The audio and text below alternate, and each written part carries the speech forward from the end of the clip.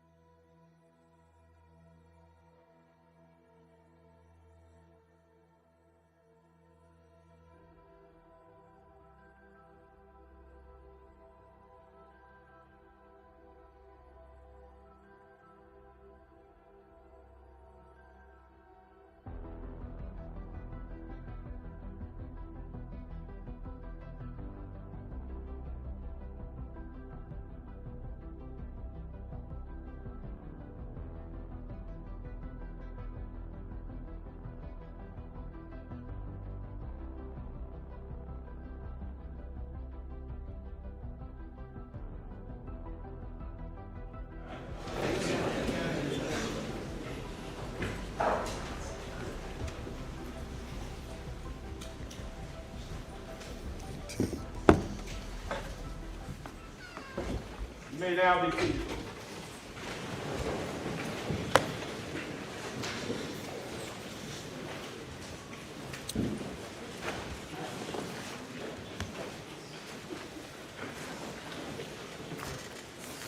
Good morning.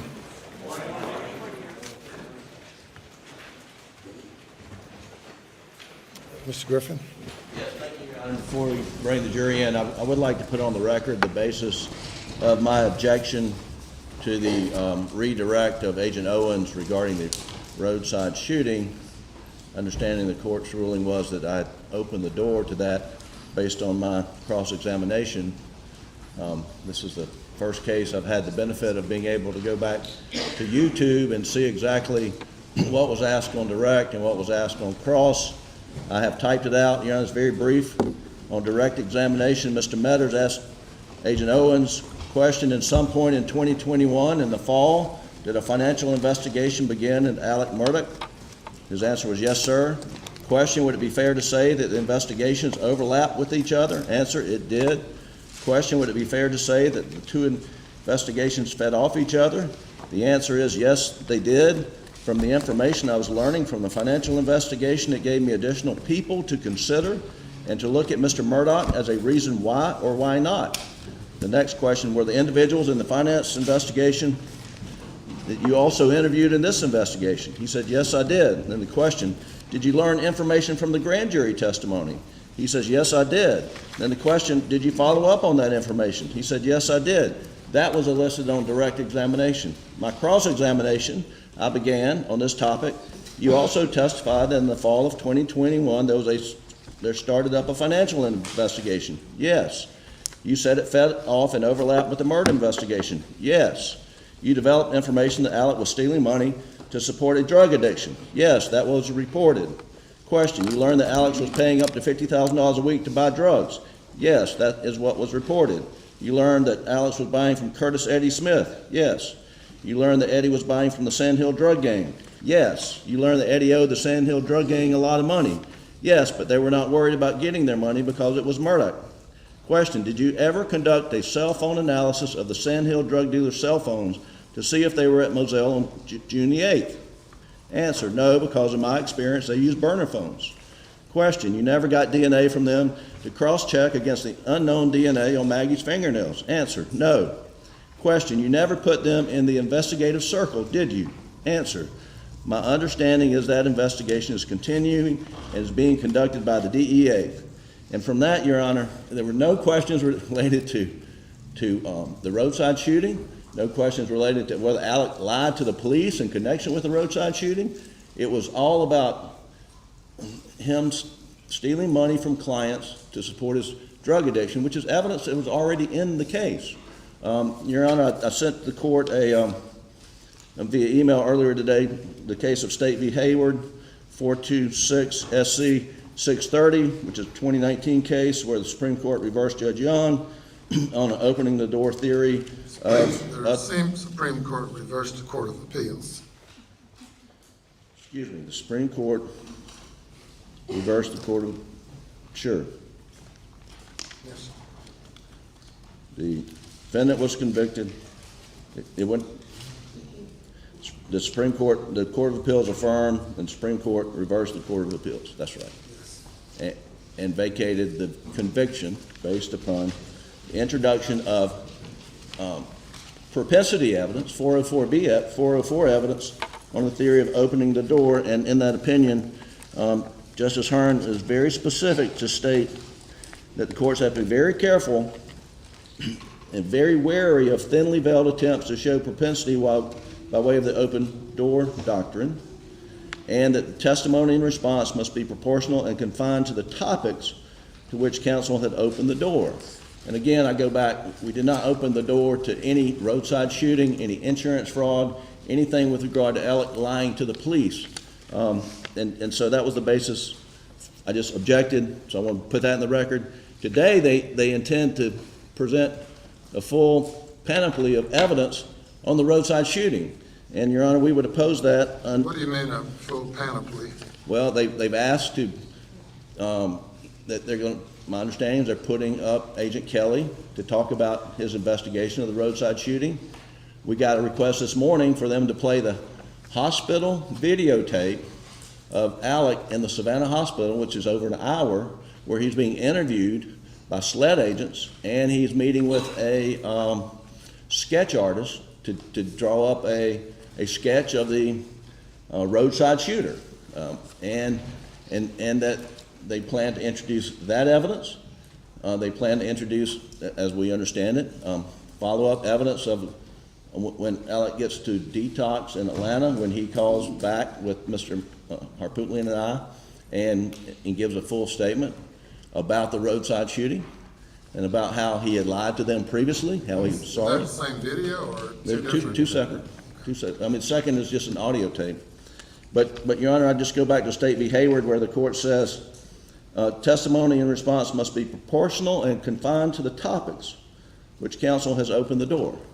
And so they intend to spend 3 hours of testimony here today, and it's not proportional, and it's not related to the topic for which the court, I believe, should find that. I don't think I opened any door, because I think the evidence was already in the case. All right. And it was in response to direct. It wasn't something I brought up. May it please court, Your Honor. To go back, obviously, we had this issue and we addressed it yesterday morning. This time we're dealing with the issue of the court's, the exception or statement for the record that Mr. Griffin wanted to make concerning the court's ruling yesterday. We're not dealing with any anticipated testimony today at this time. I'm not ruling based on what, well, I've already ruled, but I'm entertaining these comments for the record regarding yesterday's ruling. So go ahead.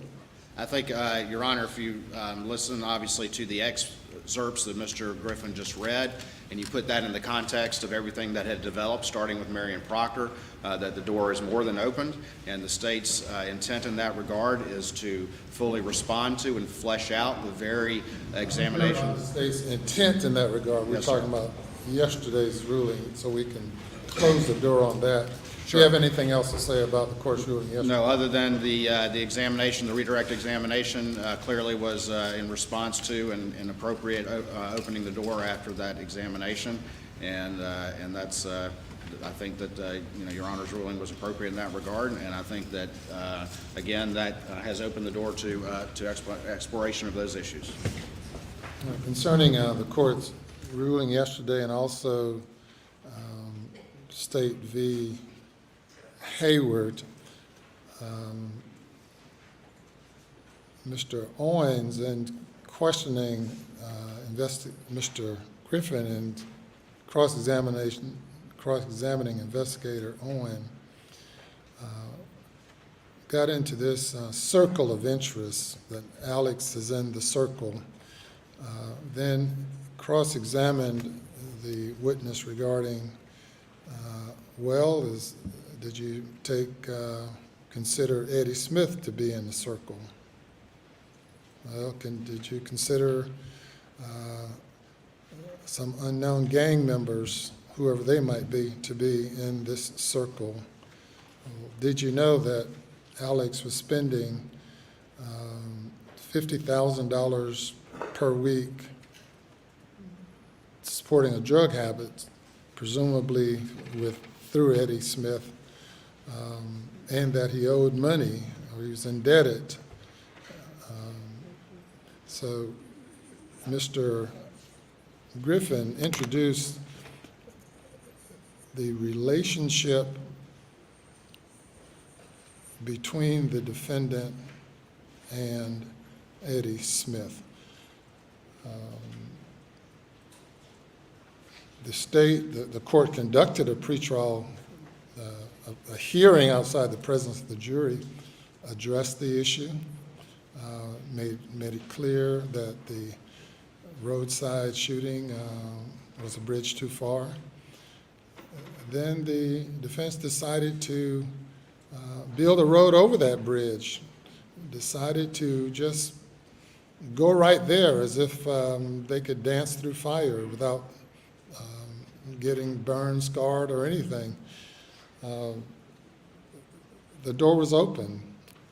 This is not the same as the situation in State v. Hayward, where a co-defendant's, a cooperating co-defendant is being questioned about unrelated matters, totally unrelated to the case, and the Supreme Court presiding judge went too far in allowing evidence not proportional to what was open and which he already ruled should not be introduced.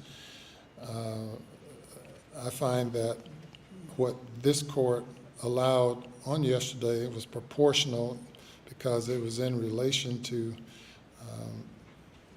evidence elicited not by the state but by the defendant. And the state is entitled to explore this relationship between the defendant and Eddie Smith. And then we'll have further discussions at some point regarding this limitation of just randomly throwing out names of people or suspicions and speculations regarding on the issue of third-party guilt. But to the extent that the defense sought to introduce the relationship between the defendant and Eddie Smith, and then to seek to infer that Eddie Smith might have been or should be a suspect in the murder, then to prohibit the state from saying, well, if he's if Eddie Smith should be a suspect, and Mr. Murdaugh, who at the outset engaged in his form of problem solving by telling the state what this case was all about and the murder was all about,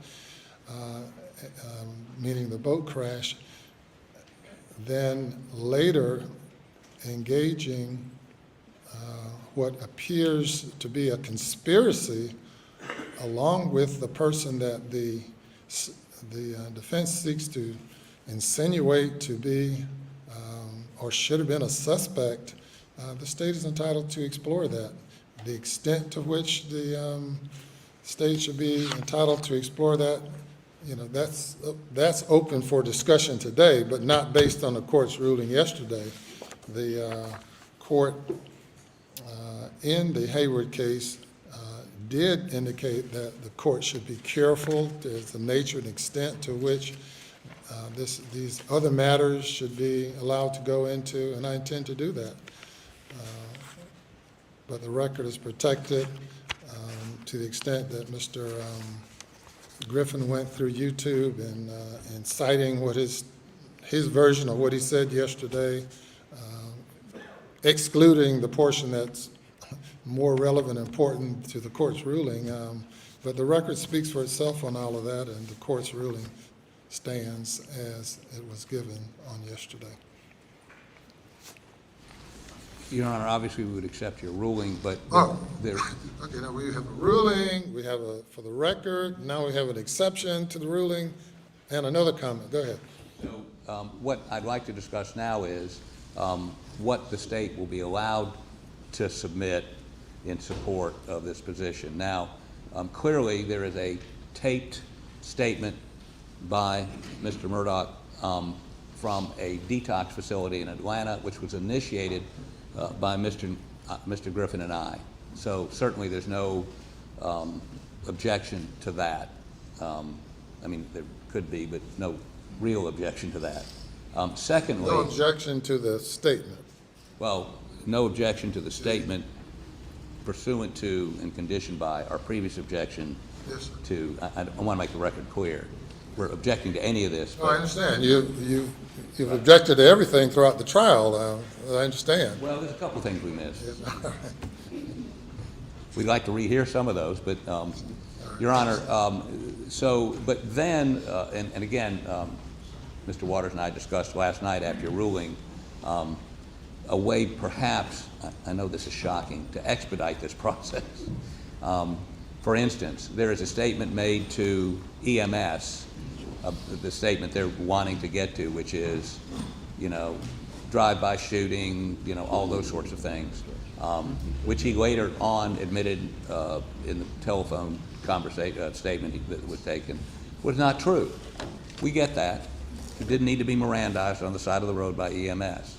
However, there are 2 recorded statements taken at the Savannah Hospital by Agent Kelly after he is, and we've got the medical records here if you want to look at them, but clearly has suffered a wound to his head, a fractured skull. Always suspect of that word clearly and clear. Everything is in controversy. I don't think this is in controversy. Tell me what's clear again. Bullet wound to the head, fractured skull, brain bleed.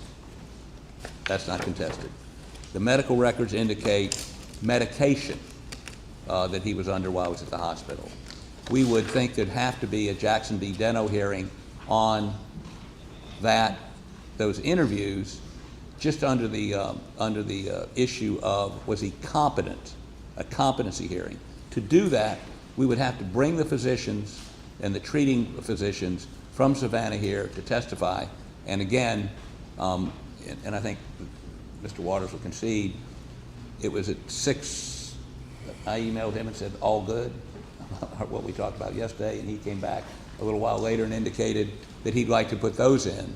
Mr. Griffin and I, over a cup of coffee, said there's competency issues, and we informed him of that this morning. Nobody's playing gotcha here. So we don't believe those should come in without Your Honor being able to rule that he was competent, hear from the doctors, and I think we may have worked out a compromise on that. I just want to confirm that for the record. But what we have worked out is this. The statement that he would not have to bring the EMS people. There's a statement that they made. Agent Kelly can publish that statement without having them need to be here. There was a knife recovered at the scene. They don't have to Kelly can identify that. There was a, what else? Your Honor, so what we talked about yesterday, just to kind of wrap this up, was again, my intent to do this in a very expedited and focused fashion, not get into every detail or litigate that entire matter. And I suggested to the defense, and they agreed yesterday, that I could have Agent Kelly, who's the lead investigator on the side of the road, come up and essentially, in a very abbreviated fashion, walk through the case without the need to call the 911 operator or the ambulance driver or the roadside deputy or the DNA analyst or the person who found the knife, and so forth and so on. And I plan to do that, again, in a very expedited fashion. I'm not talking about anything 3 hours or the like. We also discussed this morning that I do need to be able to relate to the jury, though, the defendant's claim, which I have argued to you is particularly relevant, that he was attacked by an unknown assailant on the side of the road, when in fact he knew exactly who it was. He had actually arranged for it. And so our discussion that I thought we had an agreement on, I think we still do, is that Agent Kelly, there was an interview in the hospital on 9/4 and one on 9/6, and that I would have Agent Kelly just summarize and reiterate the defendant's claim about what happened on the side of the road, as well as the fact that he worked with a sketch artist, and show that sketch picture, and then just move through it like that. And then we will play for the jury, which I think they just said they don't object to, or no additional objection, the telephone interview in which he ultimately admitted to law enforcement in the presence of his attorneys that it had been a lie. Yes, sir. That's the deal. But I feel a little more comfortable if we could just have, and I'm not trying to delay court, but this recording is 47 minutes long, 41, whatever, 40 plus. So many recordings, I'm confusing them, but 41 minutes long. Could we take, if you could just, by the way, I've agreed to allow him to lead unless I see something reprehensible going on, which for me is difficult to restrain myself from objecting, which would expedite it even more. But at 6:30 this morning, we were not in a position to discuss what Agent Kelly's, the sort of acceptable what happened at the hospital thing. I'd just like 5 or 10 minutes just to review that with him, and then I think we're on go. Although, just for the record, we're objecting to any of this. I don't want this kumbaya moment to be viewed as any waiver of our objection. The only thing I just want to put on the record, again, is that in discussions with the defense counsel, moving expeditiously with Agent Kelly and without raising hearsay and that sort of thing and making us go through our paces has been a strategic decision that the defense has made. Pursuant to the, I just want to make it clear, I hate to sound like a broken record, but I don't want any appellate court ever to look at this and say, well, you agreed to it. We're agreeing to this process pursuant to Your Honor's ruling this morning. I have not reviewed any of the evidence that you all are now referencing. So to the extent that you all have an agreement on moving forward with this evidence, considering the objections, I'm fine with taking 5-10 minutes if that will expedite things. I deal with what you all disagree on, not what you agree on. Yes, sir, Your Honor. We're going, if Your Honor, when you take this recess, we're going to take myself, Mr. Griffin, maybe even Mr. Barber, to, he seems busy, to a room where we can have some peace and quiet and have a discussion without being interrupted every 2 minutes. All right. We'll be in recess then for hopefully about 10 minutes. All right, remain in order.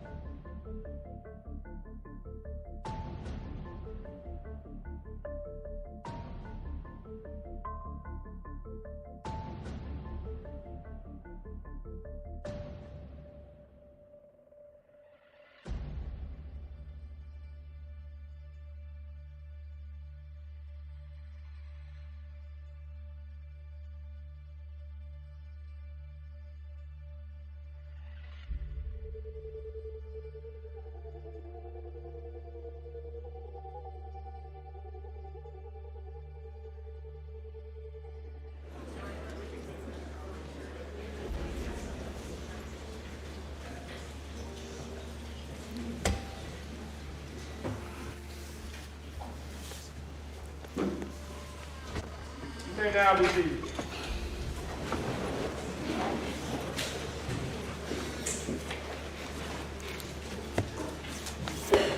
Mr. Waters.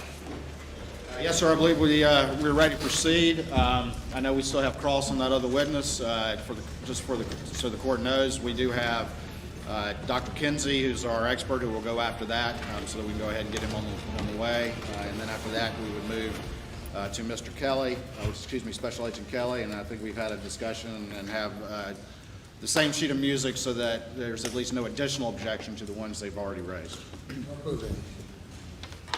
Sounds reasonable to me. Okay. And, Your Honor, my goal here is to be as reasonable as possible. Yes, sir. You may bring the jury.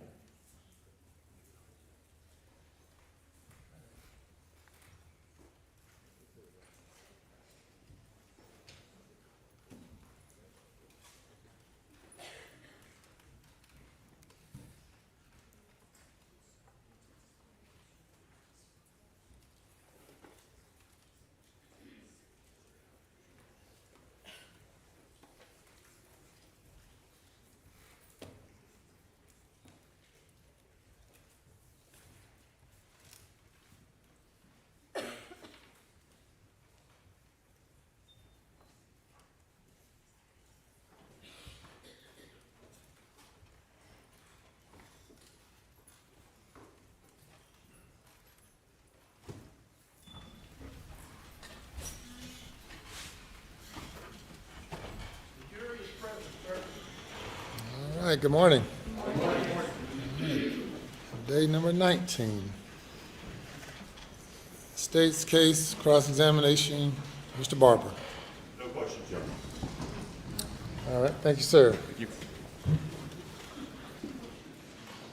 We'll call your next witness. Thank you, Your Honor. We call Dr. Kenny Kinsey.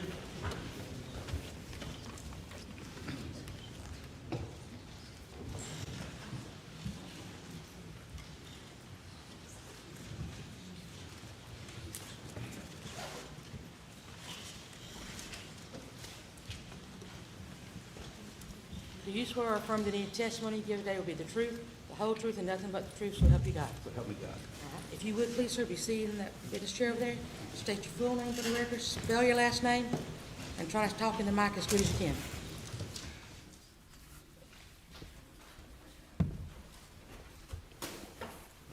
Dr. Kinsey, how you doing today? Kenneth Lee Kinsey, Kinsey. I'm fine, sir. Good.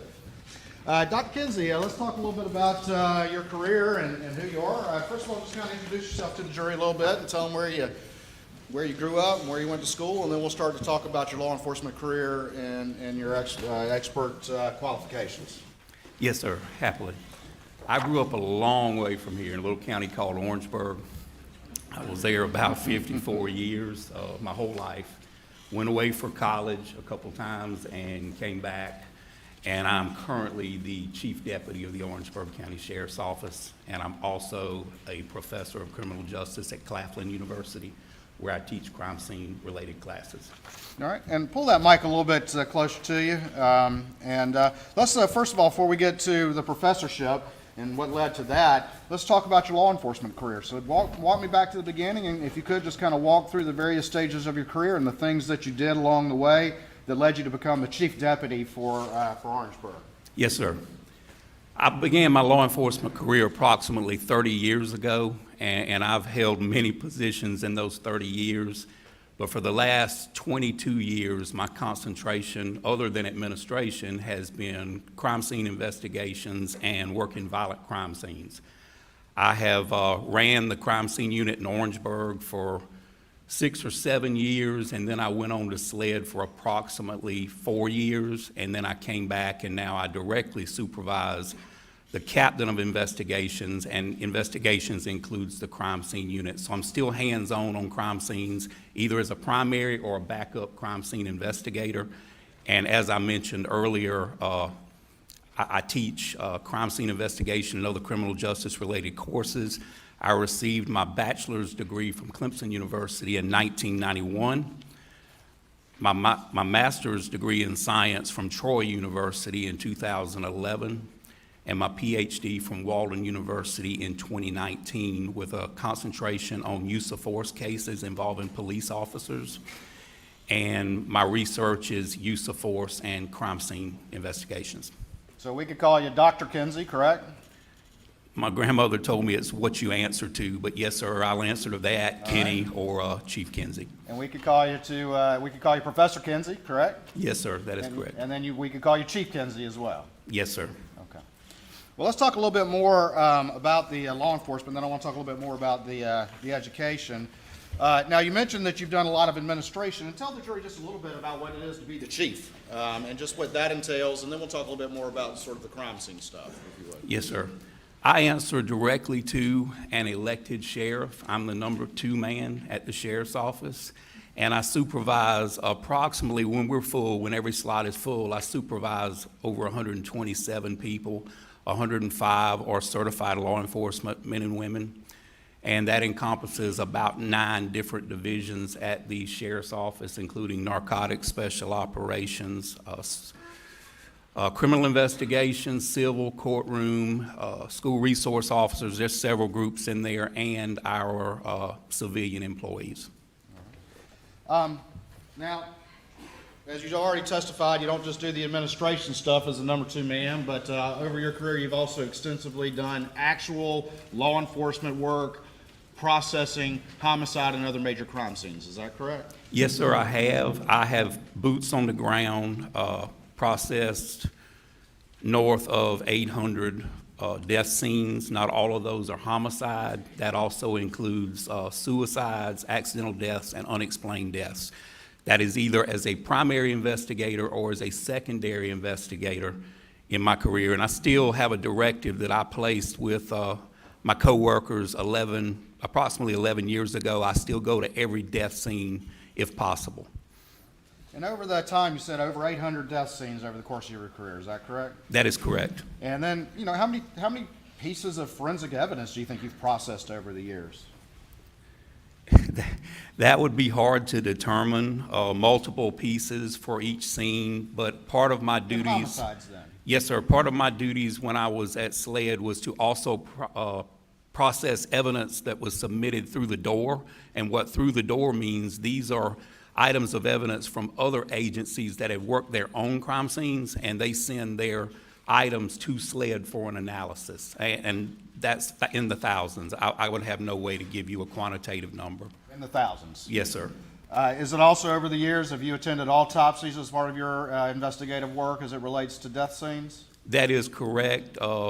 Every agency I have worked at had a mandate that you attend autopsies to collect evidence, do major case prints, GSR, and that kind of thing. And also to give the pathologist an idea of your interpretation of what happened. And have you ever been asked to consult on death cases in jurisdictions throughout the state or even in other states? Yes, sir, I have. And describe that to the jury, please.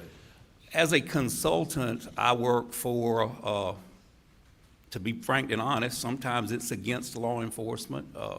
Sometimes it's defending law enforcement, just depending on what I believe is wrong and right. And I have participated with private attorneys in the civil process doing both. And I've also been asked by colleagues and comrades across the country to review a piece of evidence if they may have needed a qualified examiner to technically or administratively review that piece of evidence or their findings. Before I come back to the specific crime scene training and experience that you have, I just want to go back again to your education. You went to Clemson, right? Yes, sir. All right, and started a law enforcement career not long after that? That is correct. And what year did you graduate Clemson? I was on a 5-year plan. I graduated in 1991, and I started as a reserve deputy. The records are a little shaky because back then you worked until they had a certification class, but best I can guess was somewhere around 92, 93. So 91 Clemson? Yes, sir. I was 92 Carolina. So. All right. Then you went on to Troy University at some point later in your career? I did, yes, sir. I attended Troy's satellite campus, which is in Sumter, an actual brick and mortar school. And the purpose of Troy being placed in Sumter is because of Shaw Air Force Base. A lot of our men and women who protect our country use their GI Bills to further their education at such campuses.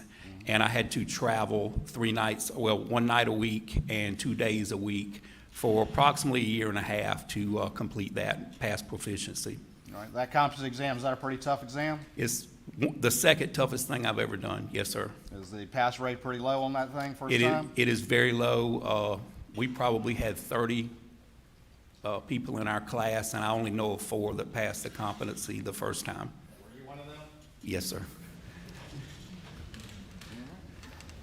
And then you went on and got your doctorate, is that right? I did, yes, sir. And that was at Walden University program there? It was, yes, sir. Did you have to do any residencies with that? Mr. Waters, we'll stipulate to him as a qualified expert if we could just go ahead and move on. Thank you. Your Honor, the state's entitled to explore the extent of his qualifications. That goes directly to the value of his opinion to the jury. I'll do it expeditiously, but I think we're entitled to do that. Do you accept the stipulation or no? I do accept the stipulation. I would like to very quickly finish up the qualification process so that the jury understands that. Ladies and gentlemen, he is so qualified. You may proceed. Thank you, Your Honor. All right. So real quick, you did some residencies in your doctorate, is that correct? I did 4 residencies in Atlanta, yes, sir. All right.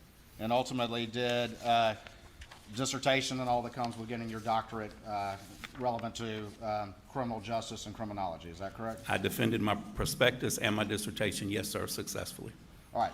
Now, let's get to the last thing I want to cover as far as your qualifications, but what specific areas of crime scene investigation and reconstruction have you had training and experience and previous qualifications in? Yes, sir. I have been certified internationally by the International Association for Identification as a crime scene technician. That's a 5-year deal, and then 5 years as a crime scene investigator, where you have to do practical and written examinations, and you have to have statistics in your background, a certain number of each item to even be able to take the test. And that encompasses all of the different aspects of crime scene investigation. My training also encompasses footwear and tire tread examination, bloodstain pattern analysis, crime scene reconstruction, fingerprint examination, and fabric impression, but I haven't done a lot of the fabric impression. All right. Have you ever been qualified in courts of record as an expert in crime scene examination and reconstruction? Yes, sir, I have. How many times? Approximately 35, 36 times. Have you ever been qualified as an expert in fingerprint examination? I have, yes, sir. How many times? Maybe 20, 25. Sometimes, and let me explain why. Sometimes it's not individually. Sometimes you'll qualify for 2 or 3 of the different disciplines, and I didn't keep track of which time, was singular or which time was multiple qualifications. All right. And then have you ever been qualified as an expert in footwear examination? I have, sir, approximately 8 times. And tire tread as well? Yes, sir. All right, I believe that that's what I wanted to go through with your qualifications, which I believe you stipulate in those areas. Is that correct?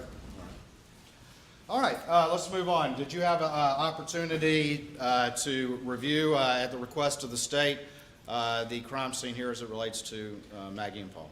I did, yes, sir.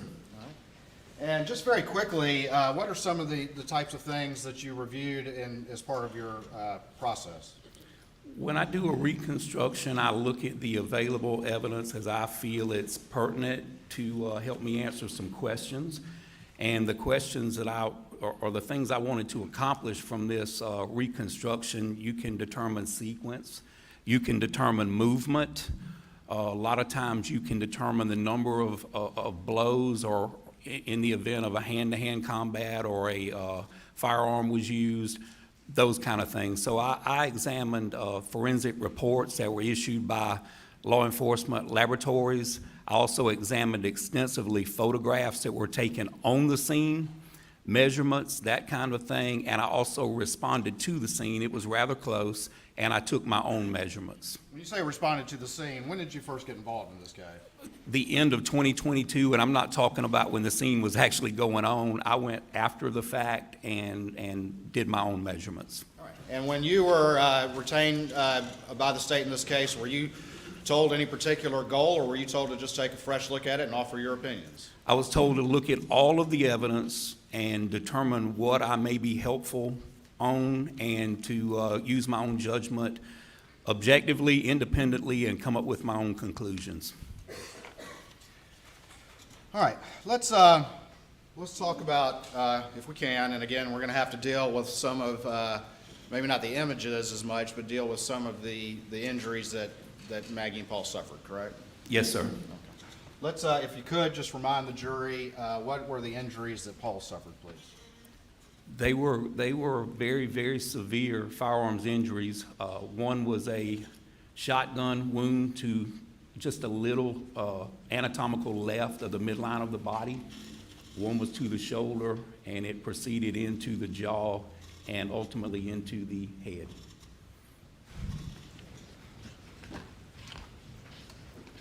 And was that the first injury or the second? The first injury was the shotgun wound to the middle of the chest, and it was non-fatal. All right. At least not fatal immediately. And then what about the second injury? The second injury was immediate death. And were you able, in reviewing the crime scene evidence, to come to any conclusions as to the order in which Paul suffered those gunshot wounds from the shooter? Yes, sir, I was. All right, and please relate that to the jury. My conclusion was that the first non-fatal wound to the midline of the body occurred as Paul was standing with his body canted in the middle of that dog food room, pointed slightly southwest, and the shot entered the midline of his chest, exited his underarm, entered his underarm on the actual arm, and exited the outside of his arm, and most of those 9 pellets proceeded through the back window of that dog food room. Right, and then just real quick, you said 9 pellets. So explain that to the jury why you say 9 pellets. That double-aught buckshot shot shell contains 9 pellets and I guess you describe it as a styrofoam packing to keep it tight so it doesn't shake. And when that cartridge is expelled out of the end of that barrel, the styrofoam packing dissipates or goes its own way, and those projectiles continue in the correct path. And hold on for me real quick. I want to get a couple things marked.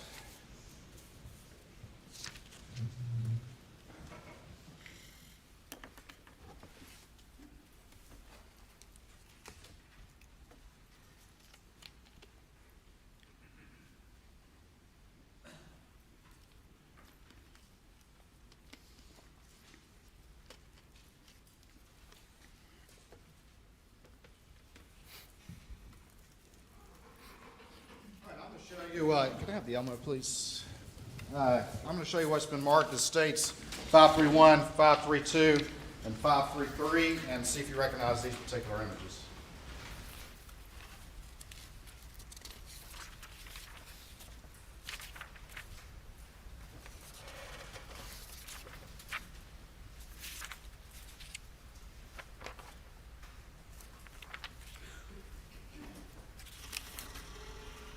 Yes, sir, I do.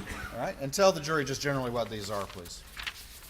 These are views of the floor of the feed room and a view from the entrance to the feed room and some digitally placed legs that I placed in there to show Paul's approximate position in that feed room at the time of the shooting. Your Honor, at this time I'd offer for states 531, 532, and 533, I believe without objection. Objection, Your Honor. They're admitted. All right, I'm going to put 531 up on the screen here. Make sure we can see it all right.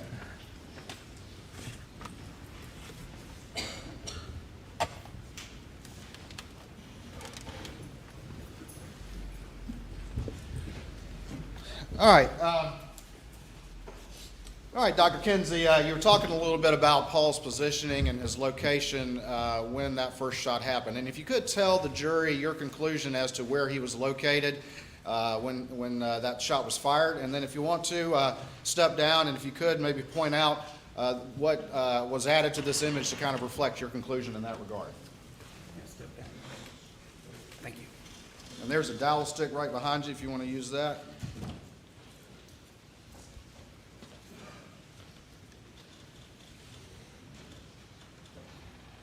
Okay, as you see here, those are the digital legs that I placed there showing Paul's approximate position as he was standing when he had the first gunshot wound. Here along the floor, what you see are passive or 90-degree blood droplets.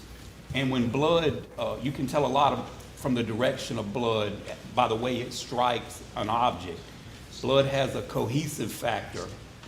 It's viscous. And you probably heard that term before with the motor oil for your car. It's thicker than water. And the thing that causes that blood droplet to change shape is the friction and the direction and how much force was used. Well, a 90-degree drop just is exactly that. It's perpendicular to the ground. So these 90-degree drops right here tell me that Paul was standing there for a moment.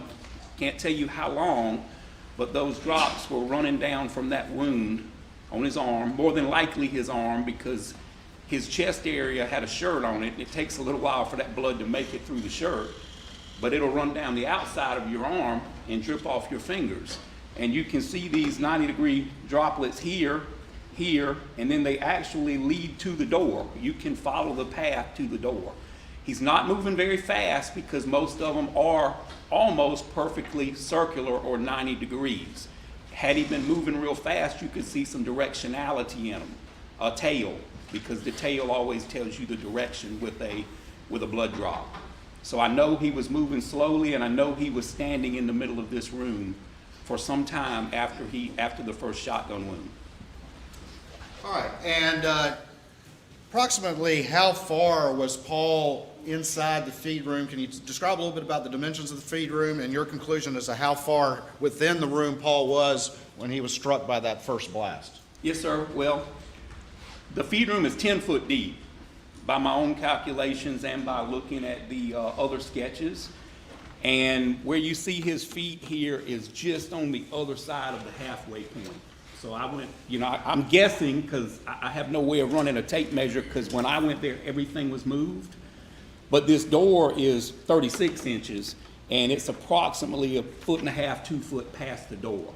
So that's how I come up with that determination. And he's just on the other side of the midpoint of that 10-foot room.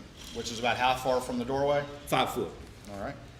And I'm going to show you what's been marked as 534, states 534, and see if you recognize that. I do, yes, sir. All right, and tell the jury what that is real quick. That is a general view from outside the feed room that was taken at the time the crime scene was originally processed. And I added a digital enhanced arrow showing the reader or the viewer the direction of the shot path. All right, this time I offer states 534 and others. Okay. All right, I'm going to put 534 up on the screen, and if you would, just show that arrow that you're talking about that's been added to this image. Yes, sir. Right here. All right, and then as well, just show generally where those blood spots are. It's not the best image in the world, but where those blood spots are that led to your conclusion about Paul's location within the feed room when the first blast struck him. The placard hasn't been moved, although it's hard to see the droplets. And of course, I didn't add the legs to this, but just on the other side of that placard, and then you have here a quantity of 90-degree blood droplets with a partial footwear impression in it. And then you can follow the blood droplets to the door. Going back to States 531, again, point out to the jury, if you would, the sort of the digitally added feet that you had added. All right. And if we would, if you could, just if that's the feed room doorway, can you just sort of position me, in your opinion, how Paul was standing when that first blast happened? That's the doorway coming in. Yes.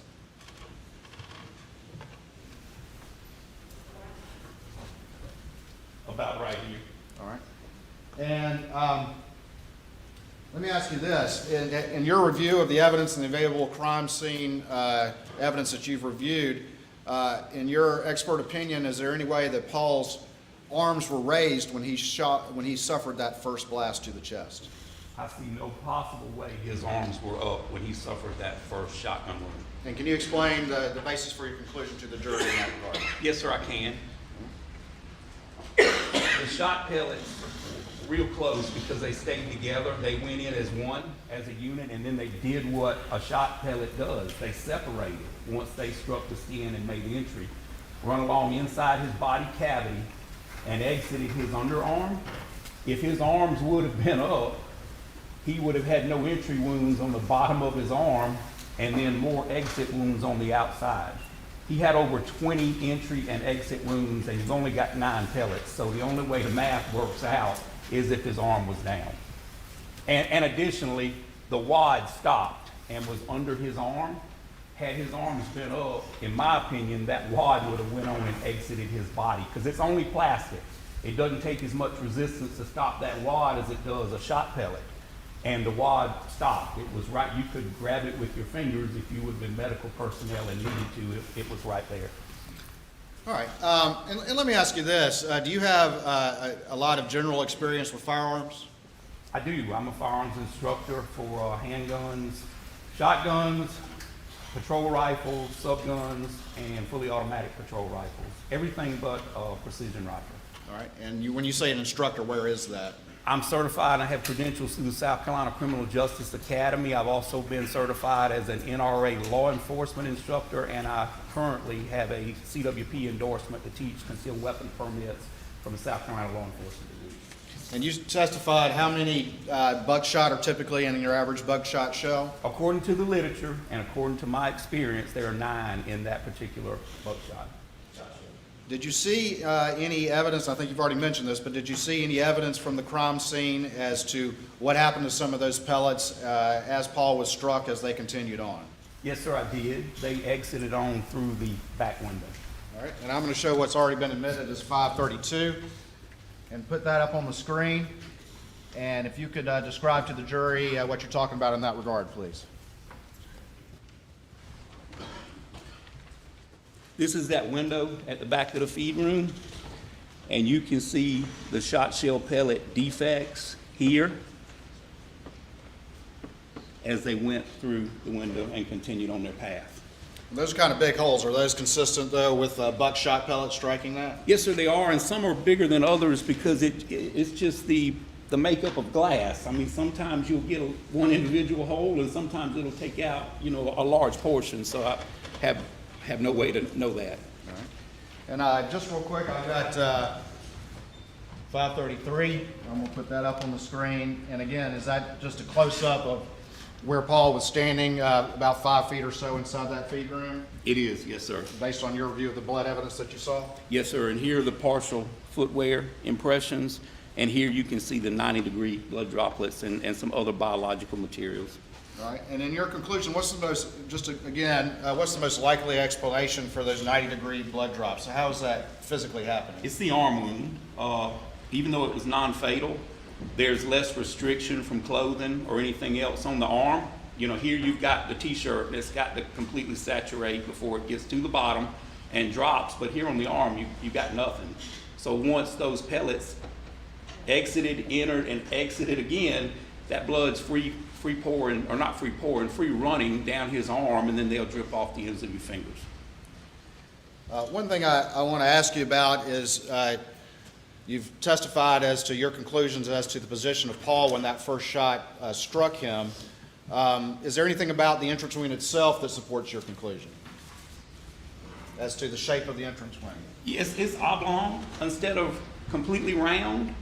And had he been standing facing that door and took that double aught buckshot to the middle of the chest, I've seen it dozens and dozens of times. Instead of coming out this side, a shot shell or a projectile doesn't make a 90-degree right. Generally, it's going to follow the same path unless it hits something hard enough to make it ricochet. It would have went on through his body. It still would have exited the window. It just wouldn't have done the damage to his arm and his underarm. So he had to be canted in this direction. And the wound is not perfectly circular. It's more oblong, which tells you that he was canted to some degree. All right. In your review of the crime scene evidence, did you come to any conclusion about the location of the shooter when that first buckshot blast struck Paul in his chest? It would be hard to say exact, but I can say to a bare minimum the breech of the shotgun, because I don't have the shotgun. I don't know the length of the barrel, that kind of thing, or I could run it from the door. But the breech of the shotgun, where it ejects the shot shell casing after it fires, was somewhere inside the door. Because had it been on the other side of the door, the shot shell would have been located outside. So depending on the length of the shotgun, at least I can say the ejection port was inside the door of the shed. All right. And then the shooter, I have this image up here, which I apologize, states 534. And can you kind of illustrate what you're talking about to the jury using that image? Yes, sir. The breech, the ejection port, where you load and unload that shotgun, which is a little less than midpoint from the shooter, was inside this door frame, at least to some degree inside. And where were the expended shot shells found on this crime scene? According to the photographs and the original crime scene, behind this door. And is that consistent with your review of the evidence? Does that support your review of the evidence that you just, that conclusion you just related to the jury? Very easily. This is, if you look, this room is kind of cluttered, and I measured that door myself. It had been pressure washed, but the same door, found the same shot shell pellet defects in that door. 1.5 inches at the bottom of the door, that's plenty of room for a shot shell to bounce and roll under the door. So I have no reason to believe it didn't end up there because of the location of the shooting. All right.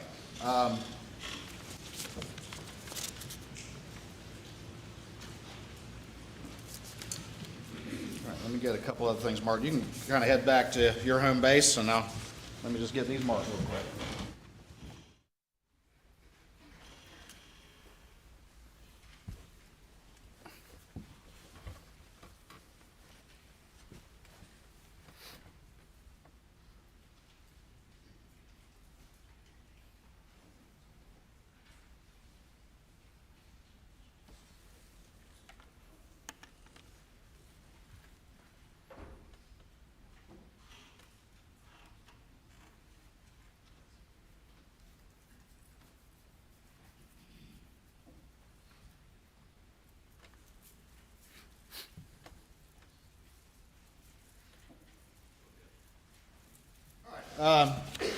Dr. Kinsey, I'm going to show you what's been marked as 535, 536, 537, and 538 state's exhibits, and see if you generally recognize those images.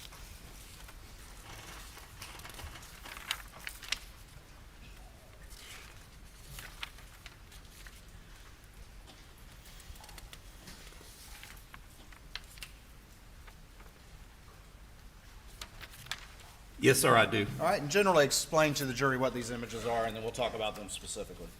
Those are images at the door that I've added some visual enhancements to help the reader understand the flight path of the second shot.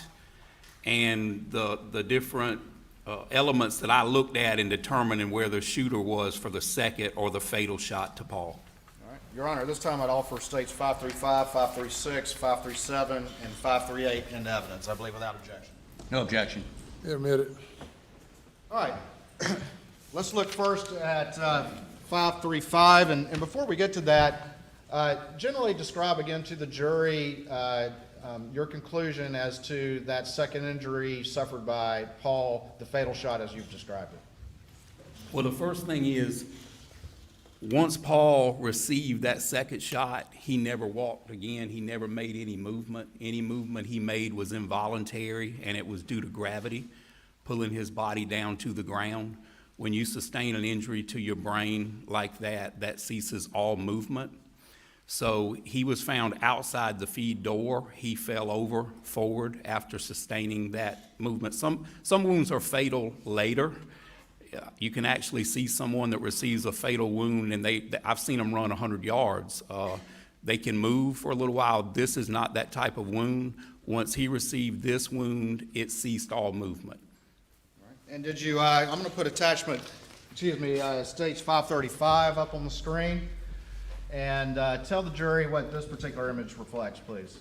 Yes, sir. If you can look at the green funnel that I've added just visually, if you look at that green funnel, that is approximately the shot shell path, the shot path from the shot shell after it did the injuries to Paul, or the direction of the shot from the shot shell.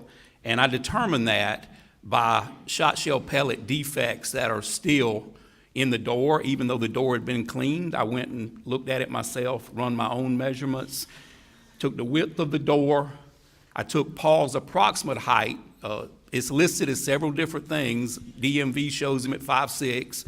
The pathologist listed him, I believe, at 5'9", so I had to split the difference. I went somewhere in the middle. Then I deducted the distance between the top of your head and the top of your shoulder, so I took another foot off. Then I took the width of the door, and there's one other thing I looked at, and that was a void pattern that's on the door frame of the door. A void pattern is caused by something being there when the blood and biological materials are let, we call it a bloodletting from the wound, and there's a void pattern which tells me something was in that way, and because of the narrow door, in my opinion, it was Paul. So that's what caused that void pattern on that door. So I used all of that, and I used a dowel rod, and I used a protractor on the doorknob side of that door frame, and I ran it up, and that's what helped me establish the angle of that shot pattern. All right, and we're going to use the images to kind of talk about that a little bit more specifically, but quickly I want to show you 539 and 540 and see if you recognize these images. Yes, sir, I do. 540 is my photograph when I visited the scene. And 539 is also my photograph, and it shows that top hinge of that door is approximately 72 inches at the top of the hinge. All right, Your Honor, this time I'd move into evidence, I believe without objection, states 539 and 540. No objection. Admitted. All right, let's, if you could, I'm going to ask you to step down again. I know I just sent you back there, but come on down.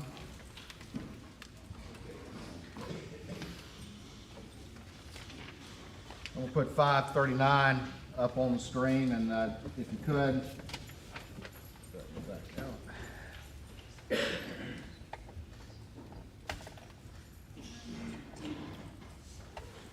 Tell me what this image reflects, if you would, please. Yes, sir. These are 36-inch standard yellow yardsticks.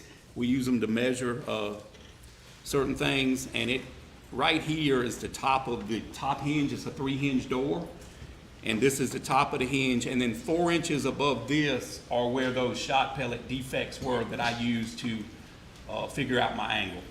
All right, and looking at 540, who took this particular image? I took this image. So this would have been long after the actual event occurred, is that correct? This was last December. Yes, sir. All right, and tell the jury what this image reflects.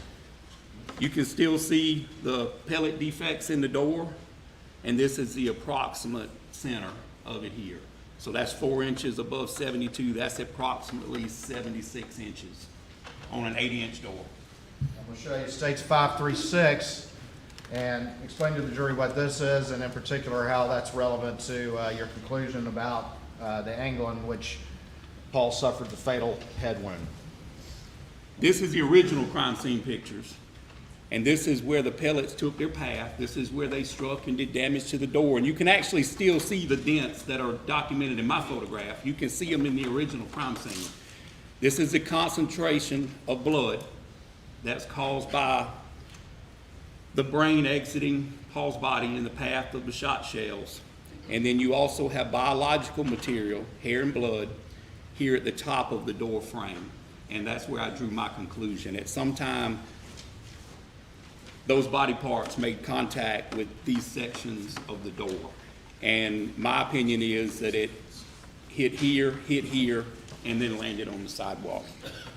Looking at States 537, can you explain what the jury's seeing in this image and how it relates to your opinion about the manner in which Paul suffered that fatal wound?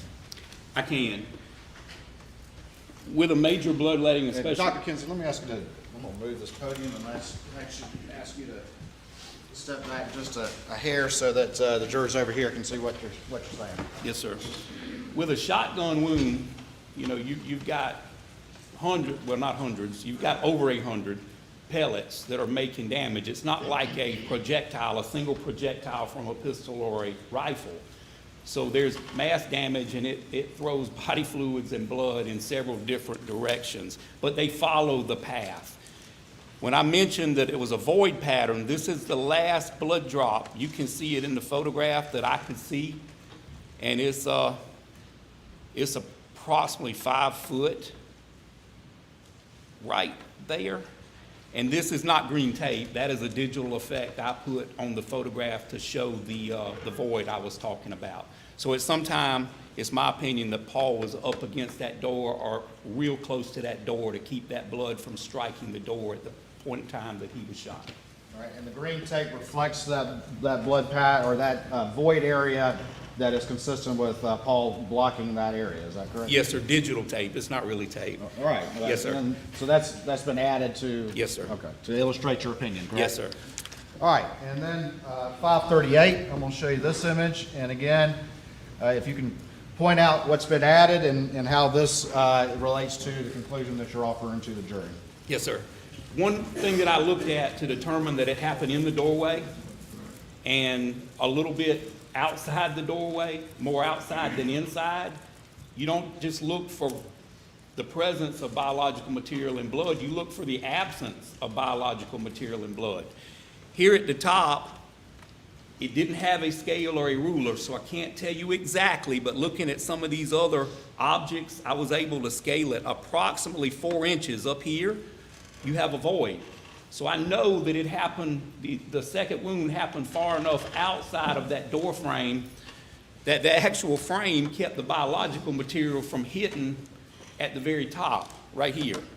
I also looked at these items. You got some medication, canine medication or some cleaning materials and that kind of thing up here. You can see all the spatter at the front of those containers. And then we got what I call a demarcation line right here, and I drew it through most of these cans. And that separates the blood contaminated area and the clean area. So that tells me that it was at least forward of the angle on those containers. And that's why I believe he was shot. The second wound happened just outside the door frame, but his feet were probably still in the door frame. All right, and just quickly point to the jury, can we see part of the door frame in this particular image? You can, yes, sir, right here. All right. And going back now to States 535, and just for the record, we were just looking at States 538 and 537. Going back to States 535, did you reach a conclusion as to the location of the shooter on that second fatal shot that Paul suffered to his head? Yes, sir, I did. All right, and explain that to the jury if you would, please. The shooter was right here. If you're facing that door, to the right of the doorway, outside. And would you have expected there to be, in that particular range, any sort of biological evidence in that area in proximity to the shooter? Yes, sir, I would. Would the door frame have potentially blocked any of that as well? It would block some, and just depending on the positioning, how much of the body of the shooter was exposed. Because, you know, once you have that kind of catastrophic injury, it's real fine blood particles and biological fluids that go in all directions. And the closer the shooter was to the muzzle, to the exit end of that firearm, the more stuff you would expect. Let me ask you this. In your expert opinion, is there any way that Paul's fatal head injury came from the top in a contact fashion or a close fashion? No, sir, I see no possible way for that. And explain your conclusion in that regard to the jury, please. What factors weigh against that in your expert opinion? Well, number one, I don't know of a way to mimic this blood evidence on this door, that pattern where that shot traveled through Paul's shoulder, into his jaw, into his brain, and then took a path up and placed the biological material here at the top of the door. If he was shot in the head, then you'd have biological material out here on the ground, or at least going down, you know, on the sidewalk in front of him. And it would be different than just free pouring blood. You would see this pattern, and you would see those high velocity blood droplets there on the ground. And plus the shooter would have to be on the roof to shoot down into him, but you wouldn't have this on the door. In your expert opinion, did you see any support or evidence in this crime scene that could support that the injuries suffered by Paul were in any manner a suicide or self-inflicted? I don't see the possibility, knowing that it's not a contact shotgun wound, and I'm fairly strong, and I'm bigger than Paul was, and I don't know of any way you could hold that shotgun out and shoot yourself in that direction at that angle and put that biological material on top of that door like that. I don't think it's possible. All right, thank you. All right, I hate to keep sending you back and forth, but I'm gonna send you back one more time.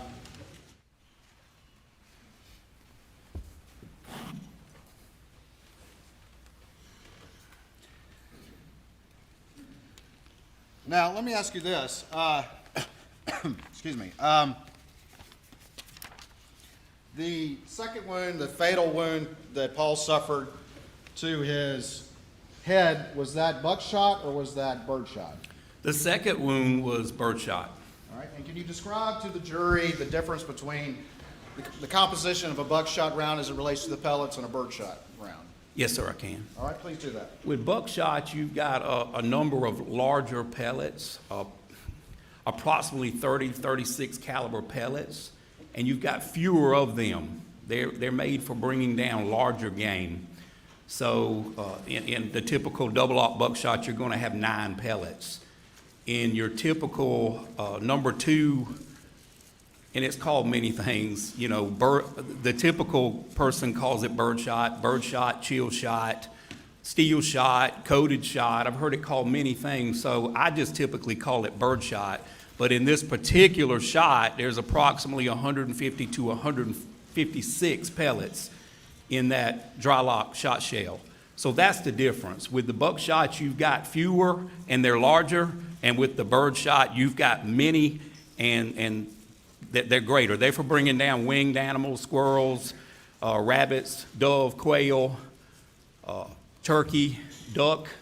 I mean, just depending on the number shot, that's what that's for. All right, and about how many approximately birdshot might be in an average shotgun shell? The literature says that it's 156 in a dry lock. I cut one open and I only counted 150, but that may have been human error. Around 150? Yes, sir. In your expert opinion, when you have birdshot, is there a forensic value to collecting every single pellet, or can you explain those concepts to the jury when you're dealing with birdshot?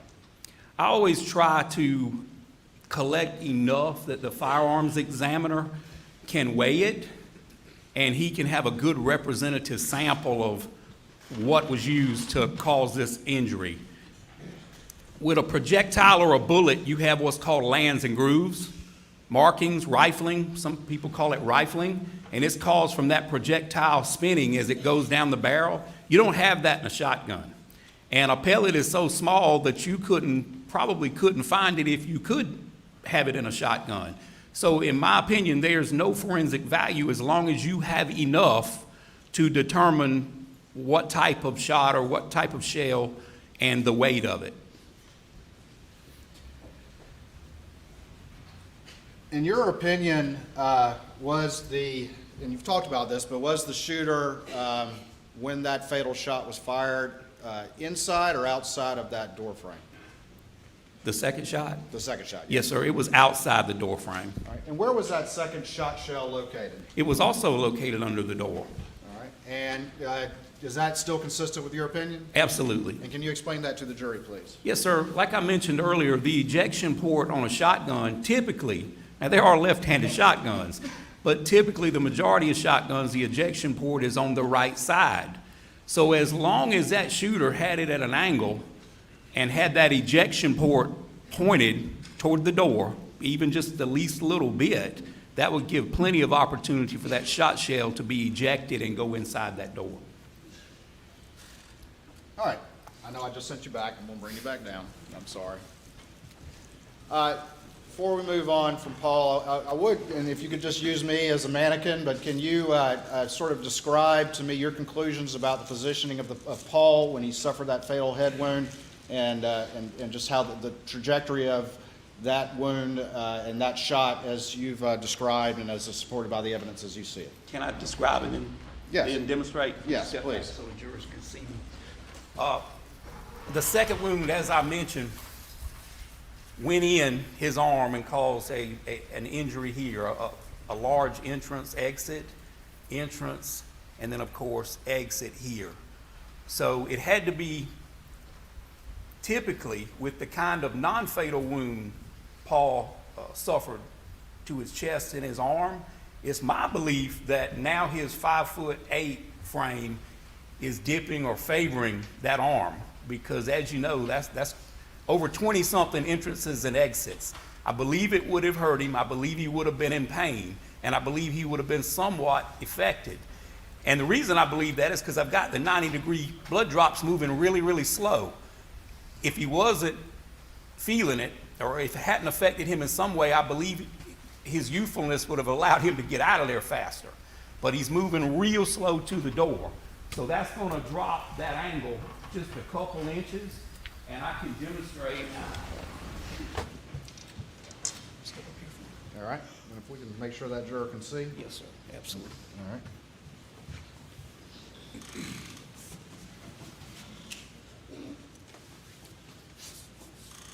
That wound went in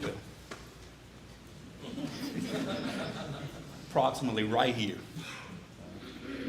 It traveled in, and out in a straight line. In a straight line. Shot always goes in a straight line. And then when you're pressing the dowel stick there, you're showing the trajectory of the wound, not implying that was a contact wound. Is that No, correct? sir, I'm not. I'm not implying it's contact. I'm just showing the level of the wound. All right. While I'm thinking about it, the wound to Paul's chest, did it show evidence of stippling? Yes, sir. All right. And just very quickly, what is stippling? Commonly referred to as tattooing.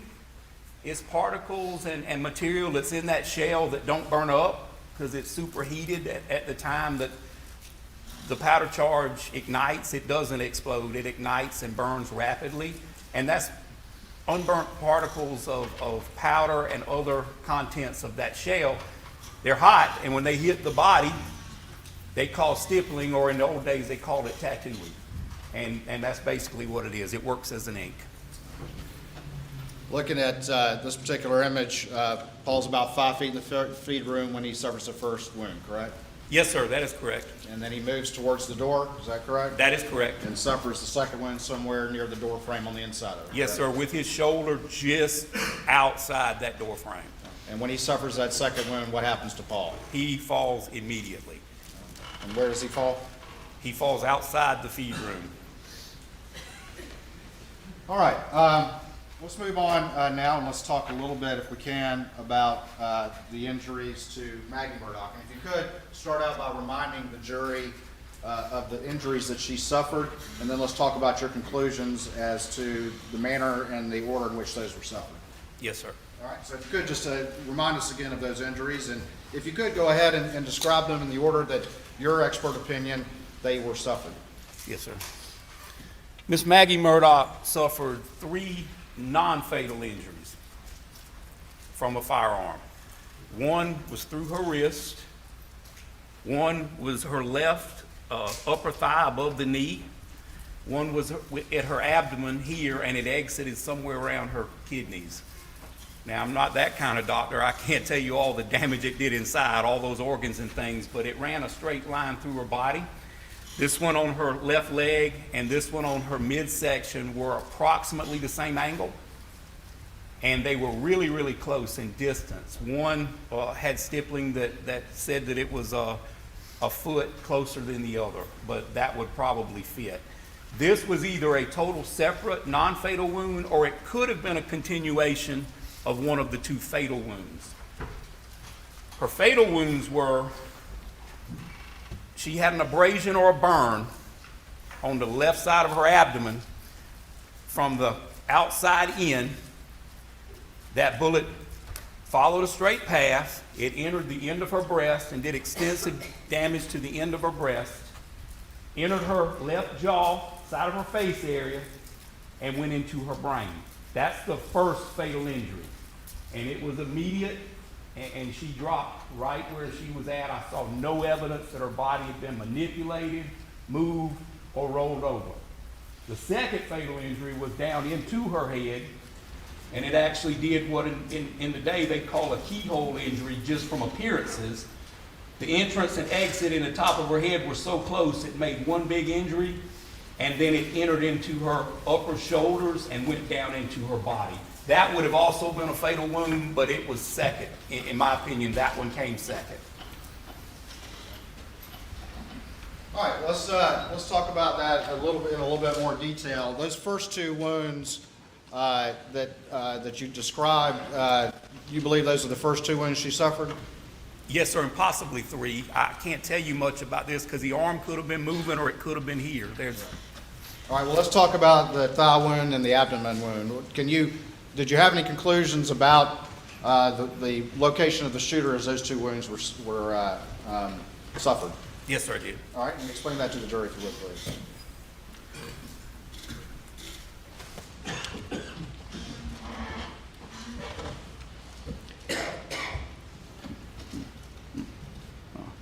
Right there. All right.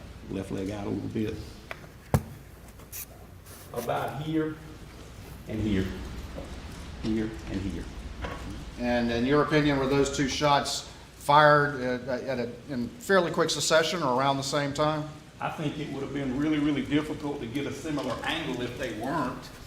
All the shooter had to do is raise the weapon or lower the weapon, and you're still on the same plane. And did those wounds to the abdomen and to the thigh reflect the presence of stippling? They did. And what does that indicate to you about the distance between Maggie and the shooter when those wounds were suffered? I guess 4 or 5 feet. Okay. Fairly close? Yes, sir. All right. And after those 2 wounds were suffered, and again, we'll put aside the wrist wound for a bit, what would have happened after that in your expert opinion? In my opinion, at bare minimum, she would have been over. She would have been in pain. I believe sometime in close proximity, she fell to the ground, and that's when the first fatal wound was delivered. Would she have been prone on the ground or still somewhat raised above the ground or in a bent over position when that first fatal wound was suffered? In my opinion, from the angle, she would have been on her knees and had at least one hand on the ground. Those first 2 shots, well, let me ask you this. There were obviously 6 shell cases that of 300 blackout that were used to murder Maggie Murdaugh found at the scene. Is that correct? That is correct. Explain to the jury, what conclusions, if any, can you draw about the location of those shell cases, if anything? Explain that to the jury a little bit. Once again, just like with the shotgun, I'm not saying it doesn't exist, but I don't think there are many left-handed AR platforms. So generally speaking, the ejection port's gonna be on the right side. I own 7. Some of them throw it, the shell casing a little bit forward, some throw it a little bit back, some throw it perfect 90 degrees to the ejection port. If they were always uniform where they come out, if you go target practice, you could place a bucket there and all your shell casings would drop in the bucket. You wouldn't have to bend over and pick up your shell cases. Unfortunately, that's not the real world. So I don't put a lot into that unless I have the actual weapon and we can test the weapon with the same ammunition and you can generally get an idea where that shell casing is going to go. So no, sir, I don't pay a lot of attention to it, and I definitely don't think the sequence of from one end to the other or from this end to this end means that's necessarily the movement of the shooter. Gotcha. All right. You said that when she suffered that first fatal wound, in your opinion, I mean, she would have bent over and perhaps been on her hands and knees. Is that correct? Yes, sir. All right. I'm going to get down on my hands and knees, and if you could come around here and kind of show me where the trajectory of that wound would have gone, the first wound that was fatal for Maggie Murdaugh. I guess you can come behind me. Yes, sir. All right.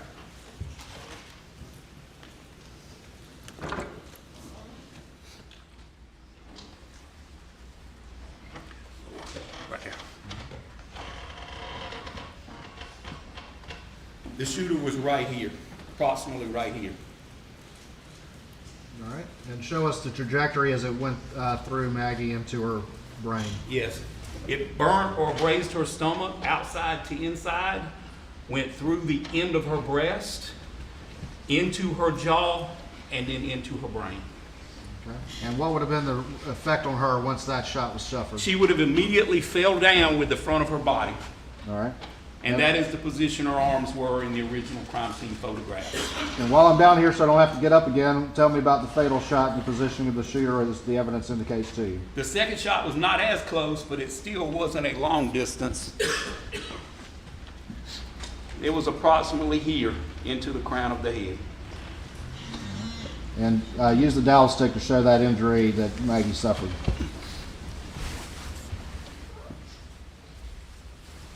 In, out, in that line. Okay. Thank you. We need to go to the dry cleaner after this. All right. The first shot, the first fatal shot, that would have immediately been fatal. Is that correct? Yes, sir. The second shot also would have been fatal had she still been living, but in your opinion, she was not at that point. Is that correct? Yes, sir. All right. She may have had a sign of life, but there was no movement. She was not capable of any movement at that time. All right. Go ahead and have a seat for me. Of course, as soon as I say that to you, I'm sure probably going to have to get back up.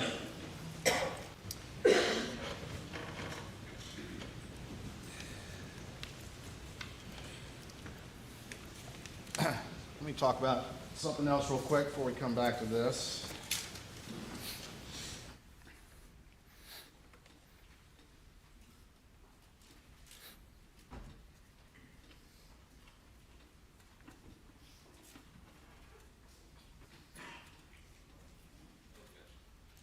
I'm going to show you what's been marked as States 541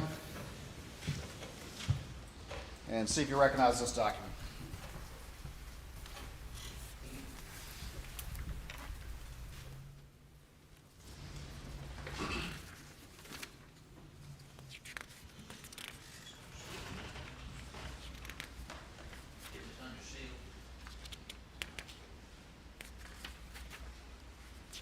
I'll bring it back to you. Okay, hold on.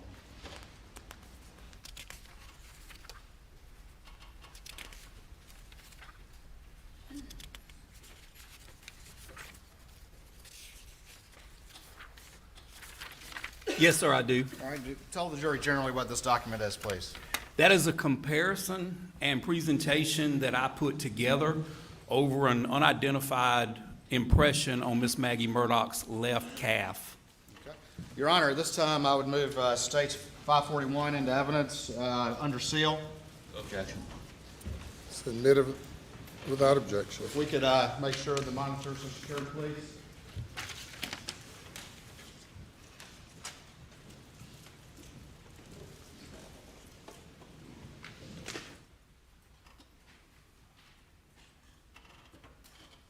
All right, I'm gonna, are all the monitors secured? We're good? I'm gonna put States 541 up on the screen. I'm sorry? We're good. I got the thumbs up for Court TV, correct? All right. Moving 541 and putting it up on the screen. If you could tell me, first of all, what do we see here before we get to your analysis on this particular issue? This is a general photograph of an impression on Miss Maggie Murdaugh's left calf. Okay. And do we also see a wound on this picture? You can see the exit wound from that thigh wound that I described earlier. All right. And what, if anything, did you notice about or conclude from the sort of the blood pattern on the back of her thigh there?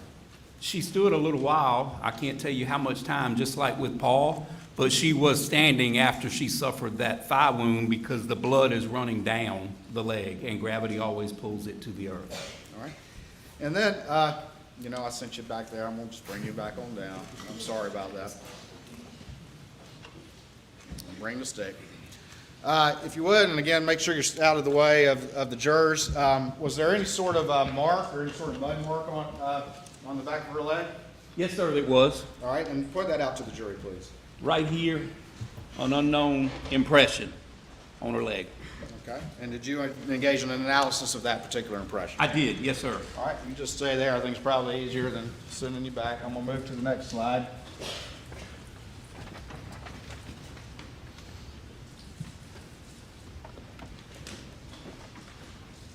And just tell me what this is, if you would, please. That is the same impression, unknown impression. I've just cropped everything out so you can concentrate on the actual impression. All right. Moving on to the third page of this exhibit. What is this? This is a side-by-side all-terrain vehicle that was in close proximity to Miss Maggie Murdaugh's body, where her final spot where they located her, and this is in close proximity to where she was located. All right, stand by for me real quick.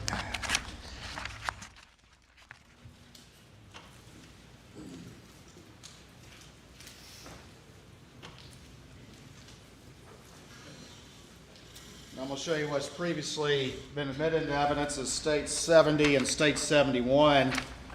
And can you tell me what these images reflect? That is that Polaris ATV side-by-side that I mentioned. All right, and generally remind the jury where this was located. Miss Murdaugh was laying face down. That was to her left, underneath a overhang or a I don't know what you call it, a shed that was attached to that airplane hangar. A lean-to, that's the word I was trying to think of. All right. And do you see any indication of any biological material in the crime scene images that were taken of that Polaris? That was my first indicator. That's what made me concentrate on a specific tire. Yes, sir. All right. And let me see how washed out that is, if I can maybe fix it.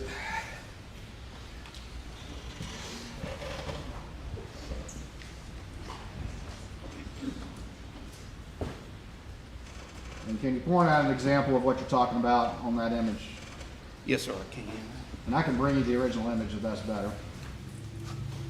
Right here, we've got some kind of biological material, and I'll tell you the reason I believe that to be so.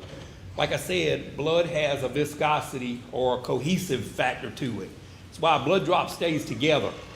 You know, if you throw a drop of water on a tire, what's going to happen? It's going to run down. But here, and actually here on the front of that four-wheeler, in my opinion, that's some type of biological material. All right.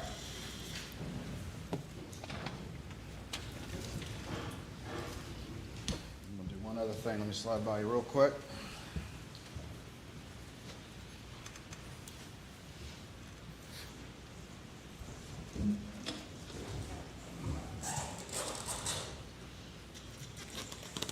All right, looking now at fence 29. Again, if you could, just, this is the feed room right here, is that right? Yes, sir. And just if you could, just point to the general location of this ATV and where it was located in the crime scene. Yes, sir. Thank you. Yes, sir. I'll get back here. Right here in this area. All right, and that would be, again, on this is not to scale, but that would be at least on this diagram where Maggie was, is that correct? Yes, sir. That's our approximate location.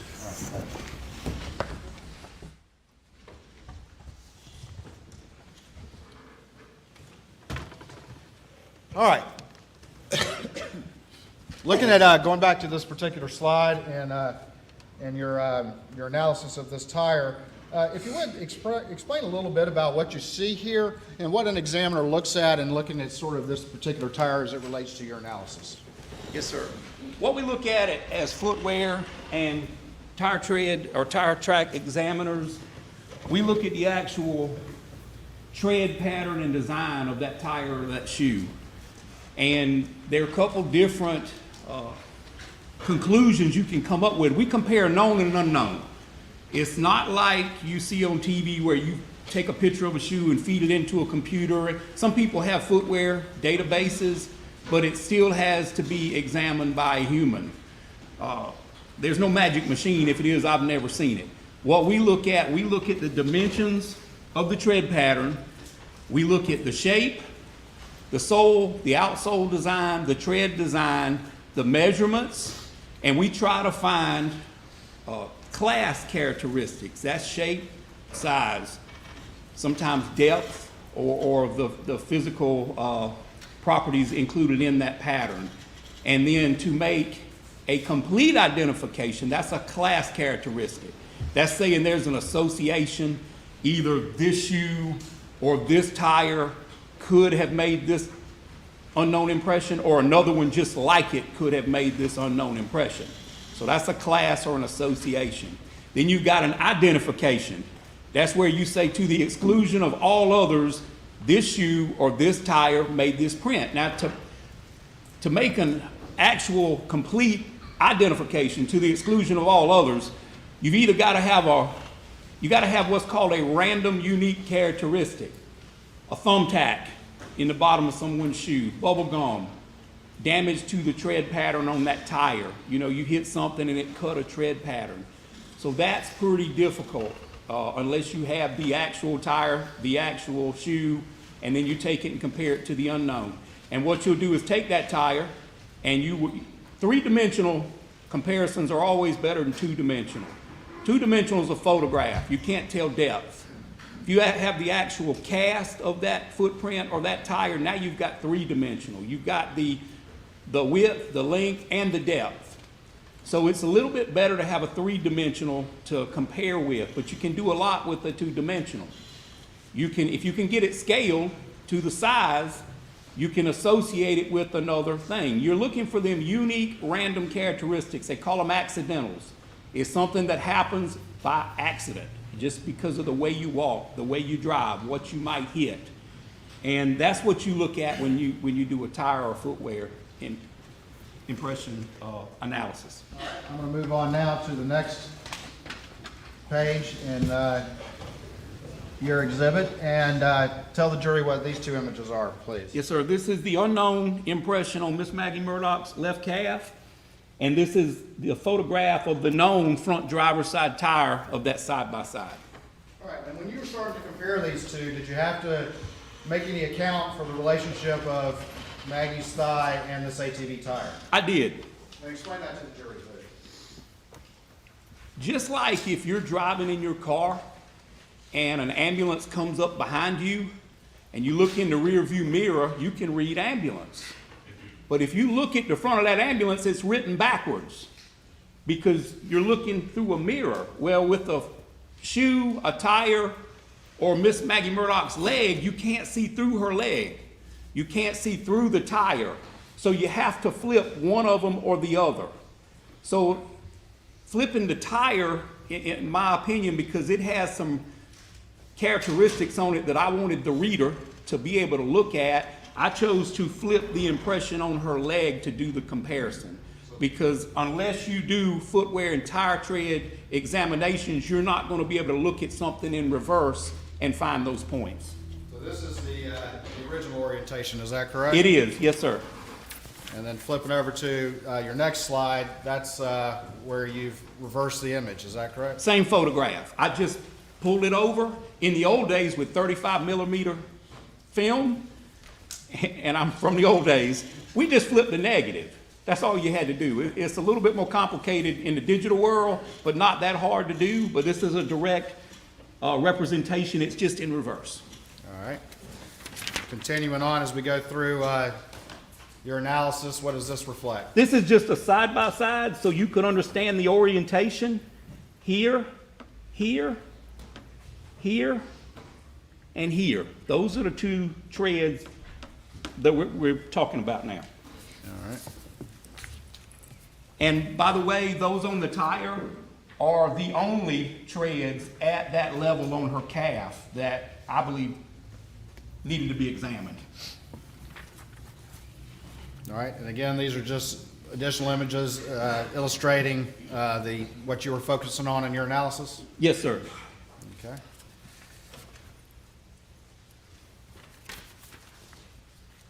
And then this one right here? Yes, sir. That's a side-by-side view once again, with all the background cut out of it. All right, and then the final one, is this, explain this to the jury and how this supports your opinion. This is my actual comparison, and we use a process called ACE-V, where you analyze, compare, evaluate, and verify. It's a peer-reviewed process. I never go by just my results. I always have another competent examiner with like experience and like skills look at my work, because if you're going to make a mistake, that's where the mistake's found. You don't want to put a conclusion out for something important and you miss that. And that is a very important process in the examination world, that you use peer-reviewed process. You have someone else look at it. And so what I do, so that person and the jury in the court, Your Honor, so that person can look at these details, I've got a markup here showing some unique random characteristics that I've used, but I also put the actual impression there so you can make your own decision. I didn't want to look like I was being deceptive and put enhancements in there and point things.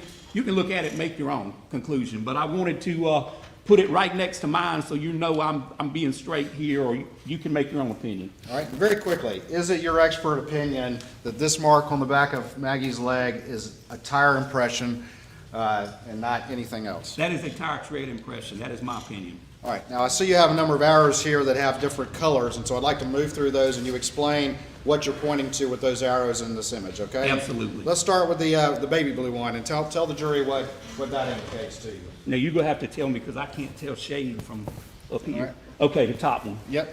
Yes, sir. All right, here you've got your unknown impression. You see down there? Here you got your unknown impression. And what I pointed here is at the start of that impression, and it's in mud, by the way.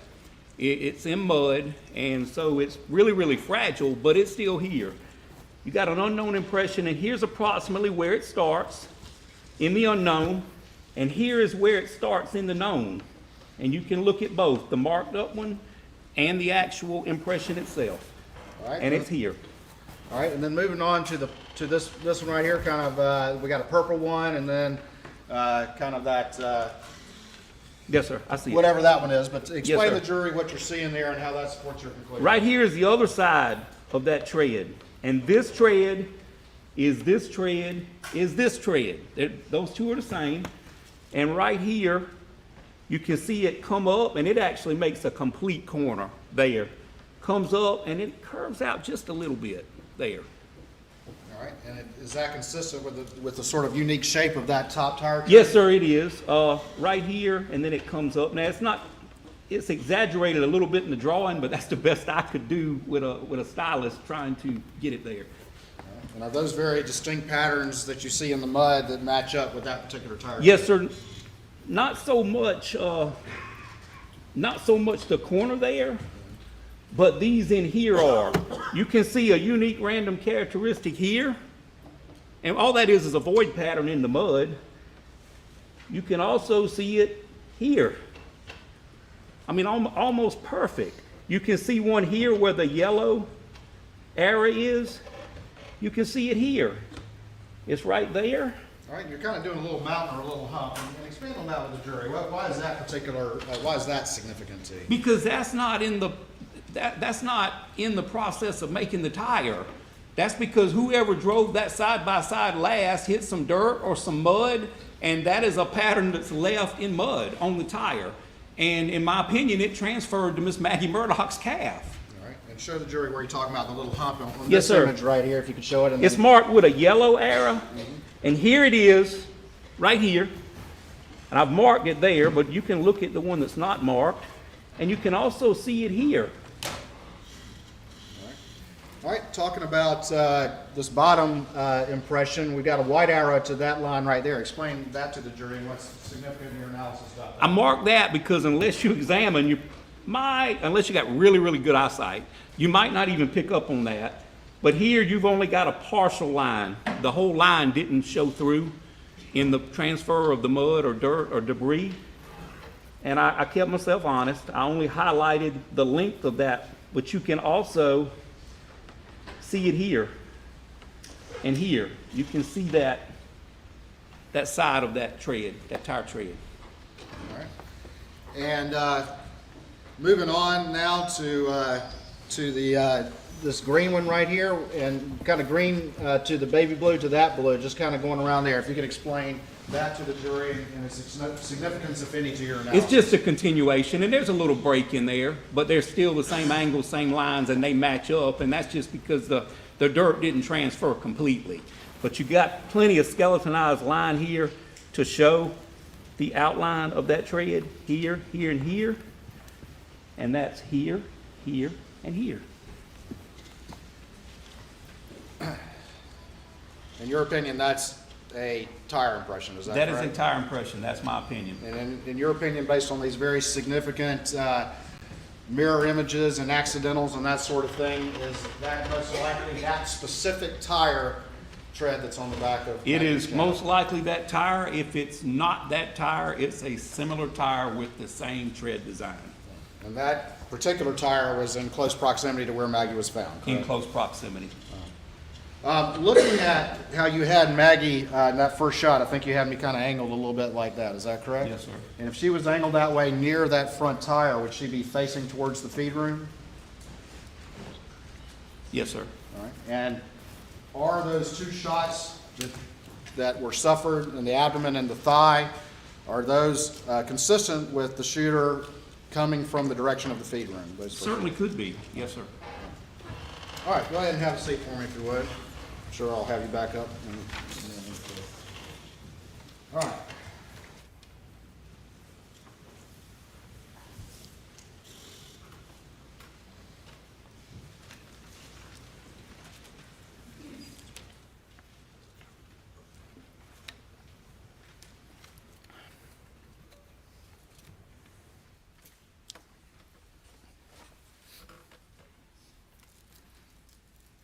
Additionally, with this particular tire tread impression on the back of Maggie's calf, is that consistent with her running into it or backing up into it with her calf hitting that tire as it was parked there? Leading, this is my first leading objection on this, but I object, leading. I'll rephrase your honor. All right. Let me ask you this. With this particular tire impression and what you see on Maggie's calf, is there a reasonable explanation as to how that impression got on her calf? At some point in time, Miss Maggie Murdaugh's left calf made contact with the inside of that front driver's side tire, or one just like it, and I saw no evidence that she was run over. So she had to make contact at some point in time. Gotcha. All right. Hold on for me 1 second. I've just got a few more matters.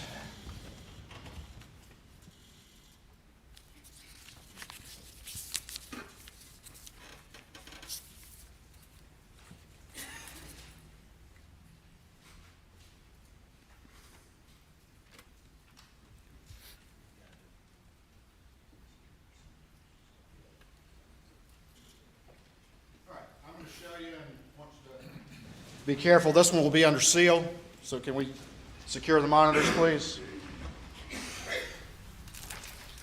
I'm going to show you what's been marked as 542 and see if you recognize this image. I do. All right, and just generally tell the jury what that is. It's a cell phone sitting up on the back right-hand side pocket of the victim, Paul Murdaugh. All right. Your Honor, this time I'd move States 542 into evidence under seal. That's admitted. All right, are the monitors secured? And I'm going to put this image up on the screen.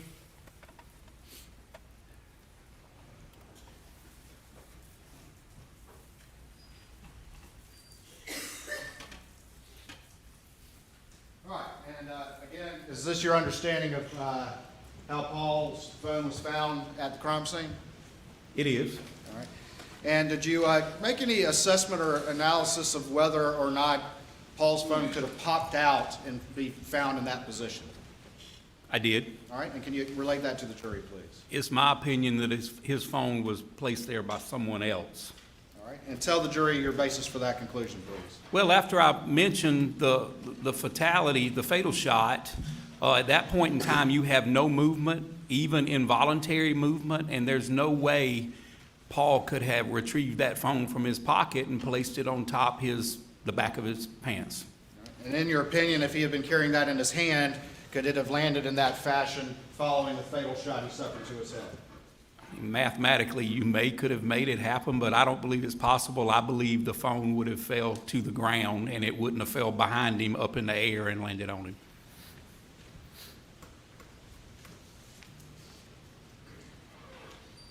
A couple other things. You've testified about your experience in crime scene and that sort of thing. Is that correct? Yes, sir. Is there any forensic value in a residence belonging to certain family members in doing any sort of DNA swabs of the bathroom sink or the shower drain or anything like that? If it's an unknown person, maybe, but not if someone lives there. I see very little forensic value in that. And why is that? Can you explain that to the jury? Because we as humans, we swap, we lose biological material every day. We brush our teeth, or we should. We brush our teeth and we shampoo and we wash, and there's commonly blood and other bodily fluids in our drains, in our tub drains, and generally everywhere except in the toilet bowl. Generally. Generally, yes, sir, under black light.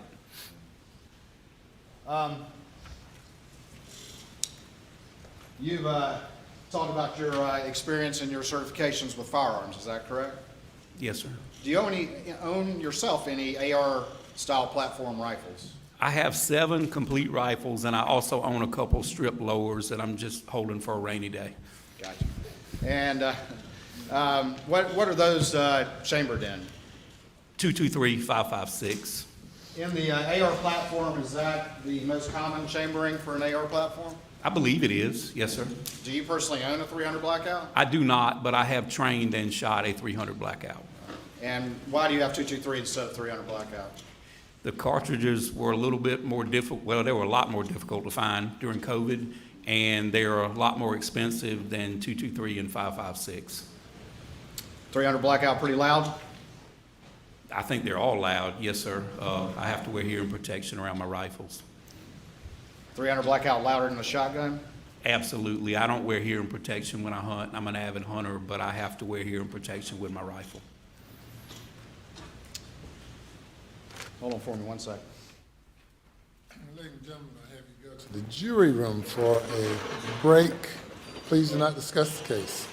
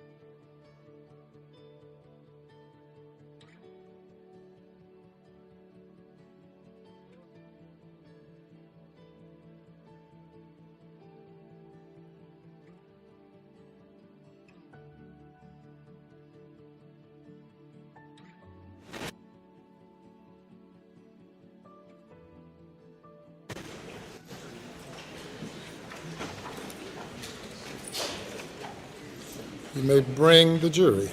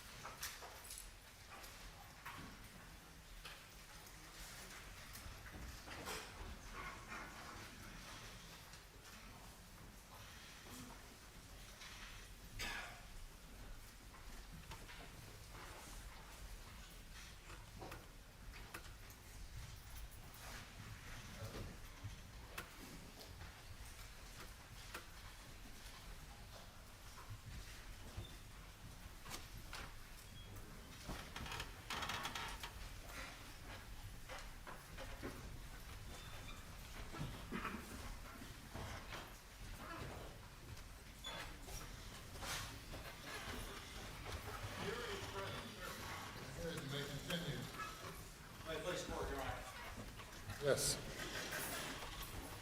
Dr. Kinsey, I just have a few more questions on direct examination. Did you see any evidence or anything that would reflect a struggle between Paul and the shooter? I did not. And can you explain that to the jury, please? Typically, if, when you observe defensive wounds, what's called defensive wounds, you would see signs of a struggle. I saw none on Miss Maggie Murdaugh or Paul Murdaugh in any of the autopsy or crime scene photos.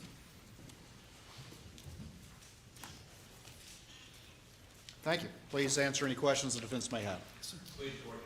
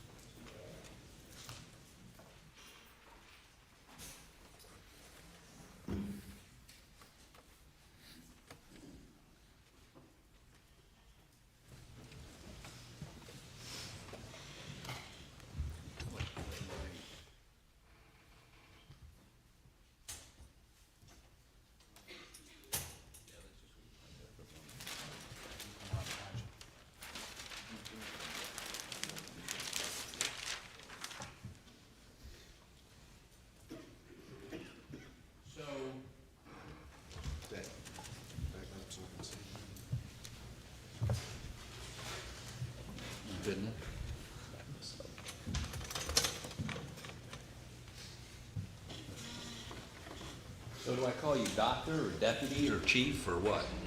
I haven't been a deputy in about 25 years, Mr. Harpootlian, but I'll answer to whatever you call me, sir. You may regret that.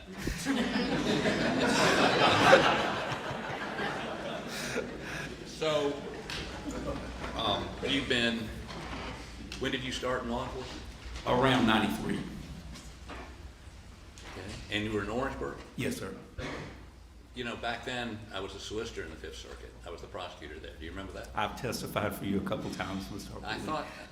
I thought you looked familiar. So you actually were my witness a couple times? Yes, sir. Okay. And I don't know that we're gonna have much dispute today, but I'm gonna try to understand a couple things, if that's okay with you. Absolutely.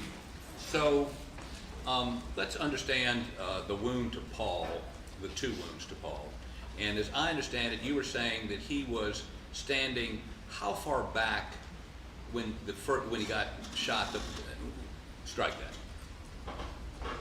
For his bloody footprints to be there, those footprints had to be made after he had the shot in the chest, correct? That is correct, yes, sir. And so how far back in the room were those footprints?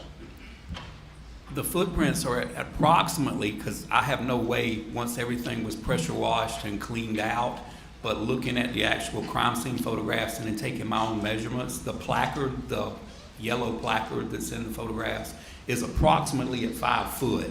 And he was on the other side of, so he was occupying that 6 foot area. And there were no scales in any of those pictures, were there? There were not, no, sir. Let me just talk about this generally before we get to that. You teach a course on crime scene processing? Yes, sir. You teach a course on how one should photograph a crime scene. Yes, I do. And I'm going to try to oversimplify this. There's basically 2 or 3 things that you want on any crime scene photo. The first is a scale, correct?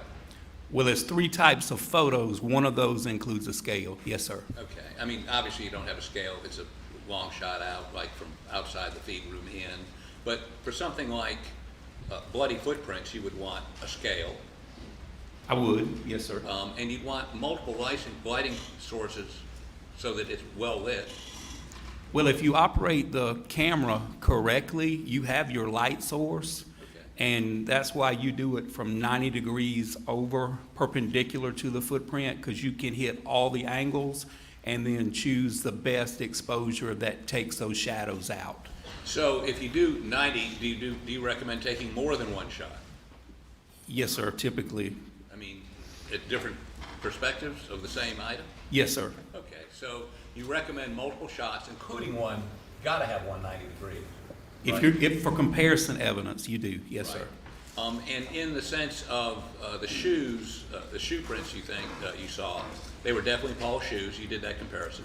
Just like with the tire tread, they share class characteristics with Paul's shoes. And were Yes, sir. those shoes facing towards the front or the back of the feet? When they were made, it appears they were going toward the door. Right. But it would be hard for me to tell you without some kind of mark on that pavement to be able to orient them. I'm sorry, I couldn't hear that. Say that Without a again. mark on the pavement or some type of landmark, it would be hard for me to orient them from the photograph. Okay. And again, if you'd had a scale or multiple pictures of that one shot, I mean, of straight down and multiple pictures, you could have done a little bit more in terms of that, could you not?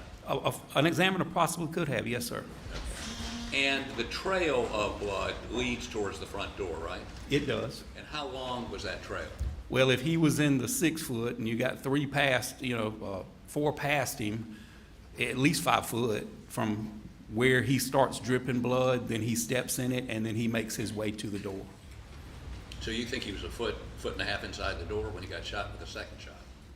Well, his feet were inside the door, but his shoulder and his head was slightly outside the door.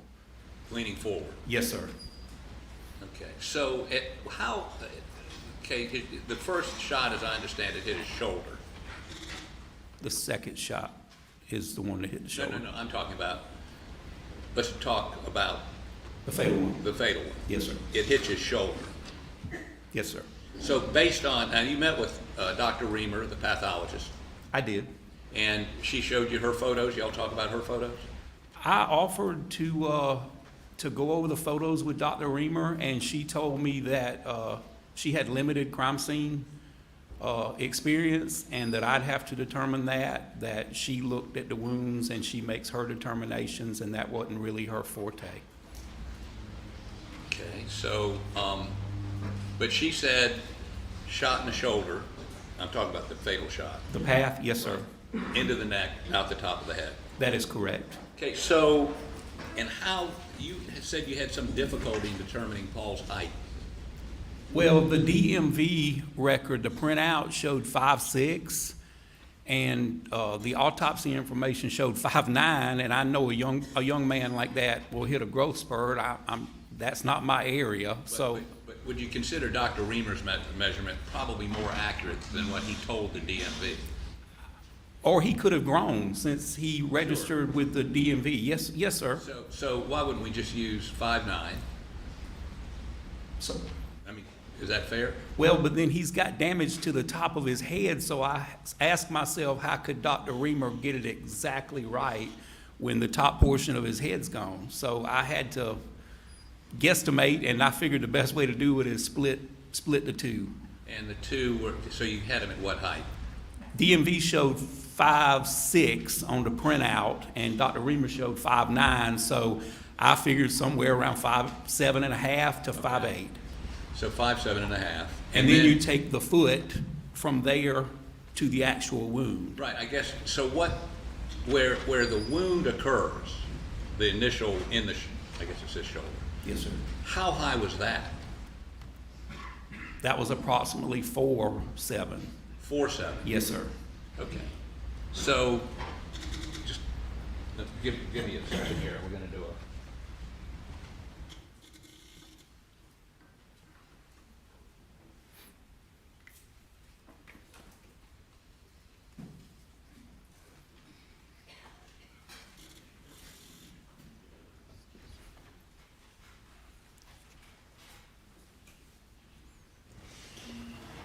touched a protractor in 50 years. I've done it twice this week.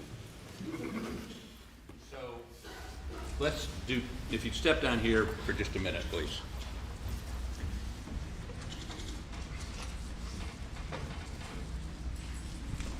Oh, you walk around with one? Yes, sir. Really sad.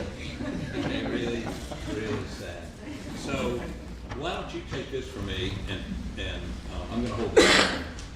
I'll hold the bottom and put a dot on here at 4, wherever the shoulder, the height of the shoulder. Okay, I'm gonna take it straight. Want to hook it down there? Okay, and we can, okay. Let me just get it up here to 4. Let me do this. I think you can do this with one of these. 4 foot, 6. 4 foot. We're saying 4'7"? Yes, sir. Do you know how to lock it? There you go. No? Okay. So that's 4'7", right? Yes, sir. Okay, let's go straight up.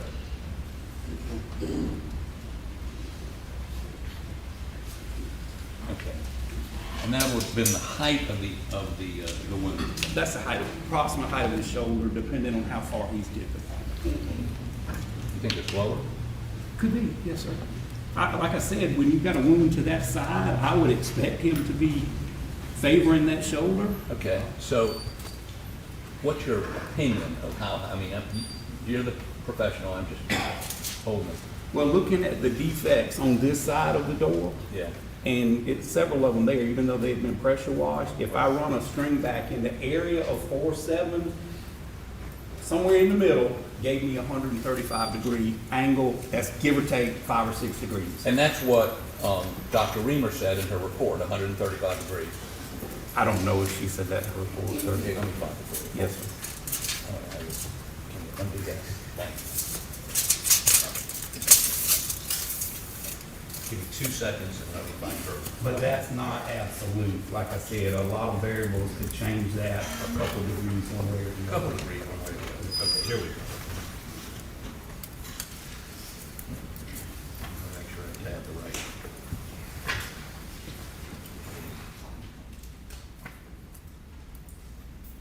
There we go. So.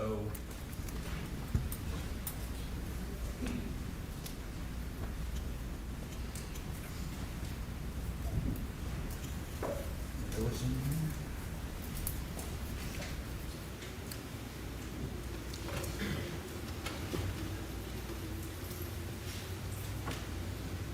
Well, while I'm looking for this, was there any evidence of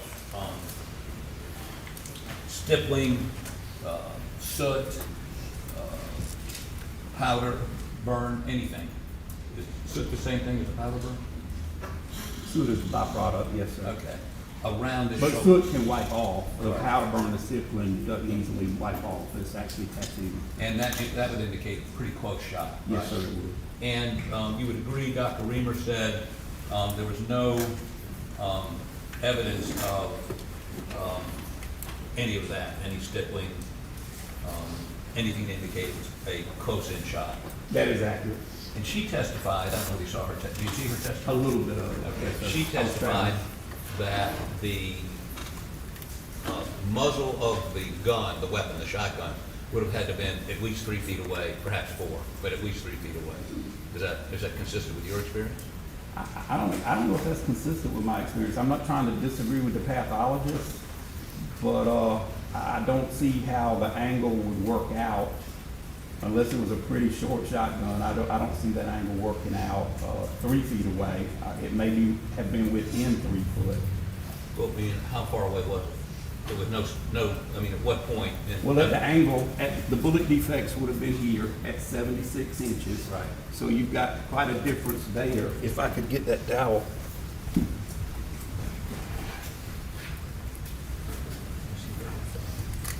You want to swap places with me? Yeah, I'm trying to find that 135-degree comment by her, but,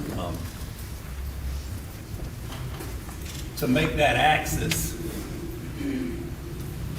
yes. at 3 foot, we're here. Right. At 2 foot, we're here, so I believe it would be more in line with 2 foot, but I'm not contradicting a pathologist. Okay. I know it's in here. Give me 2 seconds. I thought I had it marked. Give me 1 more second here.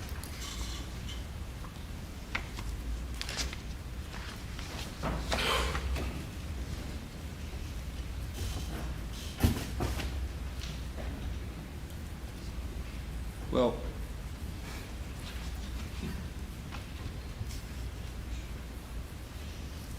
damn it. So, assume that you said, and you relied on Dr. Reamer's 135-degree shot.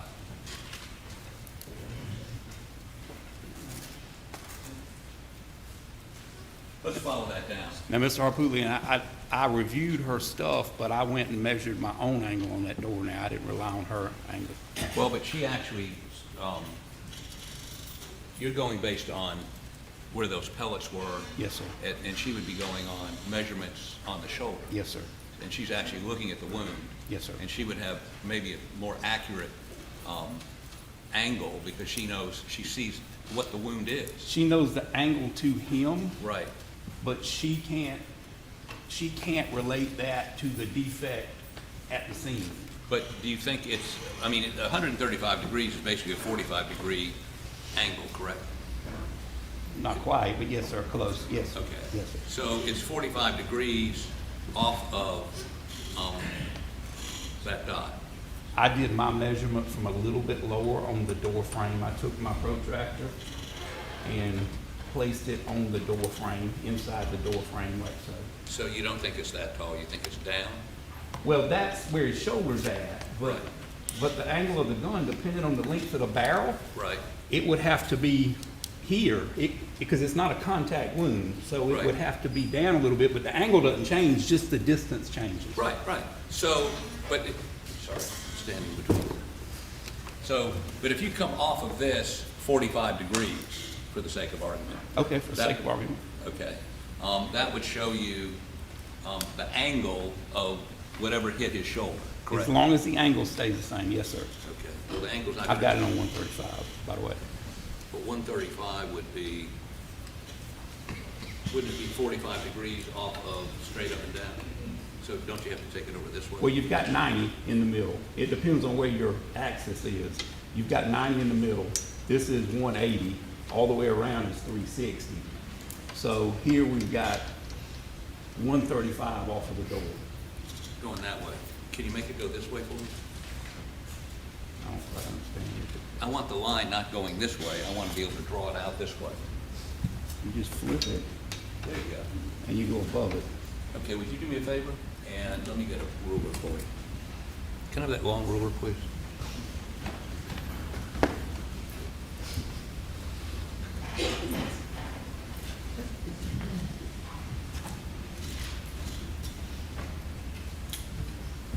And let's take it, just, I'll hold it. Like that. If you'll just get that.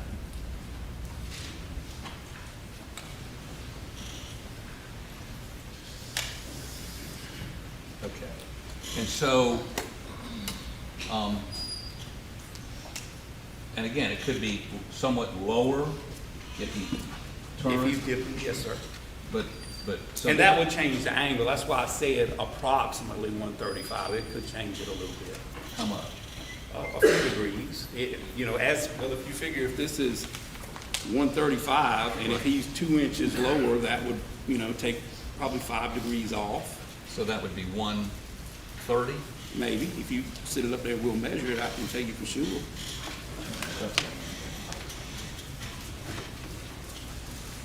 So, okay, let me, what do you want me to do? You hold the protractor up. There you go. Except we gotta go this way, no? You had it. You had it. There you go. But the line's gonna go that way. Which way do you want to go? I want to Flip it. Flip it. There you Okay, go. there we go. See what, that's why you're the, No. I got a feeling you're fooling with me, Mr. Harpootman. You got that feeling? I got that feeling. Okay. So that's 130.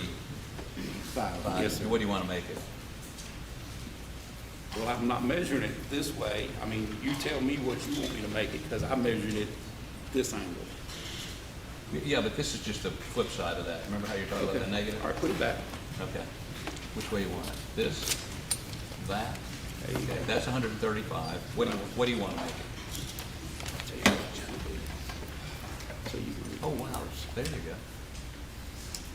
go. All right, so if it was, let's say this end was down a little bit, that would make it what? Now, you're on the bottom half now, so that changes it. Now we're at 40. Yeah, it was 45. Right, Now yeah. it's 40. Right. See, I went to Clemson too. Yeah. And so, this is sad. So if you make it 40 instead of 45 degrees, what is it? Here. Okay, so.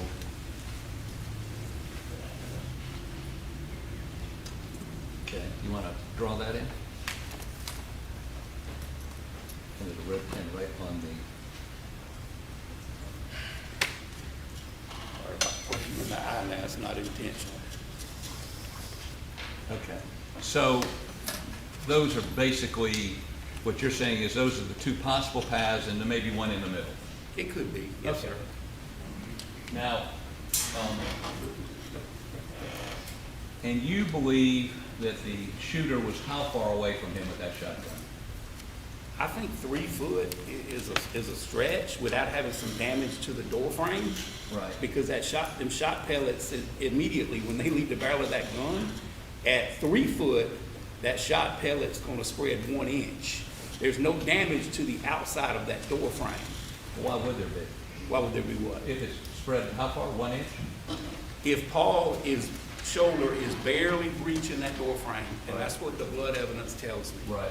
If you are further back, them shot pellets are gonna do what they're supposed to do. They're gonna open up, and there's no shot damage to that door frame.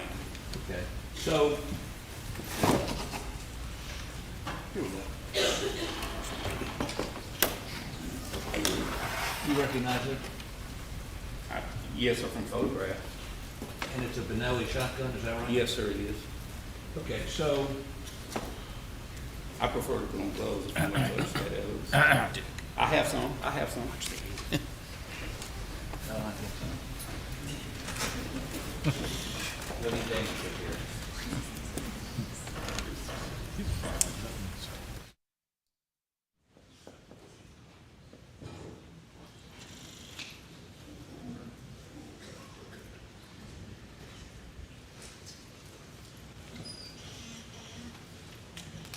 Okay, would you take that shotgun and, unlike these boys back here, I don't mind if you point it in my direction.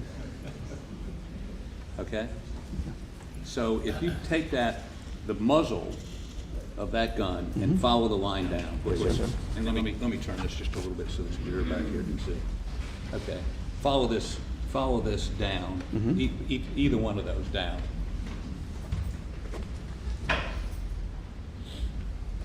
So that would be the position the shooter had? That's the angle. The I mean, angle. I'm on the opposite side, you know, of where the shot came from, and I don't know the length of the barrel, but that would be the angle. If I'm Paul, and I'm standing in the door, why is that the opposite side? Bent down a little bit. I don't understand what you mean by the opposite side. The shot came from over here. It didn't come from... Well, this is a two-dimensional representation of a three-dimensional, but I'm trying to figure out just the angle from the muzzle. All right, if you're coming out of the door, Right. and you got damage to your right shoulder. Right, there you go. Instead of Same- your left shoulder. same- All right, turn this way. Okay, And that is the door frame, right, was here. right. But, and that distance there is how far from the barrel to 2.5 to 3 foot. That's not true, just to be. So actually, that is, I'm going to your shoulder now. okay. You gotta turn, you gotta turn. turn. Yeah, you gotta Yeah. turn. So that is about 24 inches. Well, you step closer, but yes, sir, about 24 inches. Again, we both went to Clemson. Okay, so this is getting complicated. So what you're saying is whoever shot him was holding the shotgun that low? Really low, yes, sir. Not from the shoulder, from some position other than the shoulder. Why? Wouldn't it be easier just to go boom, right in the head? Sir, I can't figure out why people do what they do. No, but I guess, That's how it okay, works. so the person with the shotgun has just shot him in the chest, and he would have been turned to the left, and that would have gone through, under his armpit, out the window. Right. Okay, and then he shuffles over to the right of that position, Toward the door. towards the door. Yes, sir. And then whoever has just shot him, you would agree with me, the first shot was inside the, the shooter would have been inside the feed room for shot number one. At least to here. If this is the door frame, Right, the ejection port of that shotgun was in at least this far. and how far back was he in the room when he got shot? Paul? Yeah, Just on the other side of the 5-foot mark. okay, so how far was it be from that 5-foot mark to the door frame? 5 foot. Yeah, no, but, I mean, how far would the barrel have been if that was just inside? Well, it depends on the length of the shotgun. Assume that's Benelli, whatever the Well, name. if this represents 5 foot, Right, and I've got the ejection port inside the door, what, 2 foot? I mean, you don't want the ruler, but 2 foot maybe? there's consistency.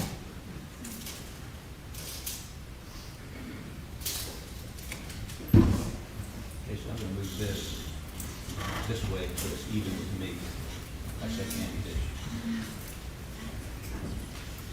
Thank you. So, this is 5 feet, right? I don't know what's on that end, but this is the door. It'd be easy to measure it like that. This is actually 6 feet. So if it's- No, that's 5 feet, that's 5 feet. For demonstrative purposes, if it's this gun, Right. and that breach is inside, so that's what? How far? I can't see. I'm at 5 feet. Okay, and step just a little bit behind 5 foot, because Okay. he's occupying that next foot. There you Okay. go. So Okay. how far is that? This is 5 feet. Okay.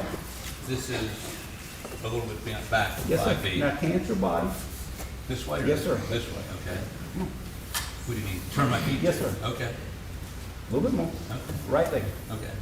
Now, and you're shooting me in the chest, Yes, sir. and the distance between that barrel and my chest is, well, that's 29, 30 inches, 30 inches? 30 inches, that's what this says to me, 30 inches. Yeah, with this shotgun. Okay, right. And so I would get, just a minute ago, we said at 36 inches, or you said maybe it was closer. Is this consistent with stippling? Yes, sir. Within Okay. 5 foot. Yes, sir. Okay. And when we had it before, and you were shooting up at me, it was about the same distance, maybe six more inches between the barrel and me, right? And there's no stippling. Okay. Okay, you're the expert, what does that mean? Well, he also has, I don't know, I can't answer that. Could it be, well, on that first shot, we know, you say that he was,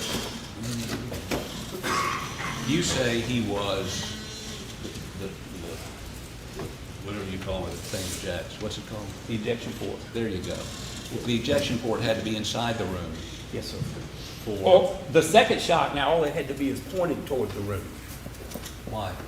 Because it's going to eject to the right, so if this is the door frame and I've got the ejection port pointed toward the room, it's going to eject into the room.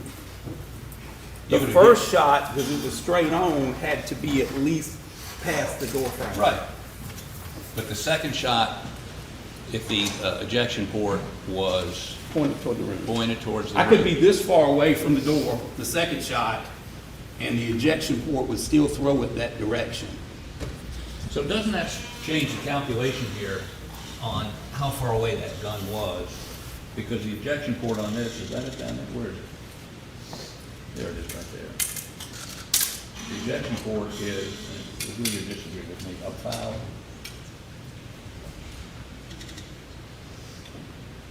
28 inches from the barrel. On that shotgun, yes, sir. Well, assume this was a possible shotgun, although it doesn't match up with the ejected marks on the shells found in the feed. But there's some theory that this would be about the same shotgun. So you would agree with me that the shooter would have been, how about show me again how low they would have been holding this?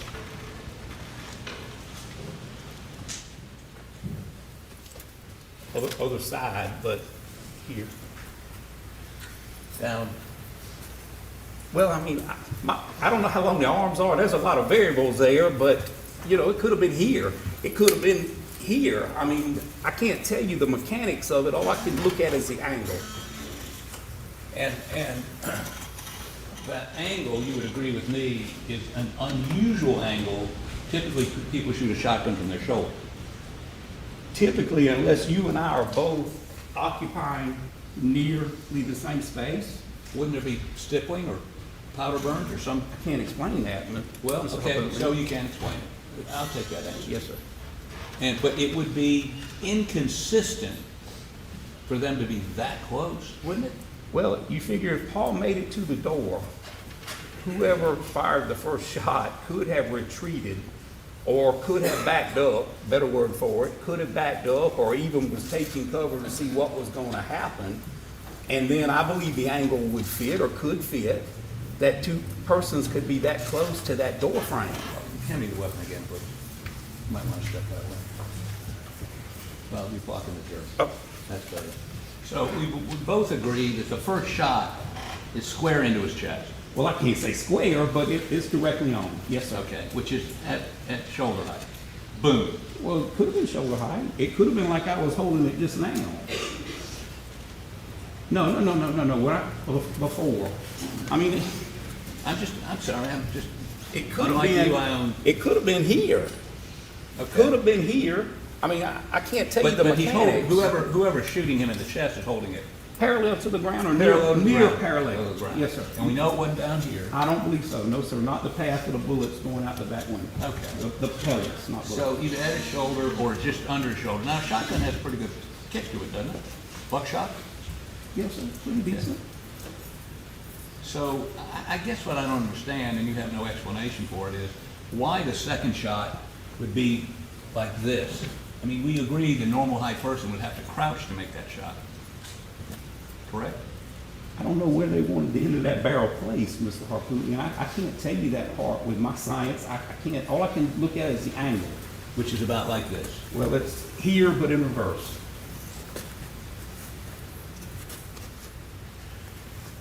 Which is about like this, correct? The barrel would have to be, okay, like that. But you would agree with me, I'm bent over to do that. You are. Yes, sir. So the shooter was a very short person?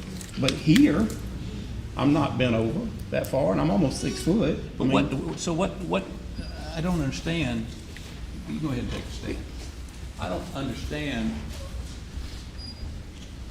what circumstance would cause a person to, you might want to move that one a little bit, to do this or this, and then immediately do this or do this to put that second shot in. Objection, asked and answered.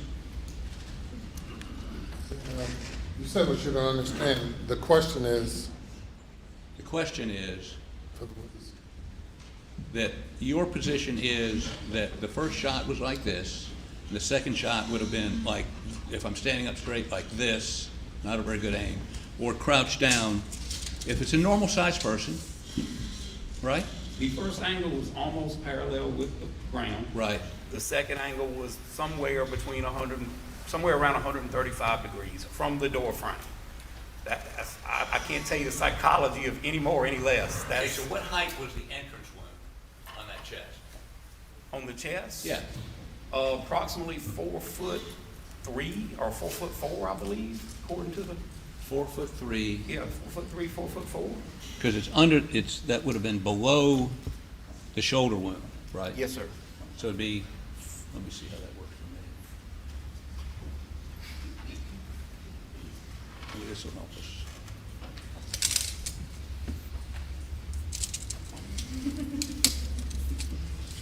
Two, 3, 4, 4 foot. You think 4'3"? I'm fairly certain, yes, sir. Okay, you trust me that's 4'3"? I believe, yes. Okay, and I'm about 5'10". On a good. That would be about right for me, wouldn't it? Yes, sir.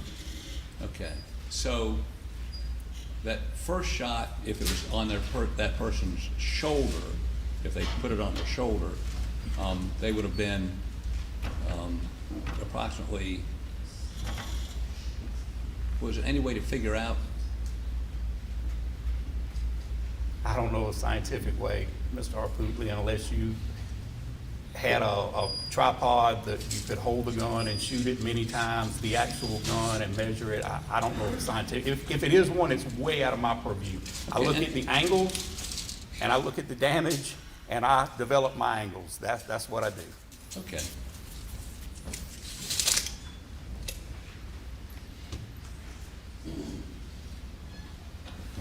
Okay, I think I'm done with the gun. You can have a seat. Can I take the gloves off, or we could do this again?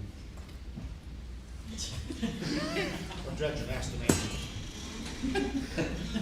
I think we're done with the gun, but I gotta tell you, that's not being, I'll put it on. So, and I don't think I need this anymore, Mr. Barber, I'm sorry.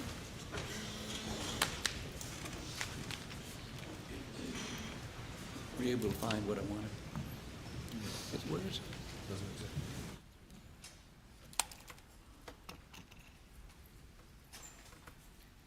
Okay, so let me go a couple other places with you.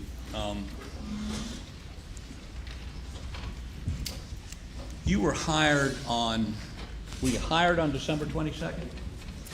I think it was in November when I first got to review the evidence, and I think I was hired in October.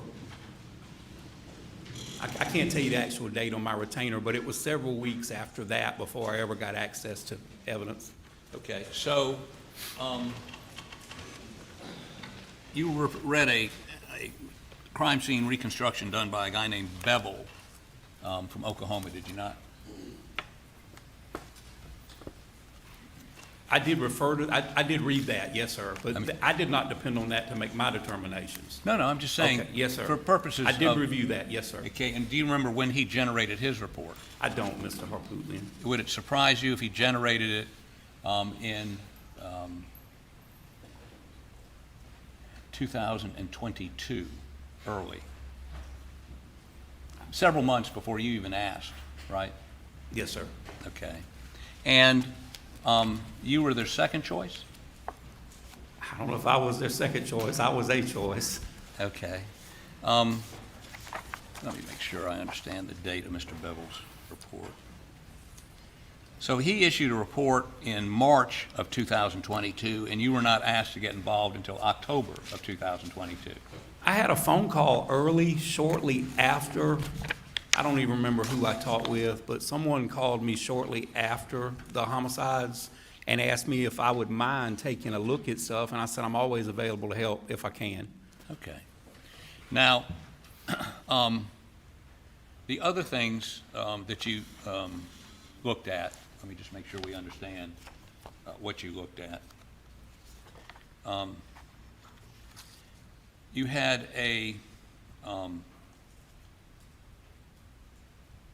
David Green recording of June 7th, 2021. You remember looking at that? Body camera, yes, sir. Right. And in that body camera interview, when they talk to Mr. Murdaugh, he indicates the phone had fallen out of Paul's pocket when he tried to check his pulse, and he put it on It didn't explode out of anywhere. He put it on, that picture that you introduced just a moment ago, he put it on his rear end, correct? It may have said that in the body Okay. cam. So there was no exploding out of any pocket, right? I don't believe it did, and that's what I said, someone other than Paul put it there. Okay. Now, you had a SLED crime scene investigator summary. Was that by Agent Worley? I read several SLED reports, but Agent Worley's report was one of them. Yes, sir. Okay, and you digested everything in that report that was relevant to your inquiry? I read those reports just so I have the knowledge of it, but what I can work out on my own, even if it contradicts their results, I like to make my own. For instance, Conclusion. she had very distinct measurements on shell casing location, right?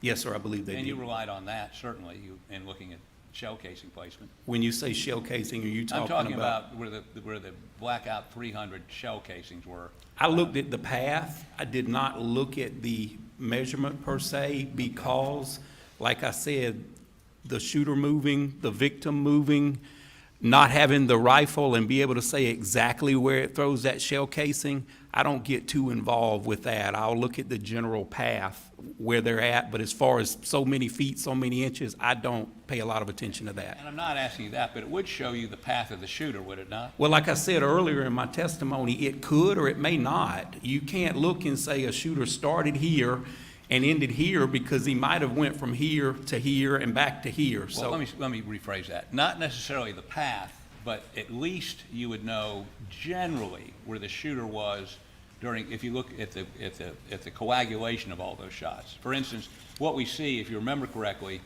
is a number of these shell casings. There's one sort of back on the gravel road, and then all of the rest of them are located in a fairly small area on the grass, and then there's one under her, right? yes, sir. Okay. And that would show you, at least generally, I mean, the one under her had to have been a shot that was fired while she was upright and fell on it, correct? I would agree with that Okay. assessment. But it'd give you some general idea where the shooter was. General idea. Not General that- idea, somewhere within 5 foot, 5 or 6 foot, knowing what I know about those rifles, that it's not going to throw it 20 foot or 30 foot. It's going to be confined to that area, and all I can do is probably put a general perimeter within, a couple yards at the most from Miss Maggie Murdaugh. Did you look at the autopsy report? I did, yes, sir. And the autopsy report, Dr. Reamer indicated the angle of the shot, we've talked this to death, was 135 degrees. I really wasn't aware of that, but I look at the photos more than the report part. Okay, hold on one second here. Let me see if I have it. Let me ask them to find something. Your Honor, pardon.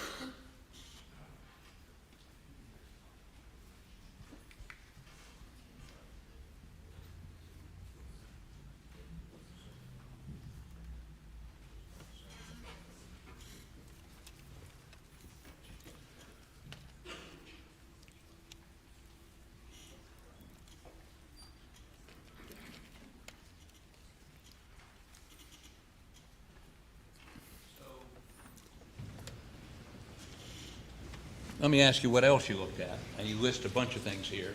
You looked at lab photos of victims' clothing, trace reports, DNA, CS, what's CS photos, evidence processing, what's CS mean? Crime scene, yes, sir. Okay. So you looked at the crime scene photos, there were 449 of those, or at least the ones that were relevant to your look, what you were looking at, right? Yes, sir. And a number of interviews with people, right? I had access to it. I may have looked at some of them. Yes, sir. Okay. Now, let me ask you this. Does the wound on Paul's shoulder indicate to you how far the shooter was? I mean, what was the spread at that point? Your typical full choke on a shotgun, and it depends, once again, it depends on the choke. Right. At 3 foot, it's going to spread 1 inch. Okay, well, With an improved choke, at 3 foot, it's going to spread 1.75 inches. So I don't know you looked at the autopsy photos, right? I did, yes, sir. was the wound on his shoulder bigger than 1 or 1.75? It's a massive wound. I mean, it's massive, but a lot of that can be taken into the angle too, Mr. Harpootlian. Did you look at the x-rays? I did, yes, sir. And there's a whole bunch of pellets in his shoulder. Along the path, yes, sir. Along the path. But it wouldn't it indicate that the spread of those pellets is significantly more than 1 inch or 2 inches? Like, I think we determined it was about a 6-inch spread. Well, I don't think with the angle it would be possible for someone to be 12 yards away and shooting up that direction. So obviously that's got something to do with the close proximity and the way those number twos work. So, do you have an explanation for why the spread would have been that big based on what we just did? I don't want to pull the shotgun out. I'm not a firearms examiner, Mr. Harpootlian. I'm just familiar with how they work. And so your position is that spread is not inconsistent with what you've testified? I do not believe so. I have had people shoot themselves in front of me, and I have worked a number of crime scenes where I've seen the same damage. Okay. So, okay, here we go. I knew I'd seen it somewhere. This is your report. Thank you. Okay. Let me ask you, did you say Paul's height of 5'8" and the sharp angle upwards, approximately 135 degrees, I know I find it, support that Paul's left side was dipping slightly, head slightly forward as he was standing or exiting the feed room at the time of the second shot? I think that's what I testified to, yes, sir, and that's still my findings. Okay, I just want to make sure this 135 degree thing I didn't imagine. That's what you said, right? Well, that's what I was saying. I was hoping you didn't say I copied someone else, but yes, sir, that's my measurements. Okay, so you also said the length of the shotgun would be needed to a reasonable degree of certainty, but it's unlikely the shooter was standing with a shouldered weapon at the time of the second discharge. We've already established that, correct? Yes, sir. They would have been crouched or holding it down in some awkward position. Yes, sir. Rather than having it up to their shoulder. Also, let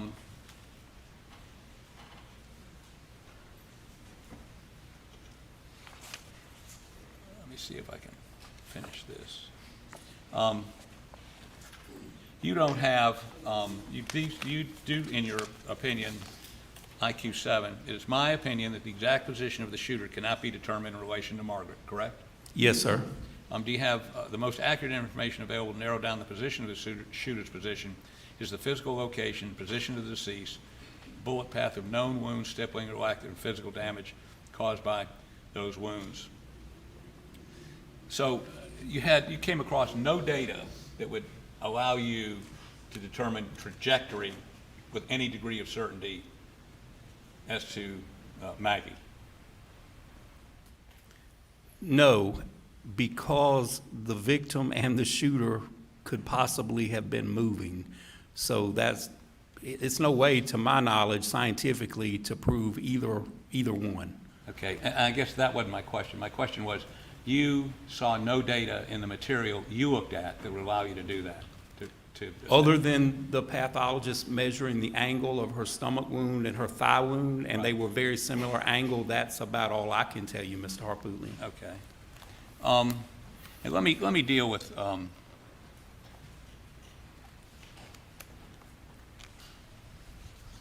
couple of issues. Let's go to the what you testified to about the impression on her leg, right? Yes, sir. Now, this, again, was there a photo taken of either her leg or the tire that you're talking about that would have been what you would expect if you were trying to make a comparison, that is a 90-degree shot of it, either one? And no, sir, and that's why I explained that I can't call this to the exclusion of all others. If I was going to make an absolute identification, I would require a scale photograph. Right, and there's no scale in either one of those. No, sir, but I got it close, but still not close enough for me to call. I used the scale at autopsy the pathologist used on the back of Miss Margaret Murdaugh's leg, and I went and did research on the tire, and I actually know the type of tire, and the only problem is it comes in a 9, a 10, and an 11-inch front tire, so I have no way to scale that without the actual tire. So you're not telling this jury that it's your opinion that that tire caused that impression on the back of her leg? What I'm telling the jury is that is a class, they share the same class. It's called an association, and in my opinion, either that tire or a tire just like it caused that impression. Well, let me ask you this, by the time it got to the autopsy, her leg, whatever mud was on there was washed off, right? There was no, in those autopsy photos, all you see is a bruise, correct? That is correct. Okay, and so the only evidence you have is that there was some mud stuck on the back of her leg with those specific details, right? It's an impression in mud, yes, sir. Okay, when you looked at the tire pictures, was there any mud on them? There are, specifically those treads, and like I pointed out earlier, you can actually see unique random characteristics.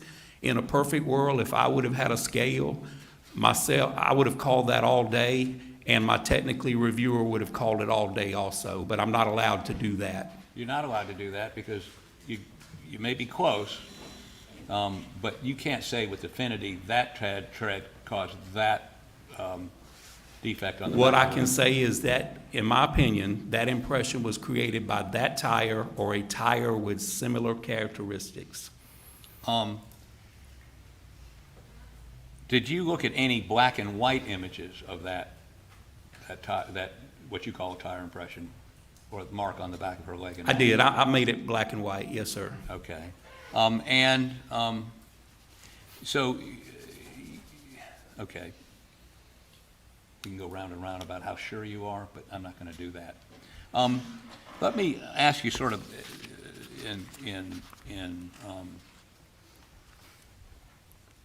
not closing, I have a couple more shots, but a couple more questions. We'll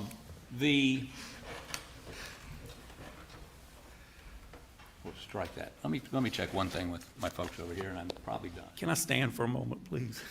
Your Honor, thank you. Somebody stand, I'm aware.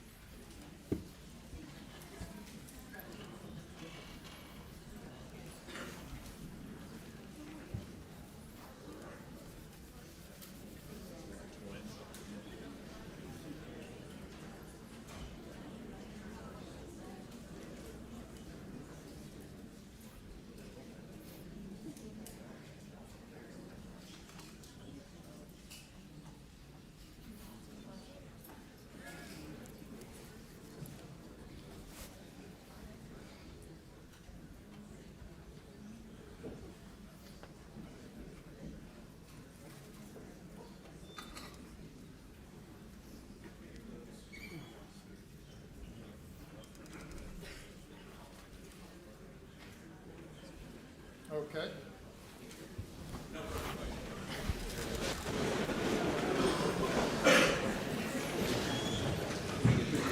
And you remember? Yes, sir. Just real quick. Couple things real quick. You were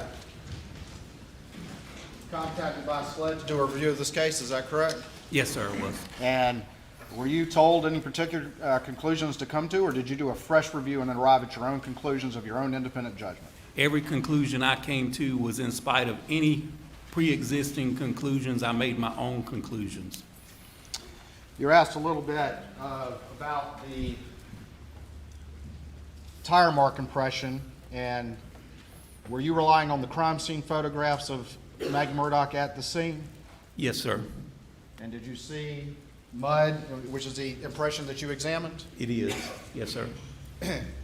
And from your review of the crime scene, was there any other ATV in the vicinity of where Maggie Murdaugh was found, except that tire you looked at, the picture of it? That's the only one I observed.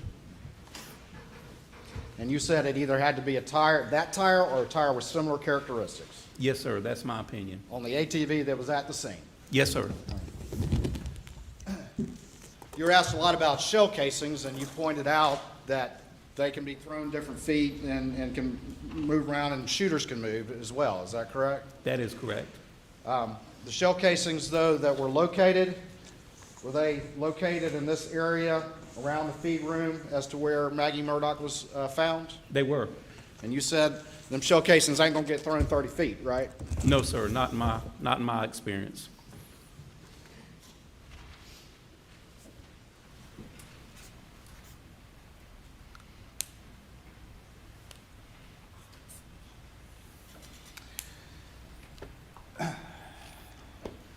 In your experience, having done 850 homicide scenes, can shooting events be fluid situations? That's death scenes, but the answer is yes, sir.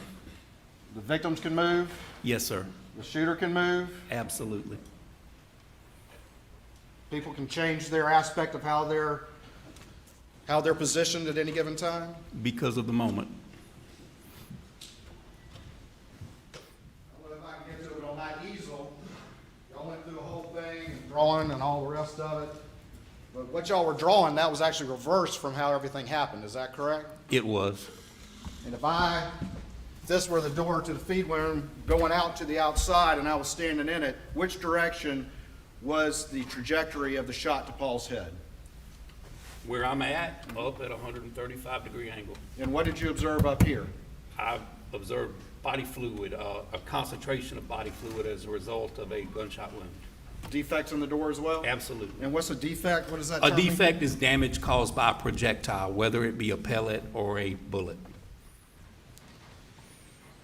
That easel drawing y'all did, that was reversed from the reality of the situation, correct? Yes, sir. All right. And that easel also was slanted as well, was it not? It was. And if it were actually standing straight up, that dot y'all were marking would actually be higher than it was when it was demonstrated to the jury, is that correct? Yes, sir, and that's why you use approximate, because I can't tell you how Paul was positioned. I can only go by the angle. All that stuff that you and Mr. Harpootlian did with the easel and the shotgun and all the rest of that, does any of that change your opinion about what happened to Paul on the night of June 7th, 2021, when he was fatally shot in the head? It does not. Thank you, Your Honor. Nothing further. Just one additional question. Mr. Barber, please. We agreed that what I did there a moment ago with the easel was a mirror image or a negative of what actually occurred, right? It was the opposite side of the door, yes, sir. Go get in the door, please. Mr. Barber, in the interest of justice, has allowed me to point the shotgun at him, Your Honor. It is. So we agree that if he's standing in the doorway, the shooter would have had the shotgun, and how about turn a little bit to your, turn that way? A little bit more. A little bit more? Yes, sir. Okay, the shotgun would have been about like this. About here. About like this? Yes, sir. Okay. Okay. So that's the trajectory, that's where the barrel of the shotgun would have had to been. In my opinion, yes, sir. Okay, thank you. No further questions. You may step down. Yes, sir.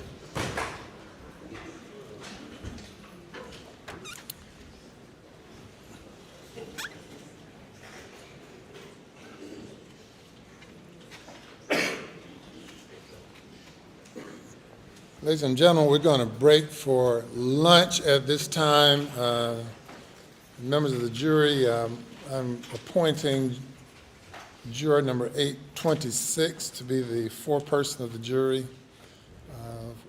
The foreperson has the responsibility of serving as the spokesperson for the jury from this point forward.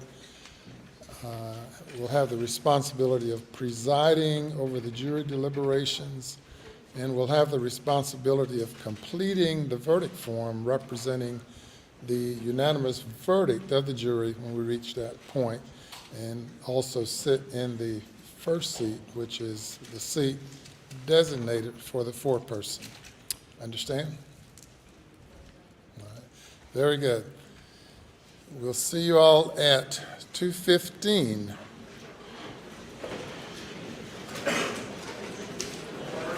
Remain in order.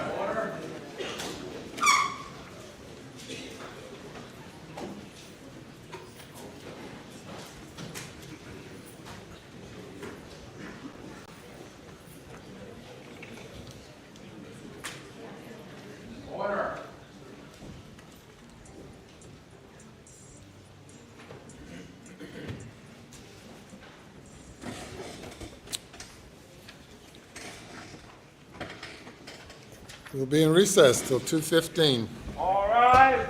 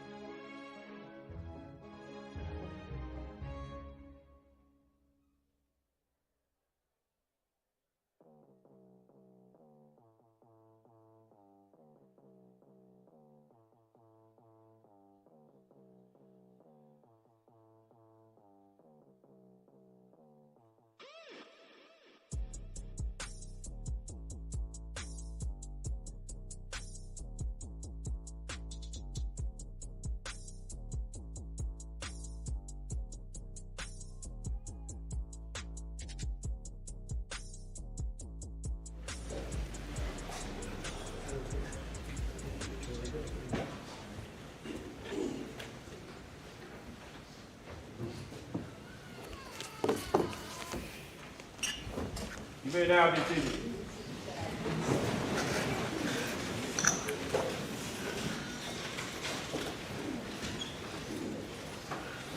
Ready for the jury? State's ready, Your Honor. Defense ready, Your Honor.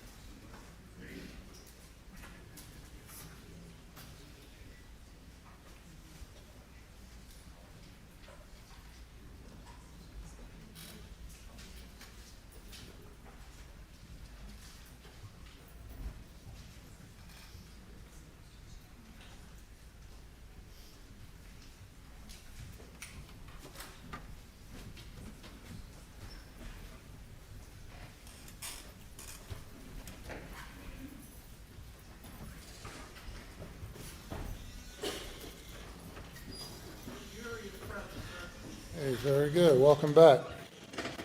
Ladies and gentlemen, I've appointed juror number 826 to serve as the foreperson of the jury. In various places, in various states, it's done differently. In some places, the jury selects a foreperson. It's my practice to appoint a foreperson. The fact that a person is appointed as foreperson does not give that juror any more authority than any other juror. All jurors are equal participant, and each juror has an equal voice in the process. Well, certainly welcome you to this role as foreperson, and look for all of you to continue with your role in the process from now through the end. And with that, we will have the state call its next witness. Thank you, Your Honor. May it please the court, the state calls Senior Special Agent Ryan Kelly.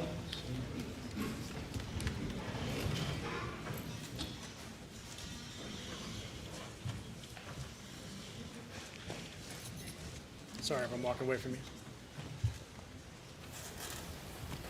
Do you swear or affirm that any testimony you give today will be the truth, the whole truth, and nothing but the truth, so help you God? Yes, ma'am, I do. All right, please be seated and state your full name for the record, spell your last name, and make sure you can get to the mic real good. Ryan Kelly, Kelly. Special Agent Kelly, how you doing today? I'm doing well, sir. How are you? Doing well. If you would just quickly introduce yourself to the jury and just give them a short synopsis of your career in law enforcement leading to where you are today. My name is Ryan Kelly. I'm a senior special agent with the State Law Enforcement Division. I'm from Berkeley County. I went to college at the Citadel, where I studied biology. I attended the South Carolina Criminal Justice Academy. I've got approximately 22 years law enforcement experience, the last 10 of which have been at SLED Investigative Services, Low Country region, where our caseload includes violent crime, public corruption, officer-involved critical incidents, and financial crimes. Currently there as a senior special agent. All right, and if you would get that mic just a little bit closer to yourself. Is that better? Okay. Yeah. Yep, that's much better. Have you, as far as the murders at Moselle, you had a very tangential role in that particular case, is that correct? That's correct. All right. Moving forward, did you become the lead case agent on a different matter that started on about September 4th, 2021? Yes, on September 4th, 2021, there was an incident involving Alec Murdaugh where he was shot along Old Salcahatchee Road in Hampton County. All right. And did you respond to that particular scene? I did. Okay. And about what time did that occur? The shooting occurred at approximately 1:36 p.m. All right. And that's September 4th? September 4th, yes. As you arrived at the scene, what, if anything, did you notice about what vehicle was there? Prior to arriving at the scene, while en route, Mr. Murdaugh was being treated at a hospital in Savannah. So I responded to Savannah first. After meeting with Mr. Murdaugh, I then responded back to the Salcahatchee Road. Okay, and we'll talk about that in a bit, but let me ask you about the scene a little bit. What vehicle was at the scene? There's a black Mercedes SUV. All right, and do you know who that Mercedes belonged to? Yes, And who did it belong to? Maggie Murdaugh. All right, and what information had been, you said you responded to Savannah Hospital, is that correct? That's correct. All right, and you had a chance to talk with the defendant, Alec Murdaugh? I did. And do you see him here in the courtroom today? Yes, he's there in the brown blazer in between Mr. Harpootlian and Let me ask you, I want to ask just a little bit about the scene before we get into that. What, if anything, did you notice about the condition of the vehicle? The vehicle had a driver's side rear flat tire. Okay. And did you notice anything about that particular tire, the class of tire it was, or what kind of tire it was? That particular tire is a run flat. All right. So the tire was flat, and when we got there, we expected to see some type of damage to the tire, to the inner wall or whatnot, and that just wasn't present. After reviewing the tire and looking at it up close, we saw what we thought appeared to be a small puncture wound or a puncture mark on the sidewall. All right. And what did that appear to have caused that as you looked at it? It looked like a small blade, like a pocket knife that most police officers would carry in their pocket. It appeared to be something similar to that. Tell the jury a little bit about a run flat tire. What does that mean if the tire goes, quote, flat? Well, I don't work for Mercedes, and I'm not a tire expert, but it is it's a feature on certain brands of tire that once there is some type of puncture, that the tire remains operable. So if you're driving on a road and you suffer a blowout, it allows you to drive to a safe space, where you can pull off and seek assistance there. But they typically don't go flat immediately after being punctured, unless there's some catastrophic damage to the tire. And in this case, there was not. That catastrophic damage was not there.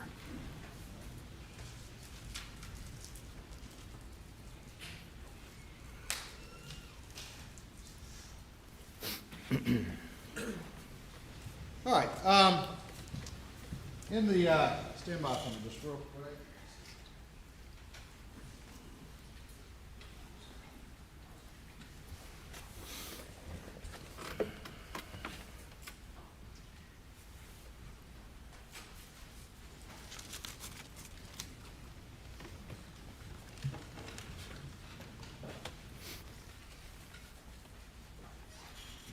In the course of your investigation, as you started to look into this, did you obtain a copy or review the 911 call from this particular incident? Yes, I did. All right, and who made that particular 911 call? Alec Murdaugh. All right, and I'm going to show you what's been marked as States 543, and is that a disc containing that particular 911 call? Yes. All right, Your Honor, at this point I would move in States 543, I believe without additional objection. Without additional objection, Your Honor. Yes, sir. It's admitted. All right, thank you. I'm going to go ahead and play that.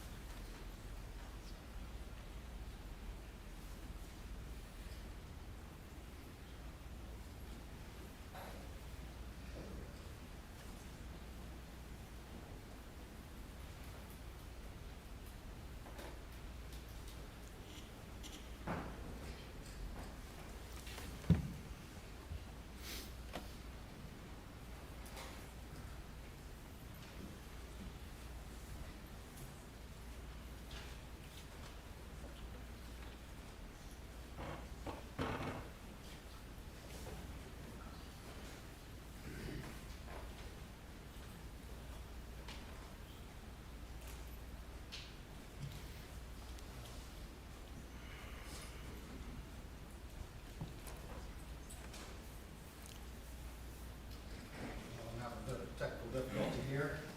Let me ask you this.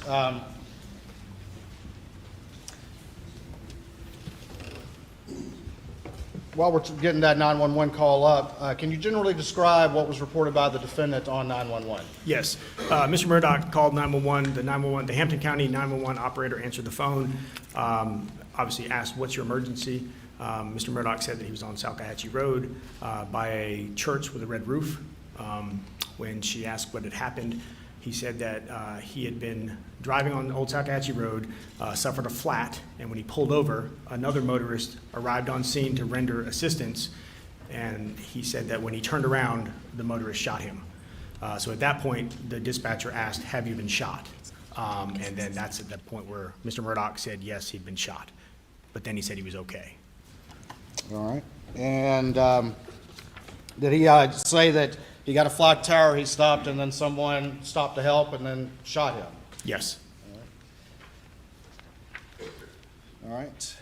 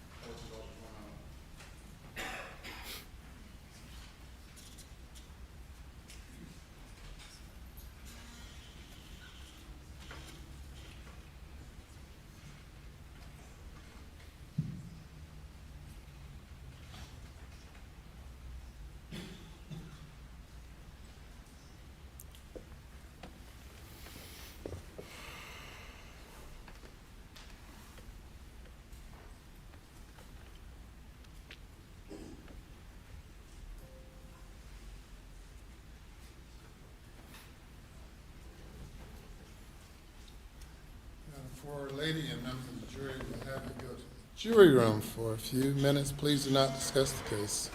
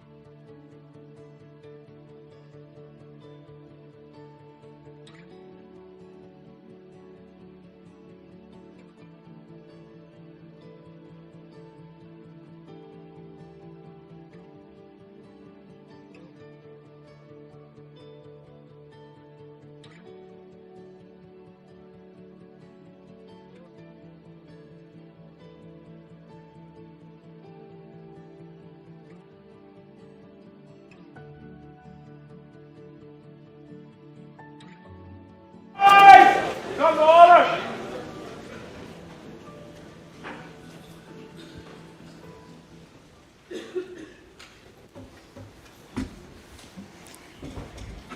And now be seated. You may bring the jury.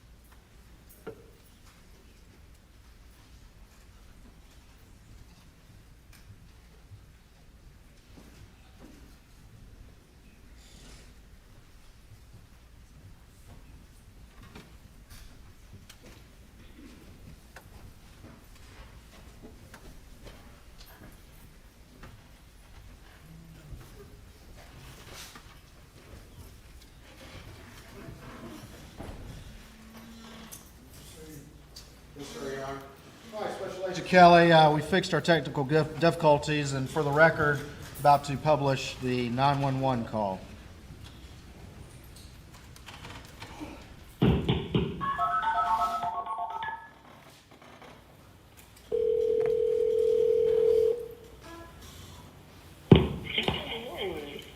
Hampton County 911, what's your emergency? On Salkehatchie Road. Okay, what's the address on Salkehatchie Road? I'm by the church. What church? What church are you talking about? I don't know the name of it with the red roof. Okay, what end of Salkehatchie Road? Because I don't know what you're talking about. At the Hampton County side.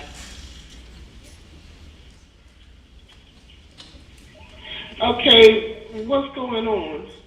I got a flat tire, Mm-hmm. and I stopped, and somebody stopped to help me. And when I turned my back, they tried to shoot me. Oh, okay. Were you shot? Yeah, but Okay. I mean, I'm okay.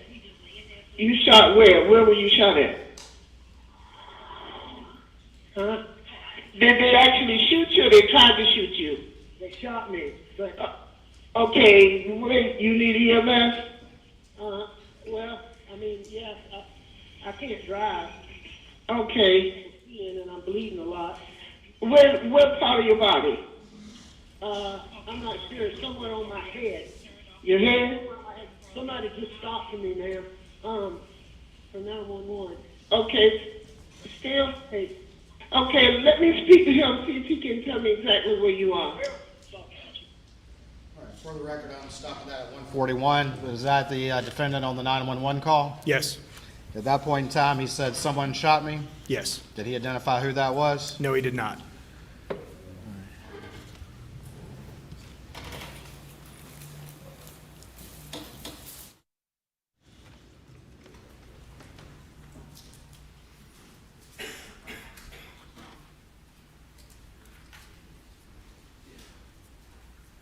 All right, I'm going to show you what's been marked as States 545. And is this a copy of a body-worn camera video you received from the defendant in the ambulance at the scene? Yes. And by the scene, we mean the side of the road on September 4th. Absolutely. Salkehatchie Road, September 4th, 2021. Your Honor, at this point, I'd offer States 545 into evidence, I believe, without additional objection. No additional objection, Your Honor. It's submitted. All right, for the record, I am going to publish a portion of that video. Tell me more than I'm going down the road. I had a tire go flat. I pulled over, and this car went by me. And I didn't pay a lot of attention. Truck, but then it turned around, came back. A real nice guy, acted like, and I turned my head, and I mean, boom. Okay. You know what kind of gun it was? I don't know what kind of gun it was, but it sounded like a shotgun, even though And it was so loud. It didn't sound like a 22. I know that's what they think it is, but it didn't sound like a 22. It looks like a small caliber hole. Yeah. Small caliber? Yeah, small caliber. But it was extremely loud. Like a What's your name? Alec Murdaugh. Okay. What's your date of birth? 5/27/68. Over here, buddy. You're good. You're good. What's a good telephone number, Mr. Murdaugh? 942-1227. 27. What's your address? P.O. Box 457. Box 457, Hampton. 321 South and Bay Temple, 321 South and Bay Temple. Uniform Nancy Parker, 136, repeat, Uniform Nancy Parker. So what is, you say it's a blue and color pickup, it's a Ford, a GMC, or what? It wasn't a Ford, I know that. It wasn't a Ford? Like a Ram type, or? You know, I think it was a GMC or a Chevrolet, but GMC? I'm not totally positive.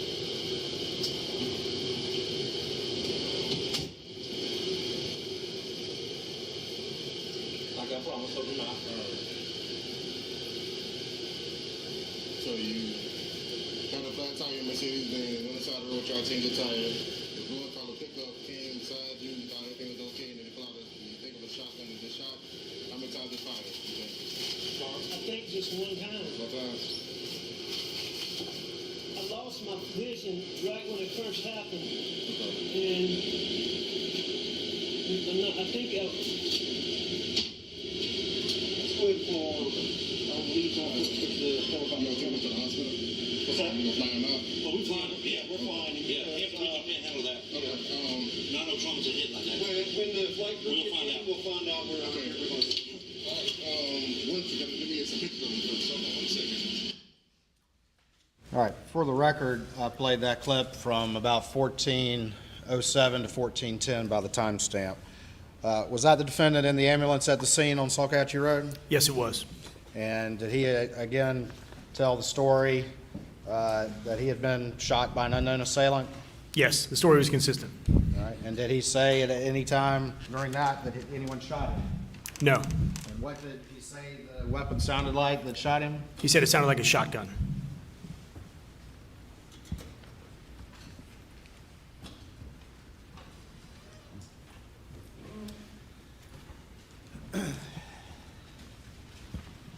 On September 4th, you said you responded to a hospital?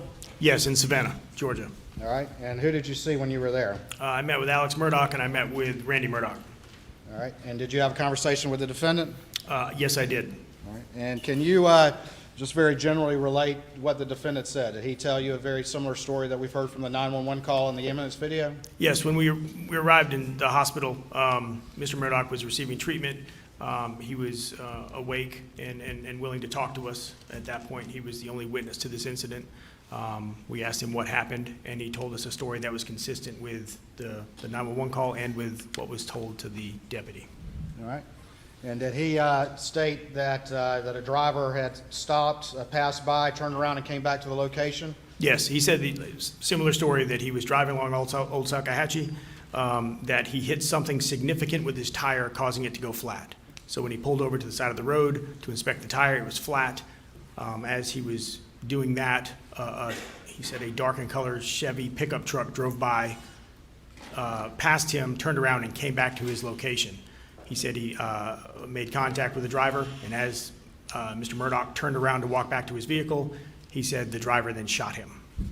Did he say that the driver of the truck seemed very nice? He described the driver as a very nice, nice-looking male between 30 and 45 years of age.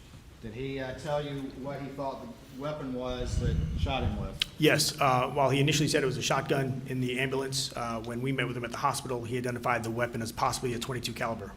Did he say whether or not he ever lost consciousness?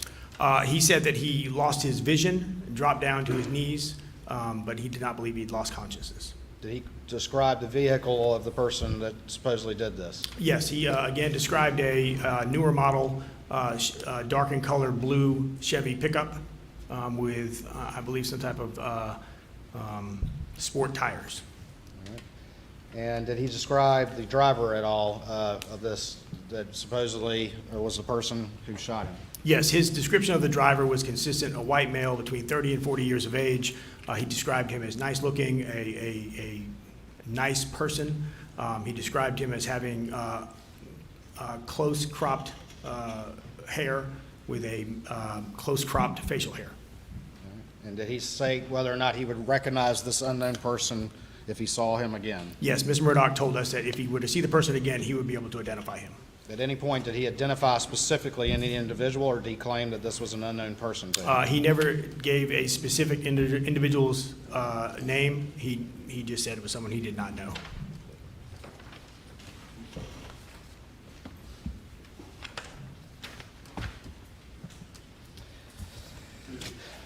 I'm going to return back to the scene, and I'm going to show you what's been marked as States 544.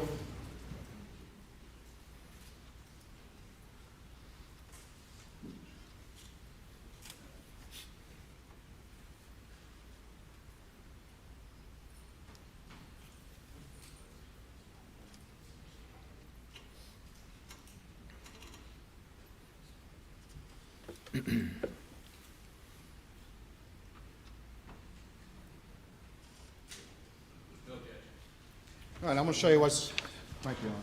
I'm going to show you what's been marked as States 544 and see if you recognize this particular image. I do. This was recovered from inside the black Mercedes SUV driven by Mr. Murdaugh. It is his assistant solicitor's badge.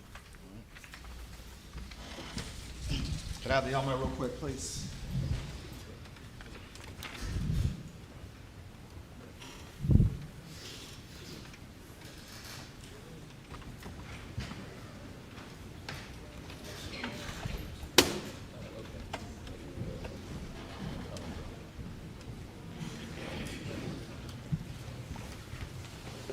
All right, is that what's on the screen right now for the jury to see?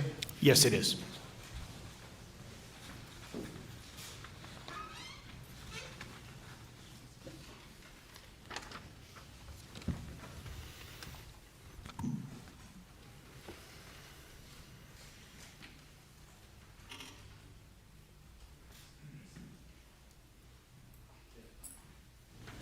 All right, we're turning back to now, let's move into September 5th. Did agents with law enforcement continue to sort of search that scene where the Mercedes had been located? Yes, so on September 5th, agents returned to the scene. We were looking for any evidence of involved in the accident. We were looking for the significant piece of debris, and as we were searching the roadway around where the Mercedes had pulled off, we searched across the street in the grass area, and we recovered a gray in color utility knife. Did law enforcement, did you notice any sort of debris or anything like had been described by the defendant as supposedly causing the damage to the tire? No, we searched the area extensively, and we never were able to locate this significant piece of debris that Mr. Murdaugh described as causing his tire to go flat. We'll show you what's been marked as States 546, and do you recognize that image? Yes, I do. And tell the jury what that is, please. That is the folding knife that was recovered across the road from where Mr. Murdaugh's vehicle was parked. Your Honor, this time, I believe without additional objections, the state would move in States 546. No additional objections, Your Honor. It's admitted. All right, and is that the knife as it was found laying in the grass? Yes. And again, where was that location in relationship to where the Mercedes was? The Mercedes was pulled off to the side of the road. This was directly across the road in the grass on the other side. Was DNA testing ultimately conducted on this particular knife? Yes. And were two individuals in that DNA testing that came back in the propositions as a result? Yes, DNA profiles of both Alec Murdaugh and Eddie Smith were identified on the knife.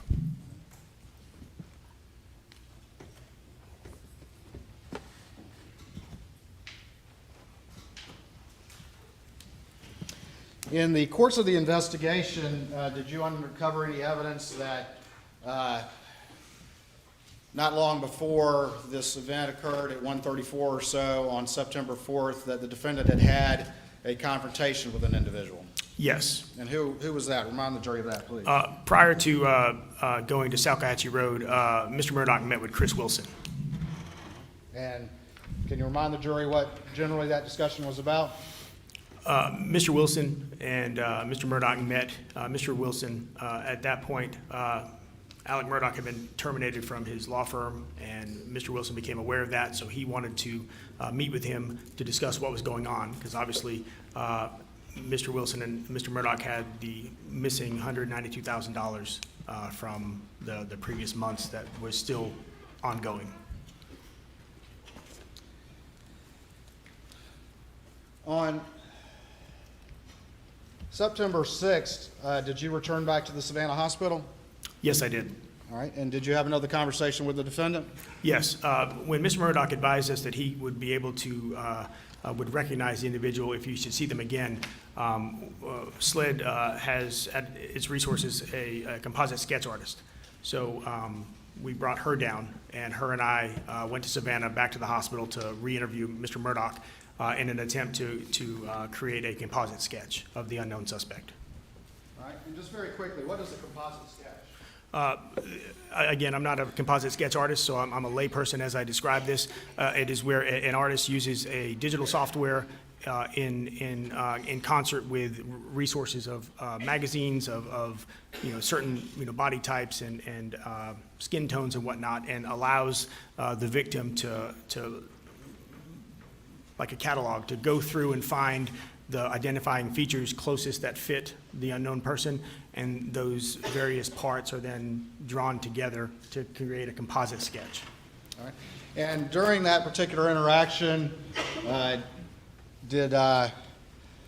the defendant able to answer your questions? He was. Did he respond appropriately to subject matter? He responded appropriately, was able to answer the questions asked of him.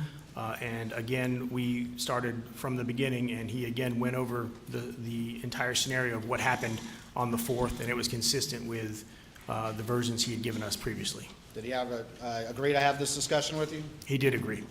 And did you go into some discussion again with what happened on the side of the road, at least according to him at this point in time? Yes. And was it consistent with what he'd related before? It was consistent. Did he describe this unknown individual? Again, he described him in a similar fashion: white male between 30 and 40 years of age, was nice looking, close cropped hair, manicured close facial hair. I believe he described him as wearing some type of outdoors type shirt.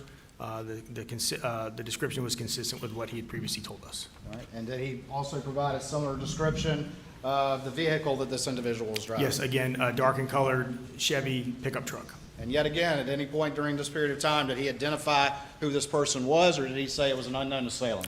Never identified who it was, and continued to tell us it was an unknown person. Did he work with the sketch artist and looking through books and working to make a sketch of this supposed unknown assailant? Yes, the sketch was completed. And did that take a relatively extensive period of time? Looking back, I don't know the exact approximate, but it probably took a couple hours for the interview and the sketch to be completed. All right, I'm going to show you what's been marked as States 547 to your testimony and see if you recognize that image. I do. This is the composite sketch. All right, Your Honor, at this time I would offer States 547, I believe, without additional objection. Without additional objections, Your Honor. It's admitted.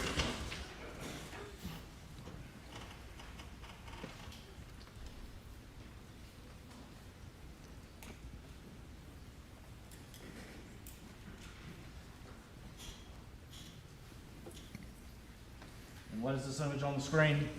That is the composite sketch created with the assistance of Mr. Murdaugh. Based on his descriptions to the sketch artist? Based on his descriptions.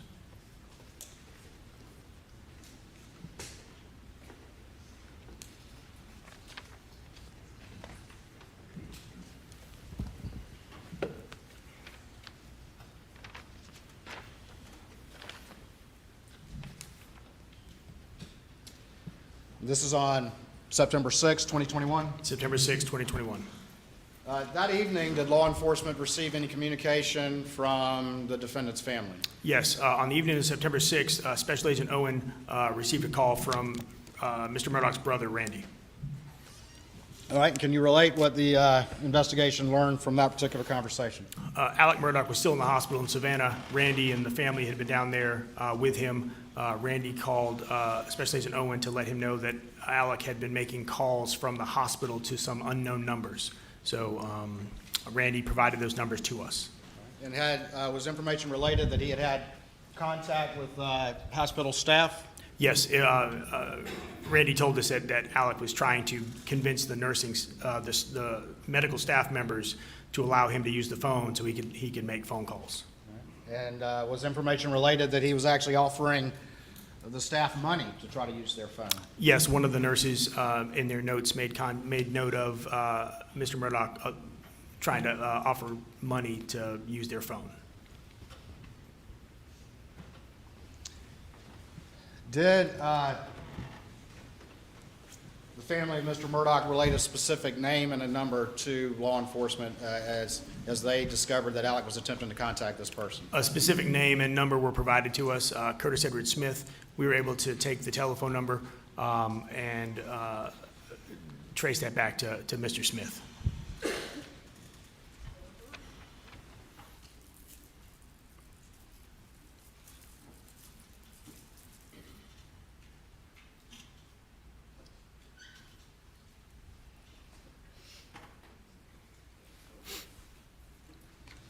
During the course of this particular investigation, did law enforcement obtain any surveillance footage from any nearby establishments? Yes, we did.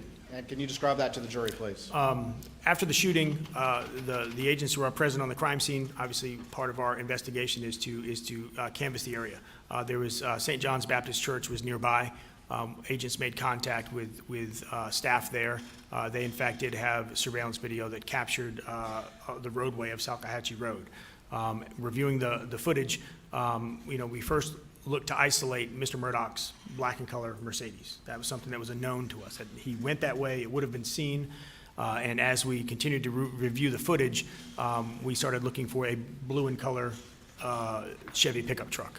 At 1:25 p.m. approximately, we observed a blue and color Chevy pickup truck with a gold or yellow in color passenger front quarter panel.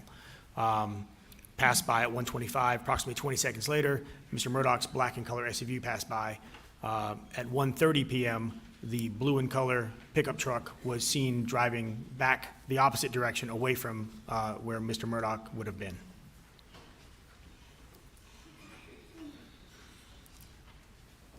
All right, I'm going to show you 3 images that have been marked, states 548, 549, and 550. And see if you recognize these images. Yes, this is the 1:25 p.m. image. The first image is the pickup truck with the gold front quarter panel. The second image is 20 seconds later approximately with the black and color SUV. And the third image is at 1:30, 5 minutes later, with what appears to be the blue and color pickup truck driving back the other way. Your Honor, this time the state would offer states 548, 549, and 550, I believe, without additional objection. No additional objection. They are admitted. All right. Putting this up on the screen, we have the timestamp up here, is that correct? Yes. And what is that right there? That is it is a dark blue and colored Chevy pickup truck with a gold front quarter panel. All right. 549. What does that image reflect? It is the Mercedes SUV. Going in the same direction? Going in the same direction, approximately 20 seconds after. And then 550, what does that reflect? That is at 1:30 p.m., approximately 5 minutes after the initial vehicles were seen. The blue Chevy truck appears to be driving in the opposite direction. Did law enforcement travel to any particular residence in light of the information that had been provided by the defendant's family about the calls that the defendant was making? Yes, once we were able to identify Curtis Edward Smith, we quickly learned that he was a resident of Walterboro, South Carolina. So we were able to go to his residence the morning of September 7th, and we were able, he lives at 1075 Burlington Road in Walterboro. Agent Owen went by and was able to locate or observe the blue and color Chevy pickup truck with the right front gold quarter panel. Was a search warrant conducted of that residence? Yeah, a search warrant was obtained and executed on the residence. What date was that? September 7th, 2021. All right, and during the course of that search warrant, was there some narcotics found? Yes. Was there a ledger found? Yes, so a small amount of narcotics. Mr. Smith has a garage, a modest home. Over the course of the execution of the search warrant, narcotics were located inside the garage. But the search of the residence, we found the best way I could describe it would be a physician's desk reference of multiple narcotic pills, like a drug reference guide that he had made personal notes in. And was there any sort of notebook with a ledger in it or anything like that recovered? Yes, there was also a small spiral notebook, a 3.5-inch spiral notebook that had various, it looked like, obviously it wasn't completed by an accountant, but there was numbers and there was pills and descriptions of it looks like some type of sales ledger.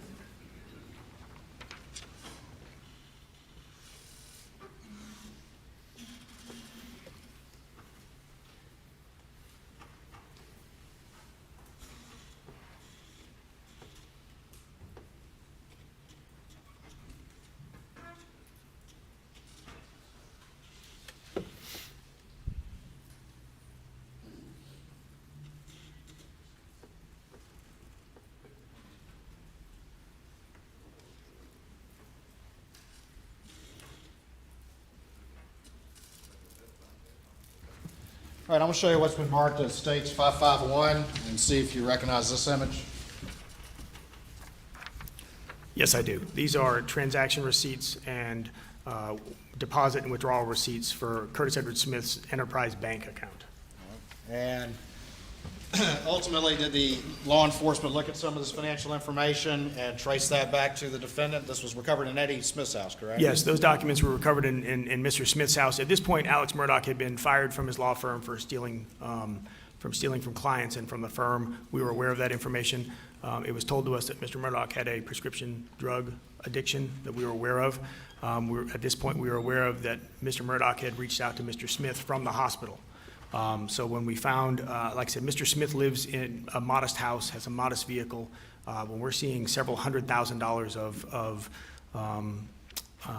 deposits and financial records for Mr. Smith's Enterprise Bank, we obtained a search warrant. Through the execution of that search warrant, the funds were tied back to checks written by Mr. Murdaugh. And did those funds continue up until the time of the murders at Moselle? Yes, they did. And did they continue afterwards? They did. Well, Your Honor, this time I would offer States 551 into evidence, I believe, without additional objection. Without additional objections, Your Honor. It's admitted.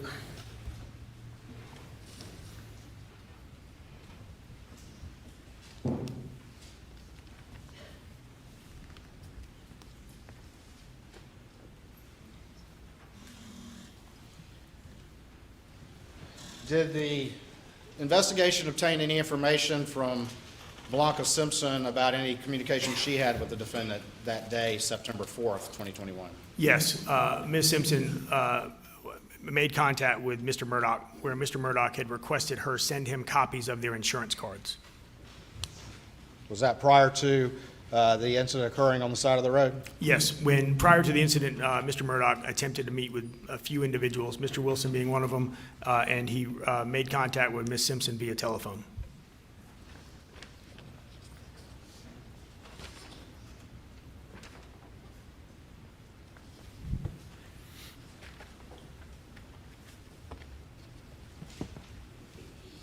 In light of the information that had been uncovered about Eddie Smith and the financial connection between Eddie Smith and Alec Murdaugh, did the investigation seek to re-interview Alec Murdaugh? We did. I reached out to Mr. Arpulian on the day of September 7th, 2021. All right. And over the course of the next few days, was the defendant going to rehab? Yes, we communicated regularly with Mr. Arpulian and Mr. Griffith. They made it known to us that Mr. Murdaugh had entered into a rehab facility that was out of state. So at that point, we were making an attempt to interview him. We made plans to travel to Atlanta, where we believe Mr. Murdaugh was. And those plans did not come to fruition.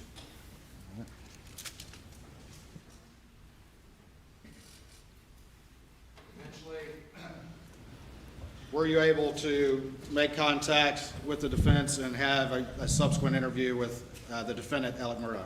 Yes, Mr. Arpulian called me on September 13th, 2021, and we were able to set up a telephone interview of Mr. Murdaugh.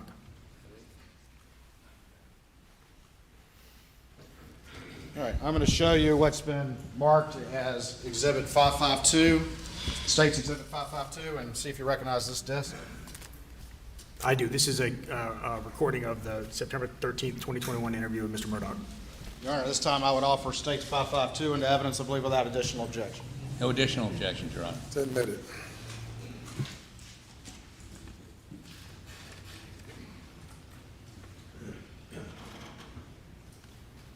I'm going to publish that to the jury.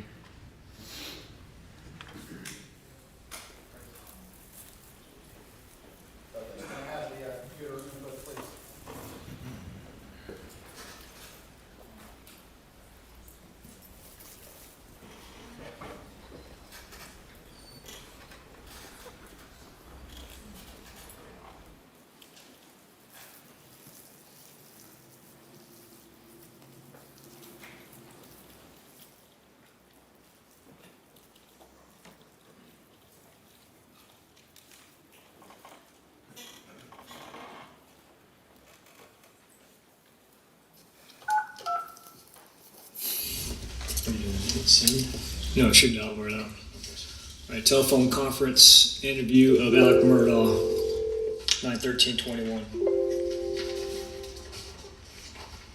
Whose voice is that? Special Agent Jomar El Bayalde. Was he present with you when you conducted this interview? Yes, he was. Jim. Hey, Jim, this is Ryan Kelly and Jomar El Bayalde with SLED. How are you? Hey, Ryan and Joe. Yes. We're in an office over here in Atlanta with Alec and Dick, and I'm just gonna put the phone here on the table next to Alec, and then turn it over to you guys. Well, let me start, Ryan. First of all, we only have about 30 to 40 minutes before we have to get out of here, okay? Okay, no problem, sir. Sorry about that. You caught me. I was halfway to Somerville, so I had to turn around and get into a place where.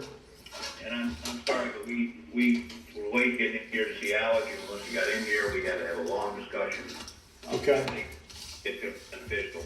I'd like to walk him through some questions, which will then allow you to question him, but give you some sort of, rather than him just sort of wandering around. Okay. Okay? Well, before we get started, can we just have, for the purpose of our notes, obviously we prefer not to do telephone interviews. This is how y'all requested, so obviously, we don't really have a choice. But we just I'm gonna need Alex to identify himself, on the call, and basically what we do is I'm gonna ask him his date of birth and the last four of his social. Okay, go ahead. Alex, just go. Hello. Alex, should you give me your full name? Okay, Richard Alexander Murdaugh. Okay, and what's your date of birth? My date of birth is May 27th, 1968. Last four of your social. 7483. Okay. And I understand that, obviously this is a unique situation conducting this interview over the phone. We need to, obviously you've been receiving some treatment. So just for the overall, sake of your competency to be giving us information, are you right now, sound body and sound mind? Yes, sir. Okay. Are you talking to us willingly? Yes, sir. Okay. All right, Dick. Go ahead, sir. Okay, so let me say for the record, his attorneys, Jim Griffin and Dick Arbulian, are here. We've spent the last hour talking to him. We believe that he is of sound mind and body, and that he understands, and that he is in no way diminished capacity. Okay. So he is perfectly competent to answer these questions. Now, we're willing to, and we've advised him, we're going to talk about the shooting incident a week ago Saturday, where he was shot in the head, how that happened, who and why it was done. Okay. We don't want to talk about what happened in Moselle, and we don't want to talk about anything involving finances at the law firm. Is that okay? Yes. Okay. So, Alex, let's talk about last Saturday morning, and let me go through this briefly. Who did you meet with and talk to last Saturday morning? I met with Jim Griffin and Chief Chessie. Mm-hmm. And then what? I drove to Canton and I met with Chris Wilson at my mom's house. Okay. And you and Chris were talking about what? About everything I had done. Okay, everything you had done concerning finances. Finances, bills, live. Okay. Now, were you taking, well, first of all, let me back up for just a second. Have you had a long-standing Oxycontin or opioid addiction issue? Yes, sir. How many years? The best I can remember, around 20 years, 18 to 20 years. Okay. Now, on this particular day, on this Saturday, were you taking the Oxycontin or taking any opioids? I had taken some, but, you know, I was taking, I'd given it all that I had someone else, and I'd taken some at like 4 a.m., so I was having some withdrawals. Okay. And the previous day, the news had come out about your embezzling or taking client money or law firm money. Is that correct? That's correct. And how would you describe your state of mind at that time? I was in a very bad place. What does that mean? I thought it would be better for me not to be here anymore. What do you mean by not be here anymore? I thought that it would make it easier on my family for me to be dead. And easier, was some financial gain to your family if you were dead? I had a fair amount of life insurance debt. Do you remember how much? Not off the top of my head, but like $10 million, $12 million. Okay. And so you decided to end your life? That's correct. And tell these SLED agents how you went about arranging that. I called Curtis Eddie Smith on the telephone. Okay, now let's stop for a second. Who is Curtis Eddie Smith? Curtis Eddie Smith is the primary person who I purchased pills from for years. And some weeks you would give him how much money for pills?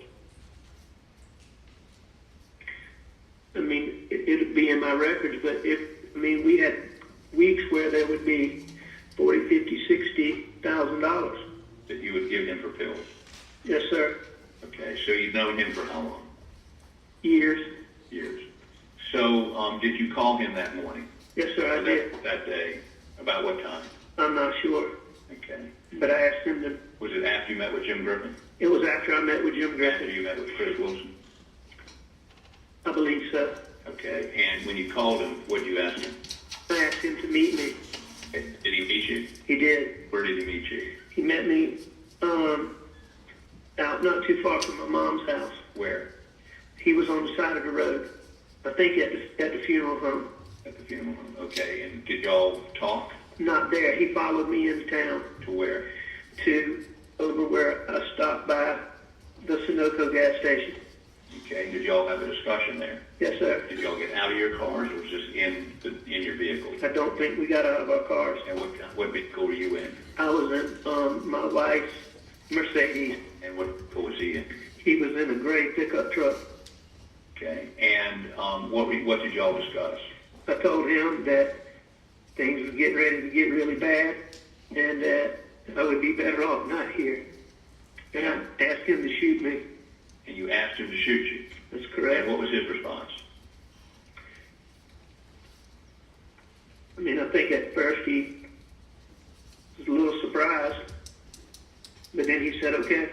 Did you tell him where you wanted him to shoot you? Yes, sir. Where did you tell him you wanted him to shoot you? In the head. And did you tell him how you were going to arrange that? What was going to be the logistics of that? Yes, sir. Go ahead. I told him to follow me out and that I would make a flat tire and he would go past me and turn around and come back and do it. And did he follow you out? He did. Now, where did he get the gun? I gave it to him. Where did you give it to him? We had stopped somewhere on Salcahatchee Road, I believe. Did you all have a discussion there, or did you just give him the gun? We didn't have much discussion. When you say much, was there any discussion? I'm not sure. I was worried about cars coming, and so it was a very fast thing. You gave him, what kind of weapon did you give him? A revolver pistol, What caliber? 38. Okay, and that was your gun? Yes, sir. Okay, and so he followed you out to where?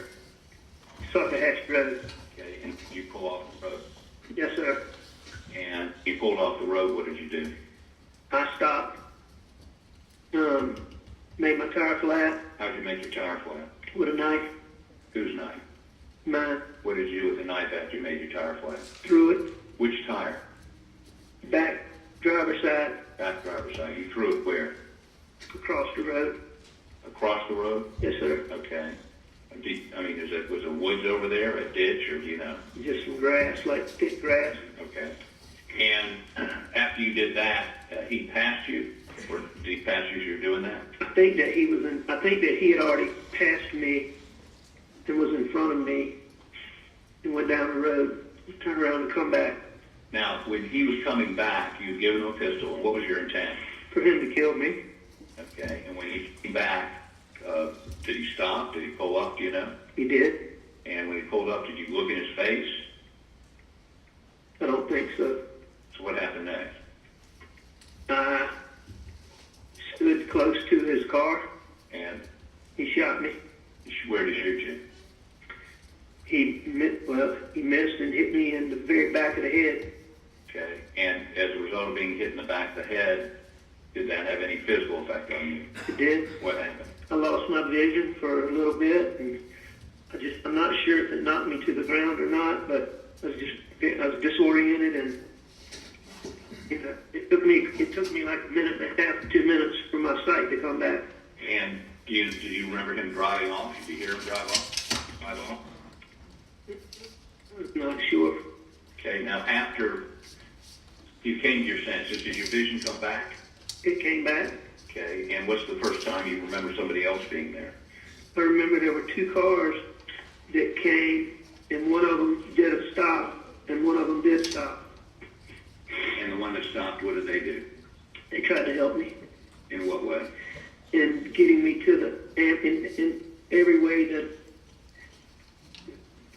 first we got in, they were crowded in their car. There was some reason why their car was crowded, and I'm not sure what that was. But so the young lady got in my car and was going to drive me to the hospital, and I just wasn't thinking about the flat tire. And so we had to get out of that, and then they worked it out somehow for me to be able to get in their car in the front passenger seat.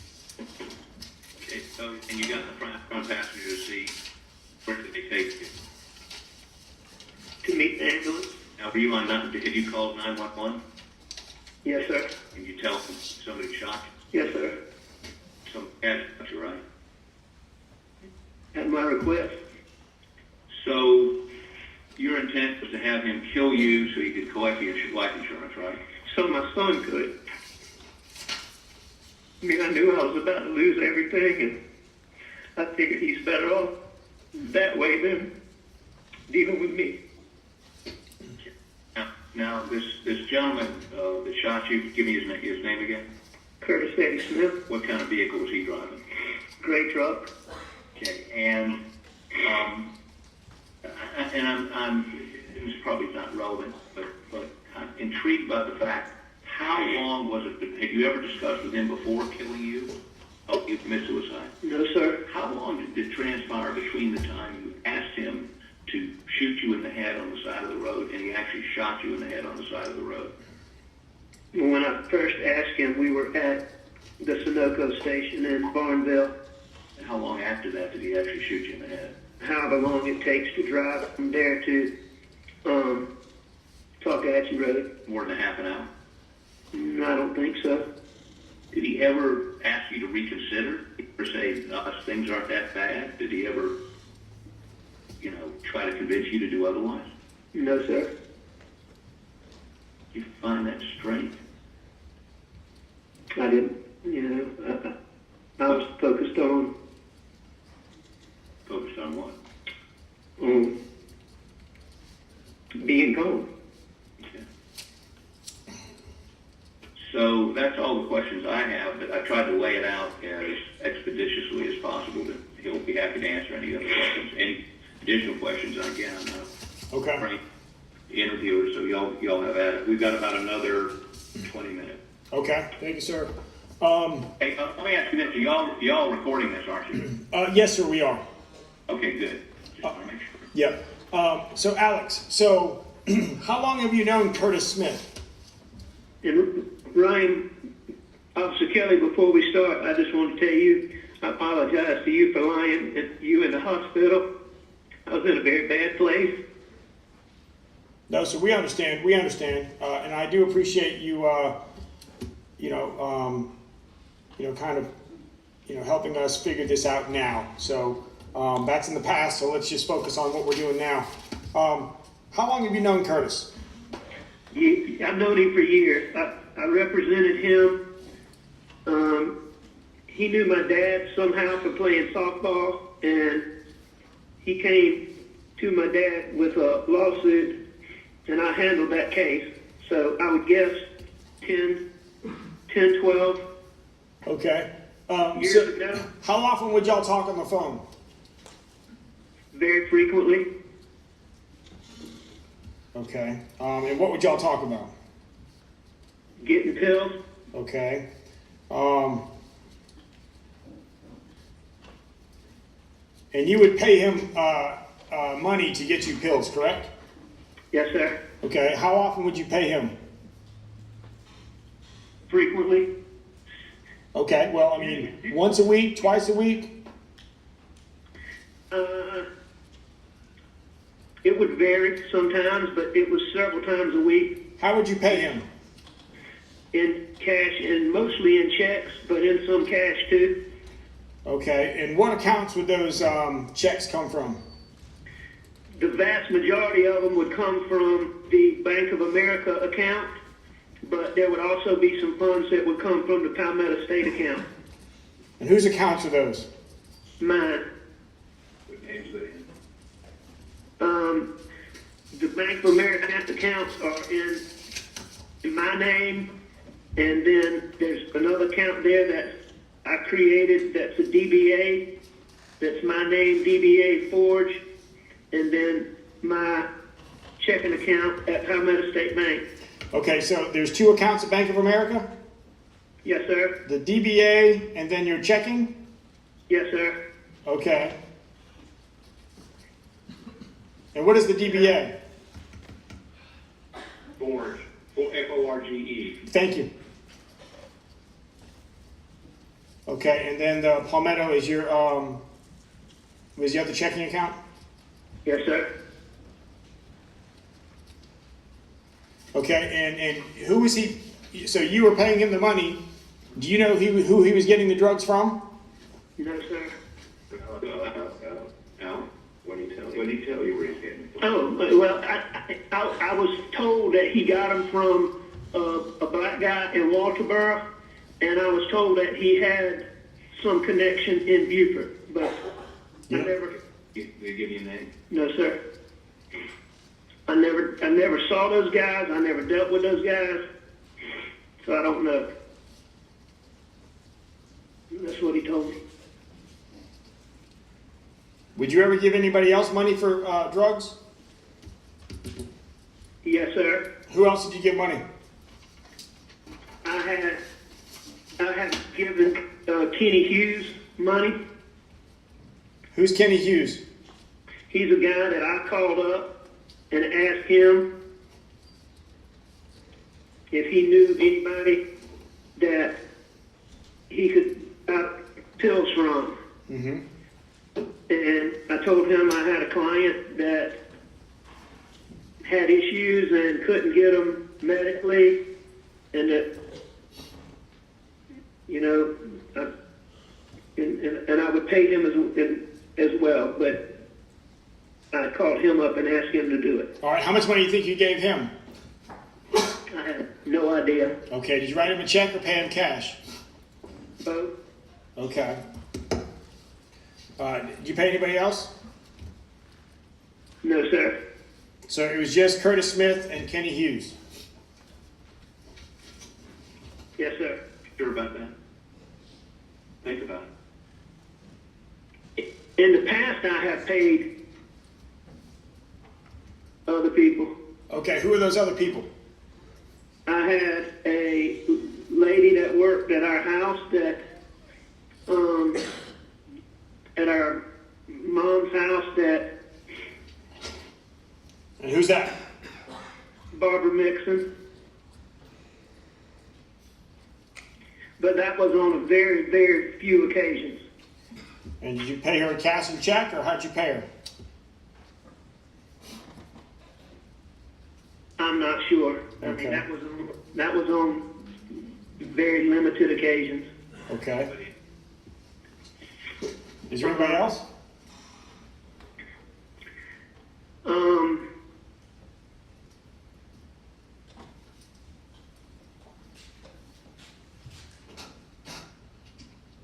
Not that I can think of right now. Okay.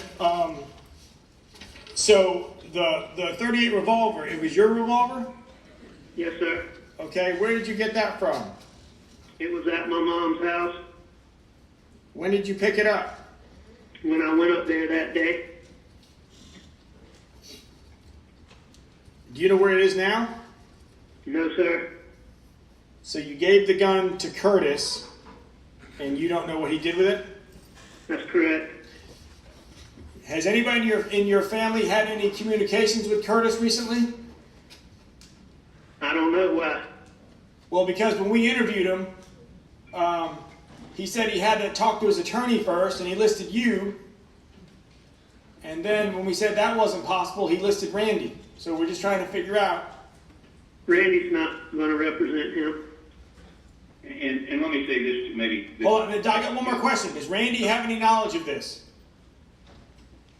Does Randy have any knowledge of what? Of this attempted suicide / agreement with Curtis? I have told I told both my brothers and my son When? very recently. Yesterday, right? When was it, Jeff? Yesterday. After we told him we're coming here so that he could tell you, he wanted them to hear from him first. Okay, so Randy didn't have any knowledge last week, previously? No. Absolutely not. I lied to him too. Alec told me yesterday about 4:15, and then I sort of tipped John Marvin off, and then later on I learned that, and I talked to Alec, and he had called Buster, John Marvin, and Randy after I spoke with him at 4 o'clock yesterday afternoon. Okay. We didn't do that. We're trying to. And before that, I told them the same lies that I told you. Now, here's an important thing. Since the shooting, have you talked to the shooter?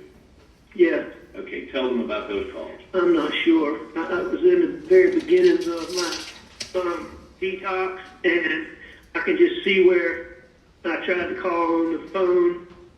And I know I talked to him, but I don't have it. Did you call him or did he call you?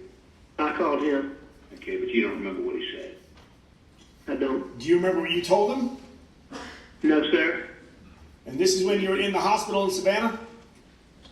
No, this is when I was in detox here. Okay, so you've called him since you went, because you went to detox.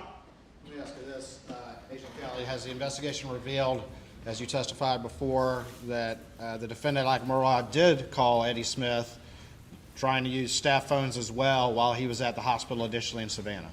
Yes, Mr. Murdaugh was able to contact Mr. Smith while staying at the hospital in Savannah. When? Monday night? That's right. Did you call him on a nurse's phone from the hospital? I heard that from. But you know what? Randy did say I did that. But you don't have a memory of that. Randy said that I called him, and then he was asking me. He did say I did that. Oh. But you don't remember calling Curtis. I don't, but I will tell you from past experience, that when withdrawals begin, you would do just about anything to make them quit. And I probably was calling him for that purpose. To get pills. Probably. All right, so you don't know where the gun is at? No, sir. But you last saw it in Curtis Smith's possession? I gave it to him, yes, sir.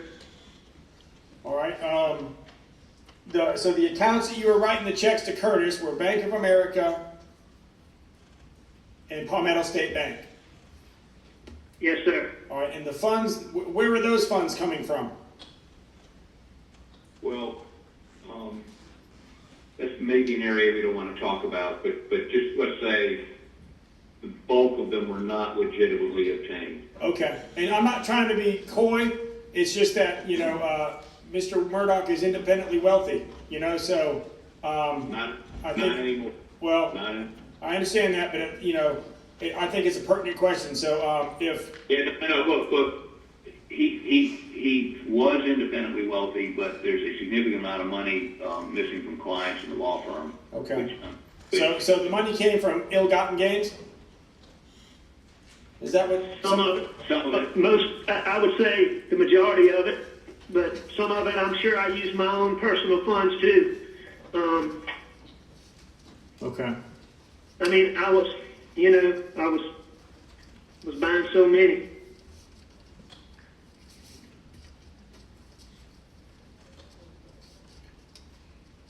All right, so just let me get this straight. So you entered into did you pay Curtis any money for this? No, sir. You didn't pay him anything, so you just asked of a favor and he did it. Yes, sir. Kill me. That's a great favor. And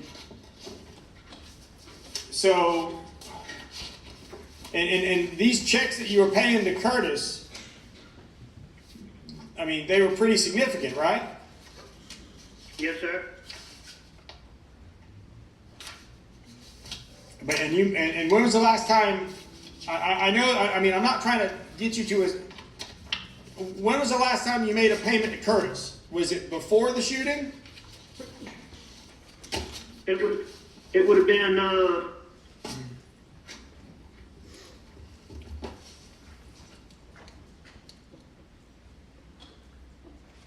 I mean, not like right before the shooting, but Yeah. it would have been several days. Okay. Did you remember how much you paid him? No, sir. I think the Was it check or 10? the last few times I paid him were all in check, and I was trying to, see him as little as possible. All right. Now let me ask you this: do you owe money to any drug dealers? No, sir. So there's not a threat out there that we need to worry about for Buster. No, sir. No, sir. Okay, so the money that you were paying to Curtis to get money from his dealer or his supplier, you were paid in full in those payments. So there's no outstanding debt that we need to worry about. No, sir. Hey, Ryan, that's assuming that Curtis passed all the money along. Well, no, I understand. And we'll work. So, to the best of your knowledge, you don't owe anybody. No, sir. Okay.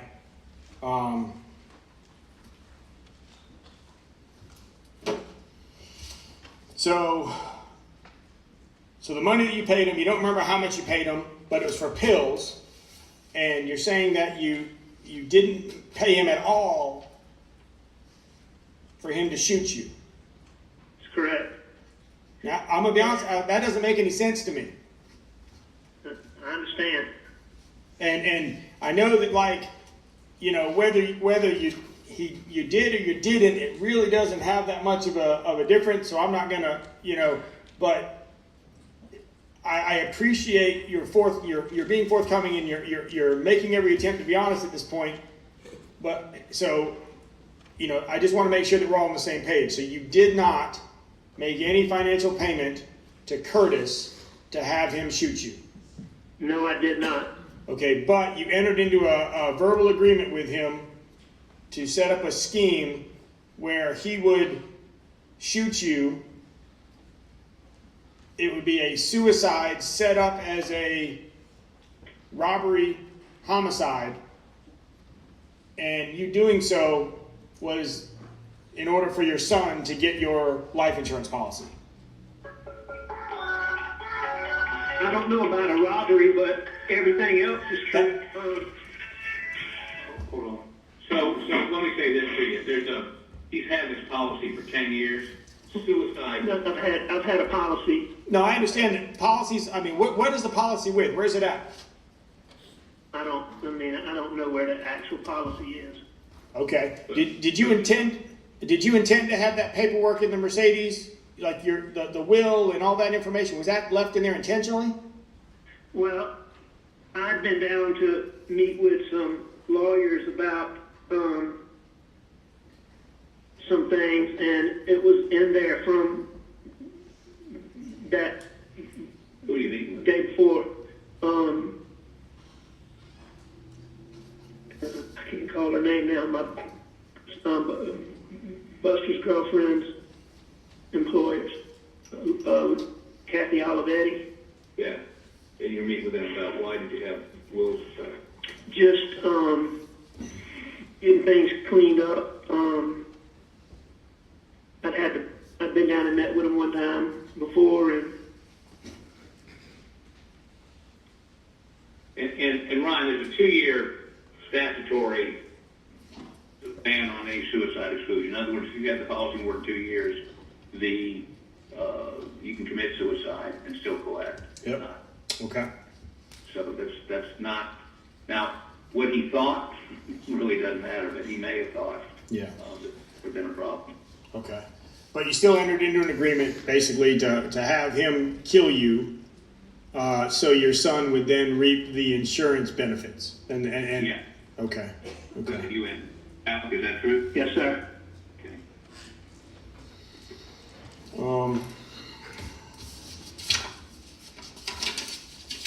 All right. So how did you get the knife? Was it your knife? I think that Eddie gave it to me. Curtis Eddie Smith gave it to me. Okay. And then how did you make the tire flat? I just stuck it. So you punctured the tire with the knife? Yes, sir. Okay, so Eddie gave you the knife. You took the knife and punctured the tire. Correct. And then what did you do with the knife? Threw it. Threw it where? I believe across the road, but I'm not absolutely positive. Okay, but you disposed of it in the area of where the Mercedes was parked? I think I threw it across the road from where it was parked. Okay. Do you know if they disposed of the gun out there? I do not know. Okay. Was that gun registered to anybody? Probably. Probably to who? Should have been. I believe that I purchased it, so I believe it would be registered to me. Do you remember when you purchased it? No, sir. Where would you purchase it? Do you know? I got no idea. Okay.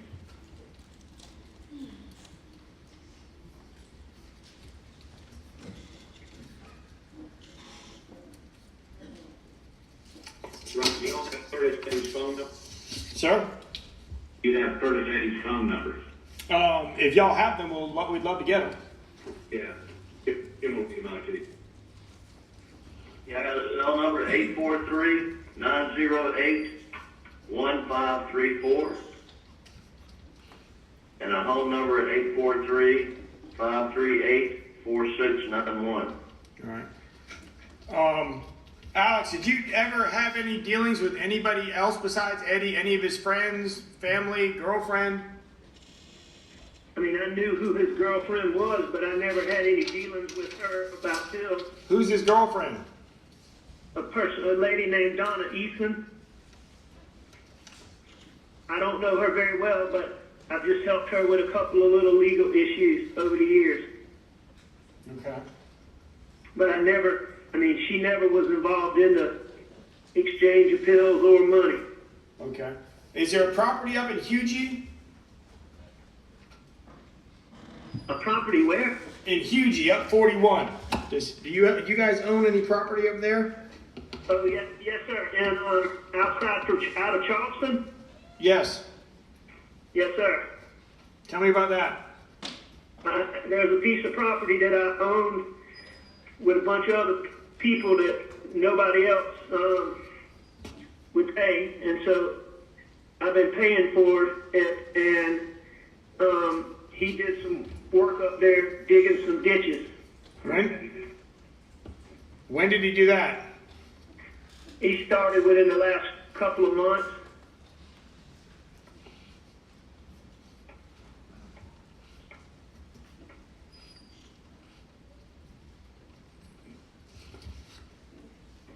And that property, where's it at in Hugie?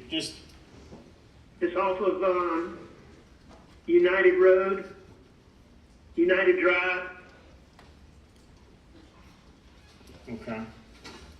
I think it's called Redbeard and 0 United Drive.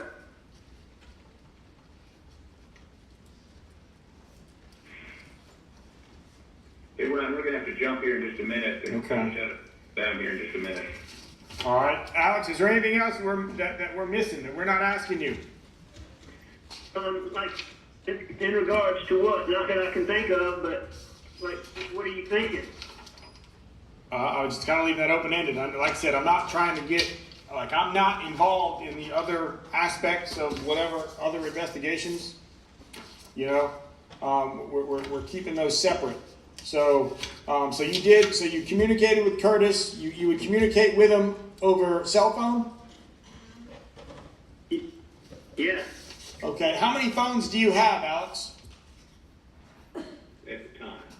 I had one phone. 1227 was my primary phone. And then, I have to download that phone, Ryan. You know, when SLED started focusing on Alex, said he's a target, we started doing our own work. So I took possession of that and sent it to a guy to download, and he had to get a separate phone, and that was that other number. And then y'all see both of those, as Okay. my understanding. All right, and then he's got a third phone that he got prior to going to the treatment center. Yeah, from Walmart, burner phone. Okay. What is his extended? What's your expected length of treatment there in Alpharetta? Well, it's unclear right now, but he'll go from here into rehab at some point. We'll keep you posted. Okay.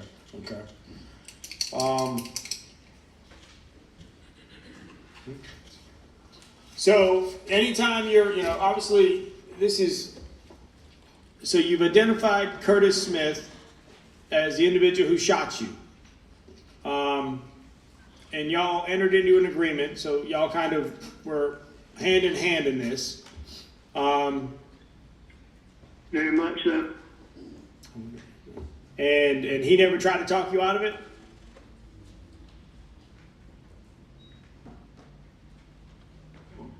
I don't know. No, sir. I don't think he did. Okay.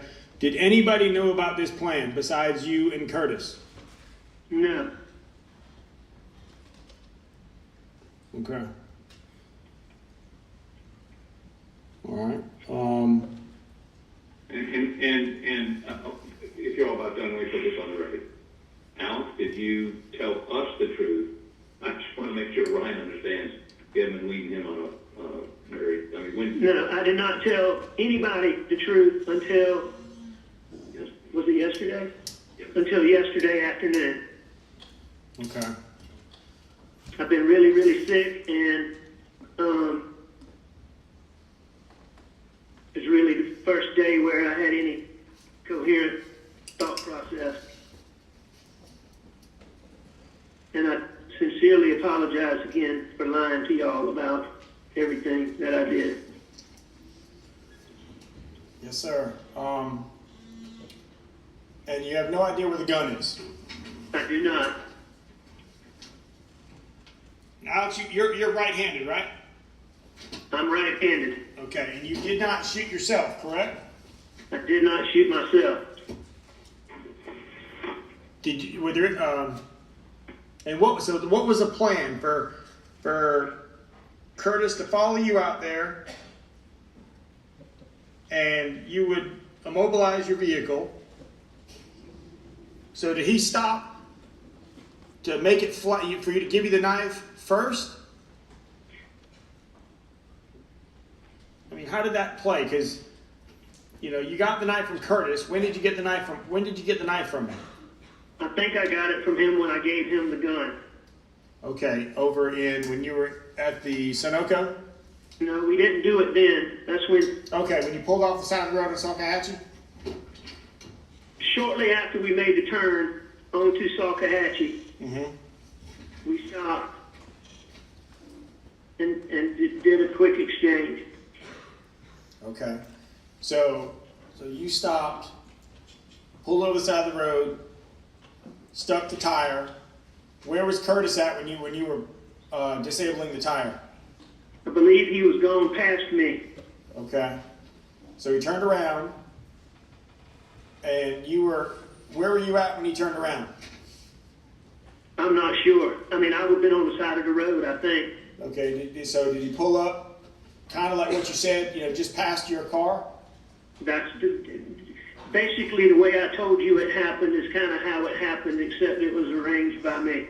Okay, so as you turned around and turned your back to him, about how far do you think you were from the car? I don't know, 4 or 5 feet. Okay, 4 or 5 feet.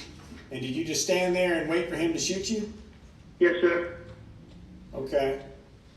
And I'm assuming he just fired once? Yes, sir. And then you fell to the ground or stumbled off. I'm still not positive about that part, but I did lose my vision for about a minute and a half to 2 minutes. Okay. And why weren't you truthful with us when this initially happened? I don't have a good reason. I was in bad place.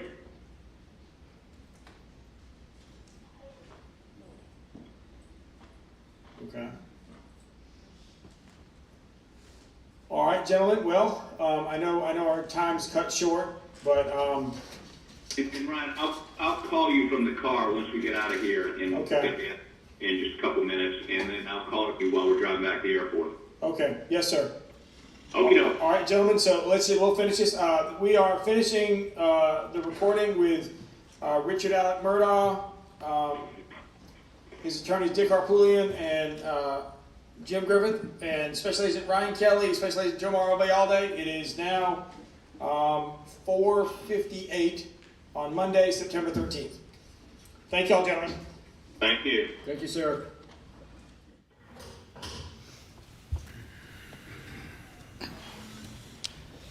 Special Agent Kelly, is that the complete conversation that you had with Alec Murdaugh on September 13th, 2021? Yes, it is. Prior to that conversation, over the course of the 911 call, the ambulance, and multiple interviews at the hospital, did Alec Murdaugh ever mention or identify Curtis Edward Smith at all until his lies about the side of the road were exposed? No. Did Alec Murdaugh ever say that there was any risk or threat to Buster? He said no. No, he did not. He actually denied it when we asked. Did Alec Murdaugh say that Curtis Eddie Smith had anything to do with the murders at Moselle? He denied it when we asked. And is there any evidence that Curtis Edward Smith had anything to do with Moselle? None whatsoever. Thank you. Nothing further. Mr. Harpoolian. Your Honor, I understand we have a 4:30 cutoff. You just want me to go as far as I can go? Or we can adjourn now for the day. I don't, this is going to take a while. and I would suggest perhaps maybe one adjourn. Okay, ladies and gentlemen, we're going to adjourn till 9:30 tomorrow morning. Let's have order in court. I'm speaking to the jury. We're going to adjourn until 9:30 tomorrow morning. Have a good evening. Please do not discuss the case.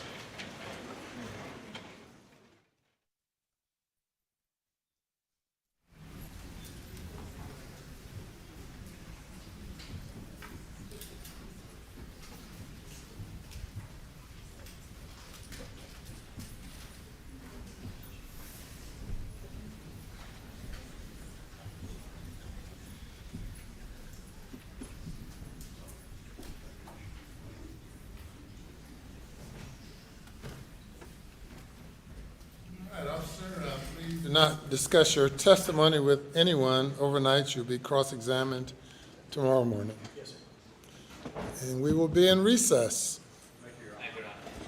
All right.